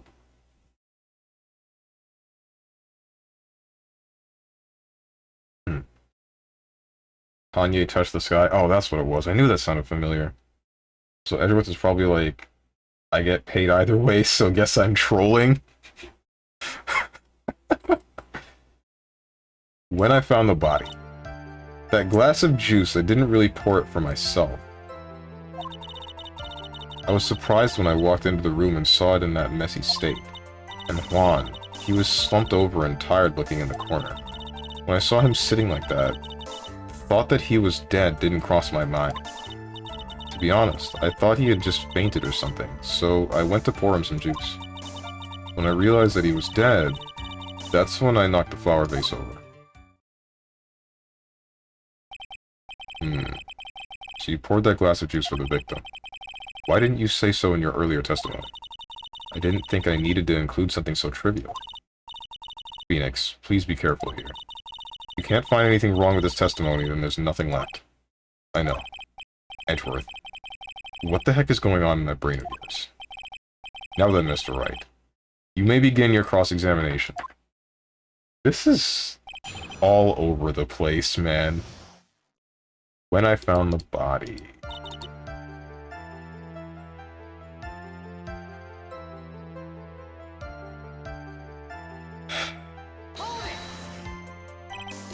But there wasn't anyone else in the room, right? Of course not. Then who did you pour it for? Mr. Wright, there's a rhyme and reason for everything. Can you wait just a little longer for it to be revealed to you? In other words, Wright, be quiet and listen. Precisely. I couldn't have said it better myself. Surprised when I walked into the room and saw it in that messy state. So it was a mess? You sure it wasn't messy because of your fight with Mr. Corrida? I understand your frustrations at not being able to prove your theory, however. Because you go accusing people of crimes, go find yourself some evidence. Before go accusing people of crimes. Now then, what did you see next, witness? And Juan, he was sitting slumped over, tired, looking in the corner. Strange fun fact, this part gives you a 50% chance to pass this. There's no shot you mess this up, though. Right? Good a question? I guess it is a question. We'll see! Slumped over. Yes, he was just sitting there with his head tilted forward, eyes closed. He really looked like he was sleeping. Is it just me, or did that right there sound a little odd? When I saw him sitting like that, the thought that he was dead didn't cross my mind. And what did cross your mind? Thought maybe he had smashed everything up in anger because he lost the Grand Prix, and then felt tired after his rampage, so he decided to take a nap. Anyways, that's what I thought. I see, so you didn't think he was dead at all. To be honest, I thought he had just fainted or something, so I went to pour him some juice. You thought he fainted. I thought he was asleep at first, but then the room was in such a messy state, I thought maybe he had gotten into a fight with someone.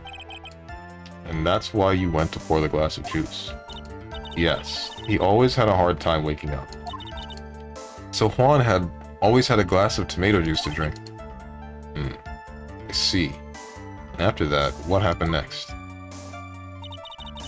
When I realized that he was dead, that's when I knocked over the flower vase. That's when I knocked the flower vase over. Okay, so... This can't be right. If the room was in a mess firsthand, the only things that were there were bears. Everything else was in order, save for what was on the dresser now being on the floor. You couldn't have been the one that knocked over the vase. And how did you come to realize that he was, in fact, dead? I shook him over and over, but never got a response. So I set the glass down on the dresser and tried to take his pulse. I was shocked and staggered backwards and knocked the flower vase over. So that's what happened. Yes. This is what it all comes down to. Huh? This is the absolute end for both sides, and Adrian is letting her guard down. Phoenix, now is our best chance yet to kill the prosecution's case. Isn't that a bit harsh? Miss Andrews, will you tell us the truth this time?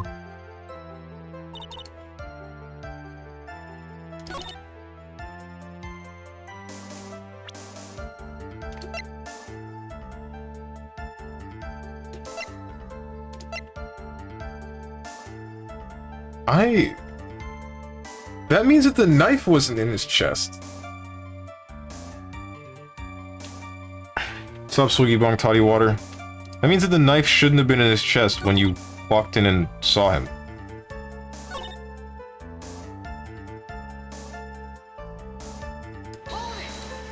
Because there's no way you would have missed the knife and his missing button. Well, maybe he smashed everything up in anger in the Grand Prix. He felt tired after the rampage, so he decided to take a nap. Anyways, that's what I thought. To be honest, I thought he had just fainted or something, so I went to pour him some juice. Thought he was sleeping, room was such a messy state, and gotten...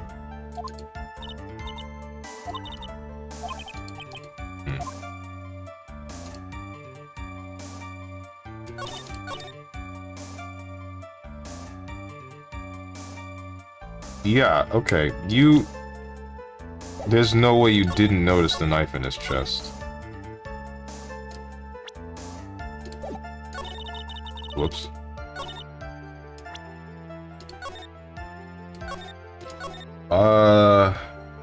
But the murder weapon is a conch shell? She keeps fiddling with a picture of one?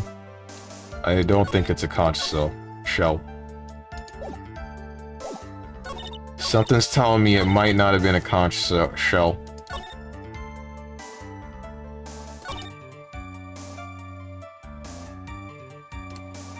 This has to be the knife, right? Oh my god!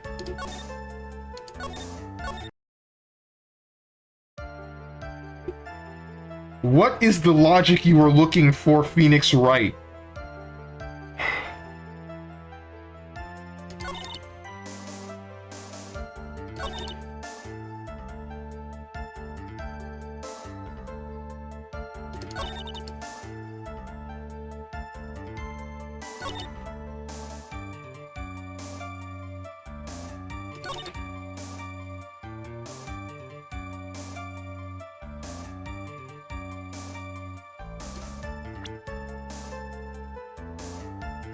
Bro, 50% how? You even said it? I'm actually bamboozled? What do you mean?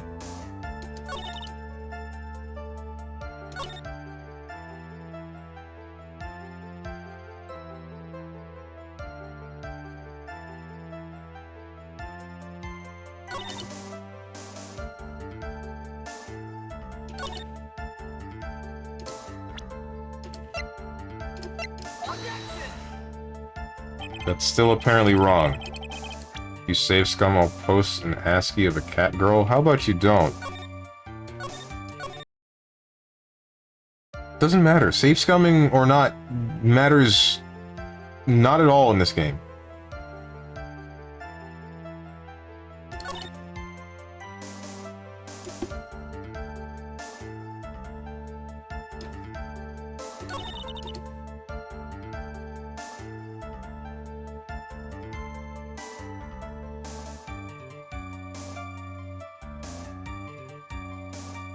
Sitting slumped over and tired looking in the corner.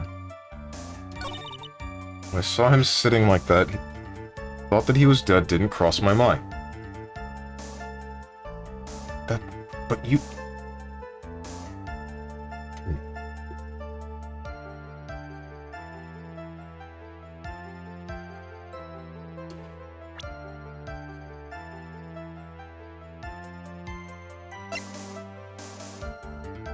Is it not related to the fact that you...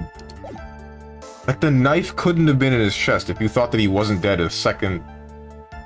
If you didn't think that he was dead the second he walked in. And then there's the fact that the vase was already on the floor. It has to have already been on the floor. Because that's the only messy thing. That and his clothes. So there was already a struggle with someone. After that happened is when when he got stabbed in the chest and the button got ripped off. And then we started to frame Matt on guard more. But how do you want me to prove that, Phoenix Wright? Why did the picture get shot? Mods? Because I did it myself. Show proof you have proof? What do you mean I have proof? Unless it...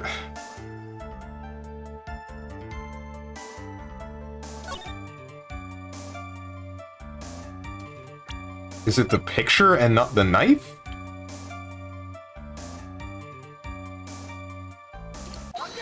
It's the picture. This game makes me... Why would the knife not work? Whatever. So you honestly didn't think he was dead when you found... No, not at all. Even though this is what you saw when you discovered the body.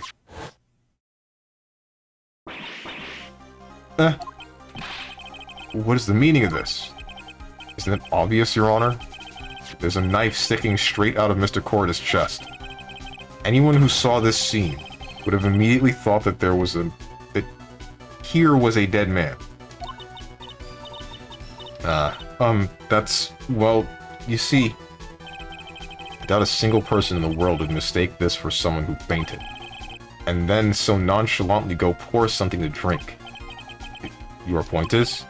Miss Andrews, your testimony just now, it was all one giant lie.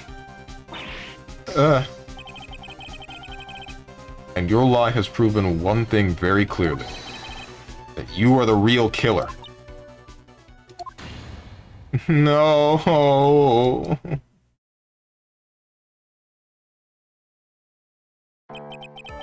Looks like the defense has somehow brought the ugly truth to light. The defendant, Mr. Matt Ungard, is not guilty after all. That's impossible. You're wrong. Miss Andrews, try to have some composure. It wasn't me. It wasn't me, I tell you. It was Matt, I swear it. He's the one who killed Juan. You were the one who refused to testify. And your reason for not doing so was that you might end up incriminating yourself. That's because... Miss Andrews, I will give you one last chance. What exactly are you hiding that may incriminate you? I refuse to testify.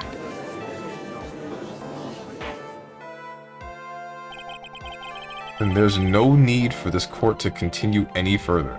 Oh, wait, unless it has something to do with her almost killing herself. She probably doesn't want the entirety of the jury knowing that. That might be what the case is. Mr. Matt Ungard's innocence has been clearly demonstrated. Is it over? Have we found the truth at last? What's wrong, Phoenix? Usually. Well, Usually the real killer confesses his or her guilt. And now that I think about it, this is the first time someone hasn't. Now then, I would like to hand down my verdict for Mr. Matt Ongar.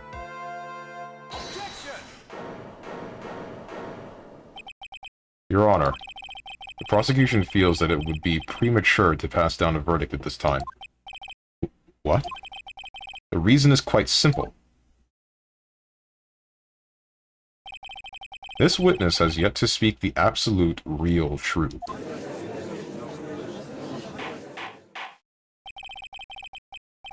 The absolute, real truth? What are you... Witness, don't you understand yet? Huh? I don't know who planted this silly idea in your head, but as long as you protect yourself through silence, Matt Onguard will go free, and in his place, you will become the guilty party. That's a lie. I don't believe you. What? I was told if I spoke, then it would be all over, and Matt would never be declared guilty. What in the world is she talking about? She lost it? I can't speak about it. I'm too scared. It's Francisca von Karma. Huh? Don't you remember, Phoenix? Miss Andrews lives by gripping tightly onto the words of another, because she doesn't have the strength to believe in herself. And right now, Miss Andrews is... Yesterday, she was tossed a lifesaver by Miss von Karma. Don't say a word, no matter what happens. If you do, Matt Onguard will be acquitted. Miss Andrews undyingly believes in those words right now, and is clinging on to them. Then, what should we do? This is the first time I've ever come across anything like this. But Miss von Karma has to be the real killer. Sorry, Miss Andrews has to be the real killer, right? All we have to do now is get her not guilty. That is my only priority. No, it's not, Phoenix. It wasn't me. I'm begging you. Please believe me. It didn't kill Juan. Help. Please, someone help me. It's a little bit too damsel in distress. Damsel in distress, nail on the head, ain't it? Mr. Wright. Yes, Your Honor. The court can't continue on like this. Therefore, I'd like to hear what you intend to do. What I intend to do? What am I supposed to do? What am I supposed to say? Right. I suggest you think very carefully about this. Think about what this witness did and what she did not do. And think about who is the real mastermind behind this crime. Who's the real mastermind? Isn't that obvious? There's no one else it could be except the woman crying over there, right? Come now. What will you do? What kind of man are you, Mr. Phoenix Wright?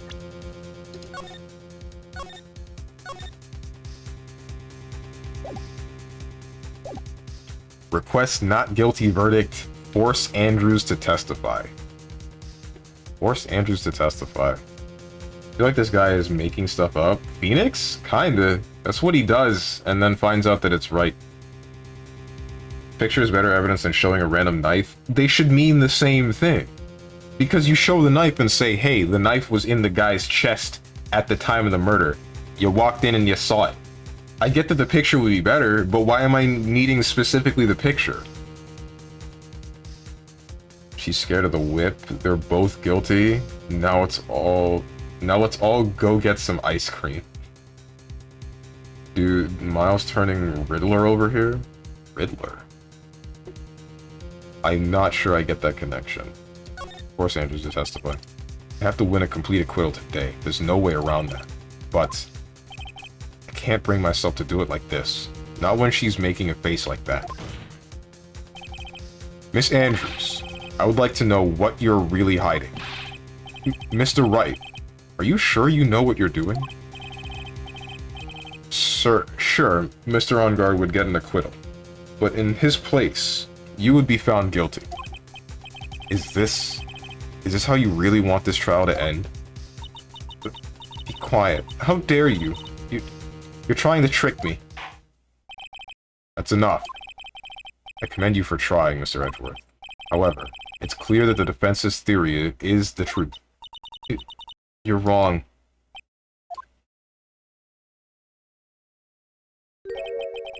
What a shame. I had hoped things wouldn't come to this. However, what is it, Mr. Edgeworth? Miss Andrews, since you absolutely refuse to testify, it falls on my shoulders to disclose this to the court. Stop. Mr. Edgeworth? This witness, how should I put this? She has an illness. What? And because of this illness, she has tried to commit suicide in the past. Stop, please stop. No matter how much you want to hide it, it's no use. I have the evidence right here. That's the second part of the suicide report. The attempted suicide report. What will you do now, witness? You know what I'm about to do, don't you? I will now reveal to the court the true nature of the pitiful woman known as Adrian Andrews.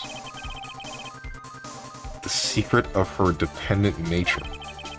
Having other people know about it scares her more than anything else in the world. Please, please stop, I beg you. People find out. I'll... You're going to say you would choose death. That is of no concern to me. Edgeworth, how can you be so cold? However, before you die, I will pull the truth from your still breathing lips. No matter what I have to do. So, will you tell the court yourself, or shall I? Either is fine with me. I'll talk, but please, help me.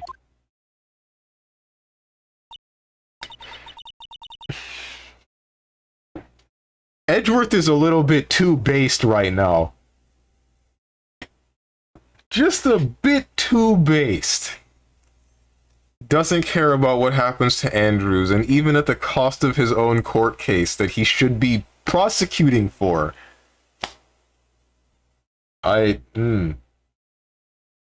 This one of the trials where Miles gets a guy who is actually guilty? Reading her diary out loud, not cool. This finally a trial where Phoenix gets someone who is guilty and is trying to protect them and bail them out? No. Probably not. I'm 90% positive what's his name is fine. On guard. I'm sure he's innocent. Nothing matters anymore. Witness testimony. Andrews. I'll krill myself. Edgeworth. Sounds good to me. Like, he really just brushes it all off. He's like, okay, sure, go ahead. Do a flip. When I first saw him, I really thought he had fainted. Honest. When I realized he was dead, that was when I formulated my plan. Once I made sure there was no one in the hallway, I made a dash back to Matt's room. And then, I stabbed Juan's dead body with a knife and ripped off the button. Just when I finished and was returning to Matt's room, I had a bit of an inconvenience. That's why I ended up using the Nickel Samurai costume. Stabbed the body? With a knife?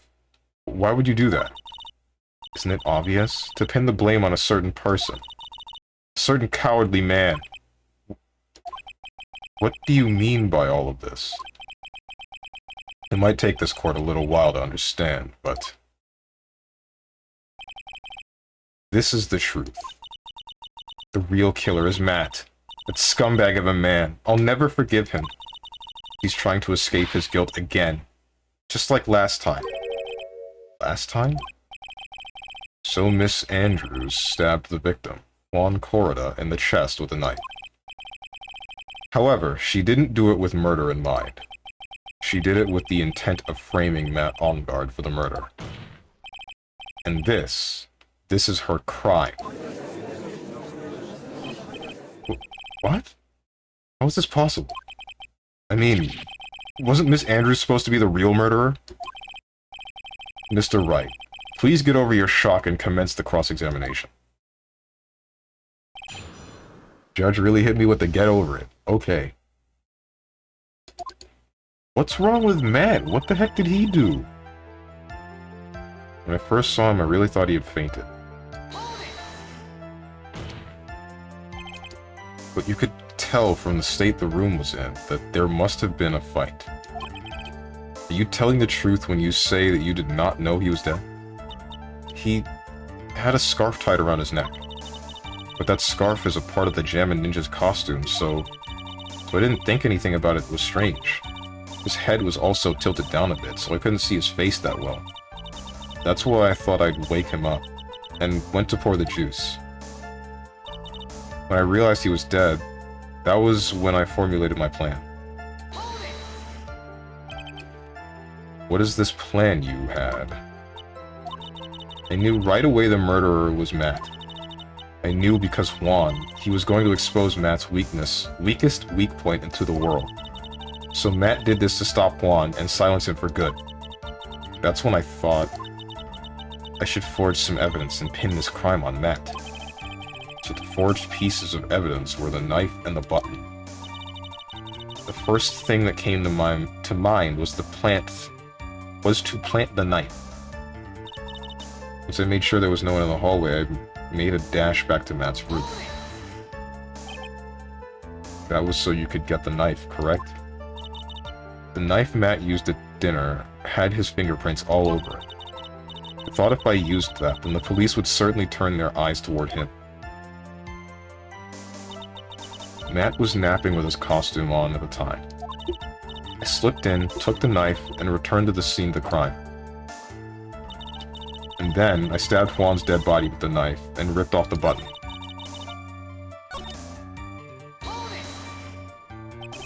So you were the one to stab the victim with that knife. Gives me goosebumps to think about it now. What a horrible thing I did. But, at the time, I couldn't control my own body. It moved on its own. Then, when I stabbed Juan's dead body, I suddenly realized something. If I used the button somehow, I could make Matt look even more suspect. So, you thought to rip one of the buttons off, and then plant it in Mr. Onguard's hakama. Yes, that's what I had planned to do. But things never go that smoothly, do they? Just when I finished and I returned to Matt's room, I noticed I had a bit of an inconvenience. An inconvenience? There was a woman with a camera at the ready, loitering in the hallway. I'm willing to bet my spikes it was Lotta. There was also a woman with a ray gun at the ready, pacing back and forth. That's Miss Oldbag for you. I had already been caught and made into a big scoop for a certain weekly tabloid once, so I couldn't very well go out looking like myself and get caught again. And that's why I ended up using the Nickel Samurai costume. You were the one who prepared that costume, weren't you? Yes, I took it from Global Studios. I also put it into Juan's guitar case the day before the award ceremony. You did this in preparation for the press conference, correct? Yes, Juan wanted to wear that costume and hold a press conference in it. He was going to disclose Matt's big secret there. And what is this secret? That I don't know. Anyway, I thought that if I were to leave Juan's room in the Nickel Samurai costume, then people would think that Matt was the real murderer. I was very careful not to leave any fingerprints when I opened the guitar case. I absolutely did not want anyone to know about the costume. I think we've heard enough. So, after that, you went back to Mr. Onguard's room and planted the button. Into Matt's hakama, Yes. After that, I folded up the costume I was wearing and put it into a bag. Then I snuck it out of the hotel and got rid of it. My word. What does all this mean? Mr. Edgeworth, is it?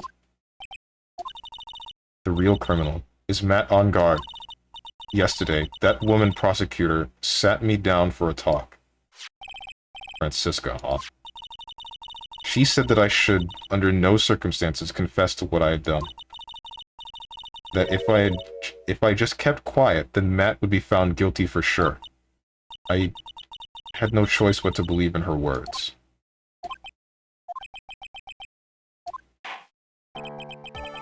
What this witness has done is clearly unlawful. However, as long as her testimony stands, we can be certain she is not the real killer. Wait, Your Honor. The defense still... Right. It's pointless. At this point in time, it is not possible to indict Miss Andrews or on anything. Yes, exactly. There isn't a single piece of evidence that points to her as the murderer. The cross-examination of the witness is over, and so is today's trial. You couldn't establish that the witness was the culprit. Please let it go, Mr. Wright. What? Mr. Edgeworth, please place Miss Andrews under arrest for further questioning. Understood, Your Honor.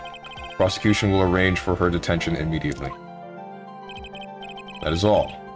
Court is adjourned for today. We lost! Maya's dead! Woo!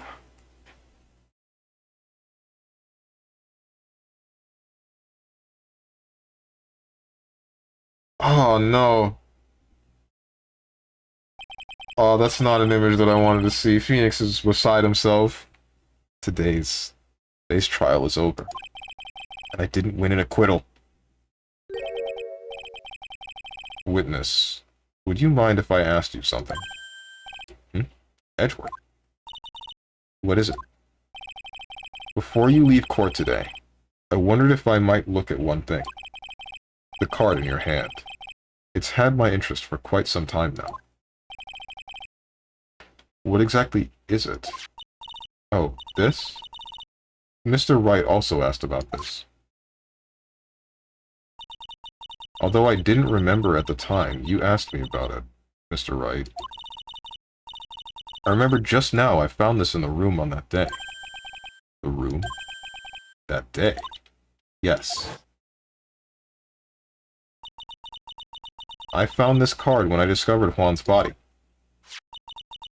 It was lying there right next to him. Found that card next to the victim's body. I suppose I must have unconsciously slipped it into my pocket. But it's not as if this card has any relevance to Juan's murder, right? Are you stupid? Yeah, I guess not. Are you stupid too? But it's still a strange card if you ask me. But as far as a clue to this case, I don't see why... Witness. That card. Give it to me. Hurry. Edgeworth? Do you have any idea what you have stupidly yet inadvertently done? This... I can't believe you hid this from me all this time. I didn't mean to. What is this all about? I've never seen Edgeworth so emotional before. I can't wait to find out this is the mark of a serial killer. And we just so happen to be part of someone dying to a serial killer, and then we tried to pit it on Matt Ongard. I swear to God. That card. What in the world is it? And what does it mean? If this is the calling card for a serial killer, I guess we'll find out next week.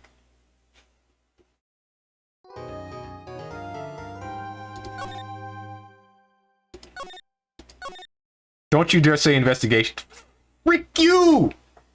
Damn it! Oh, no! Oh, this is the longest case in existence. What do you mean? Part 3-1.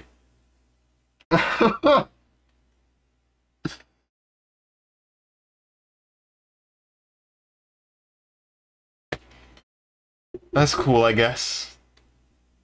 That's cool.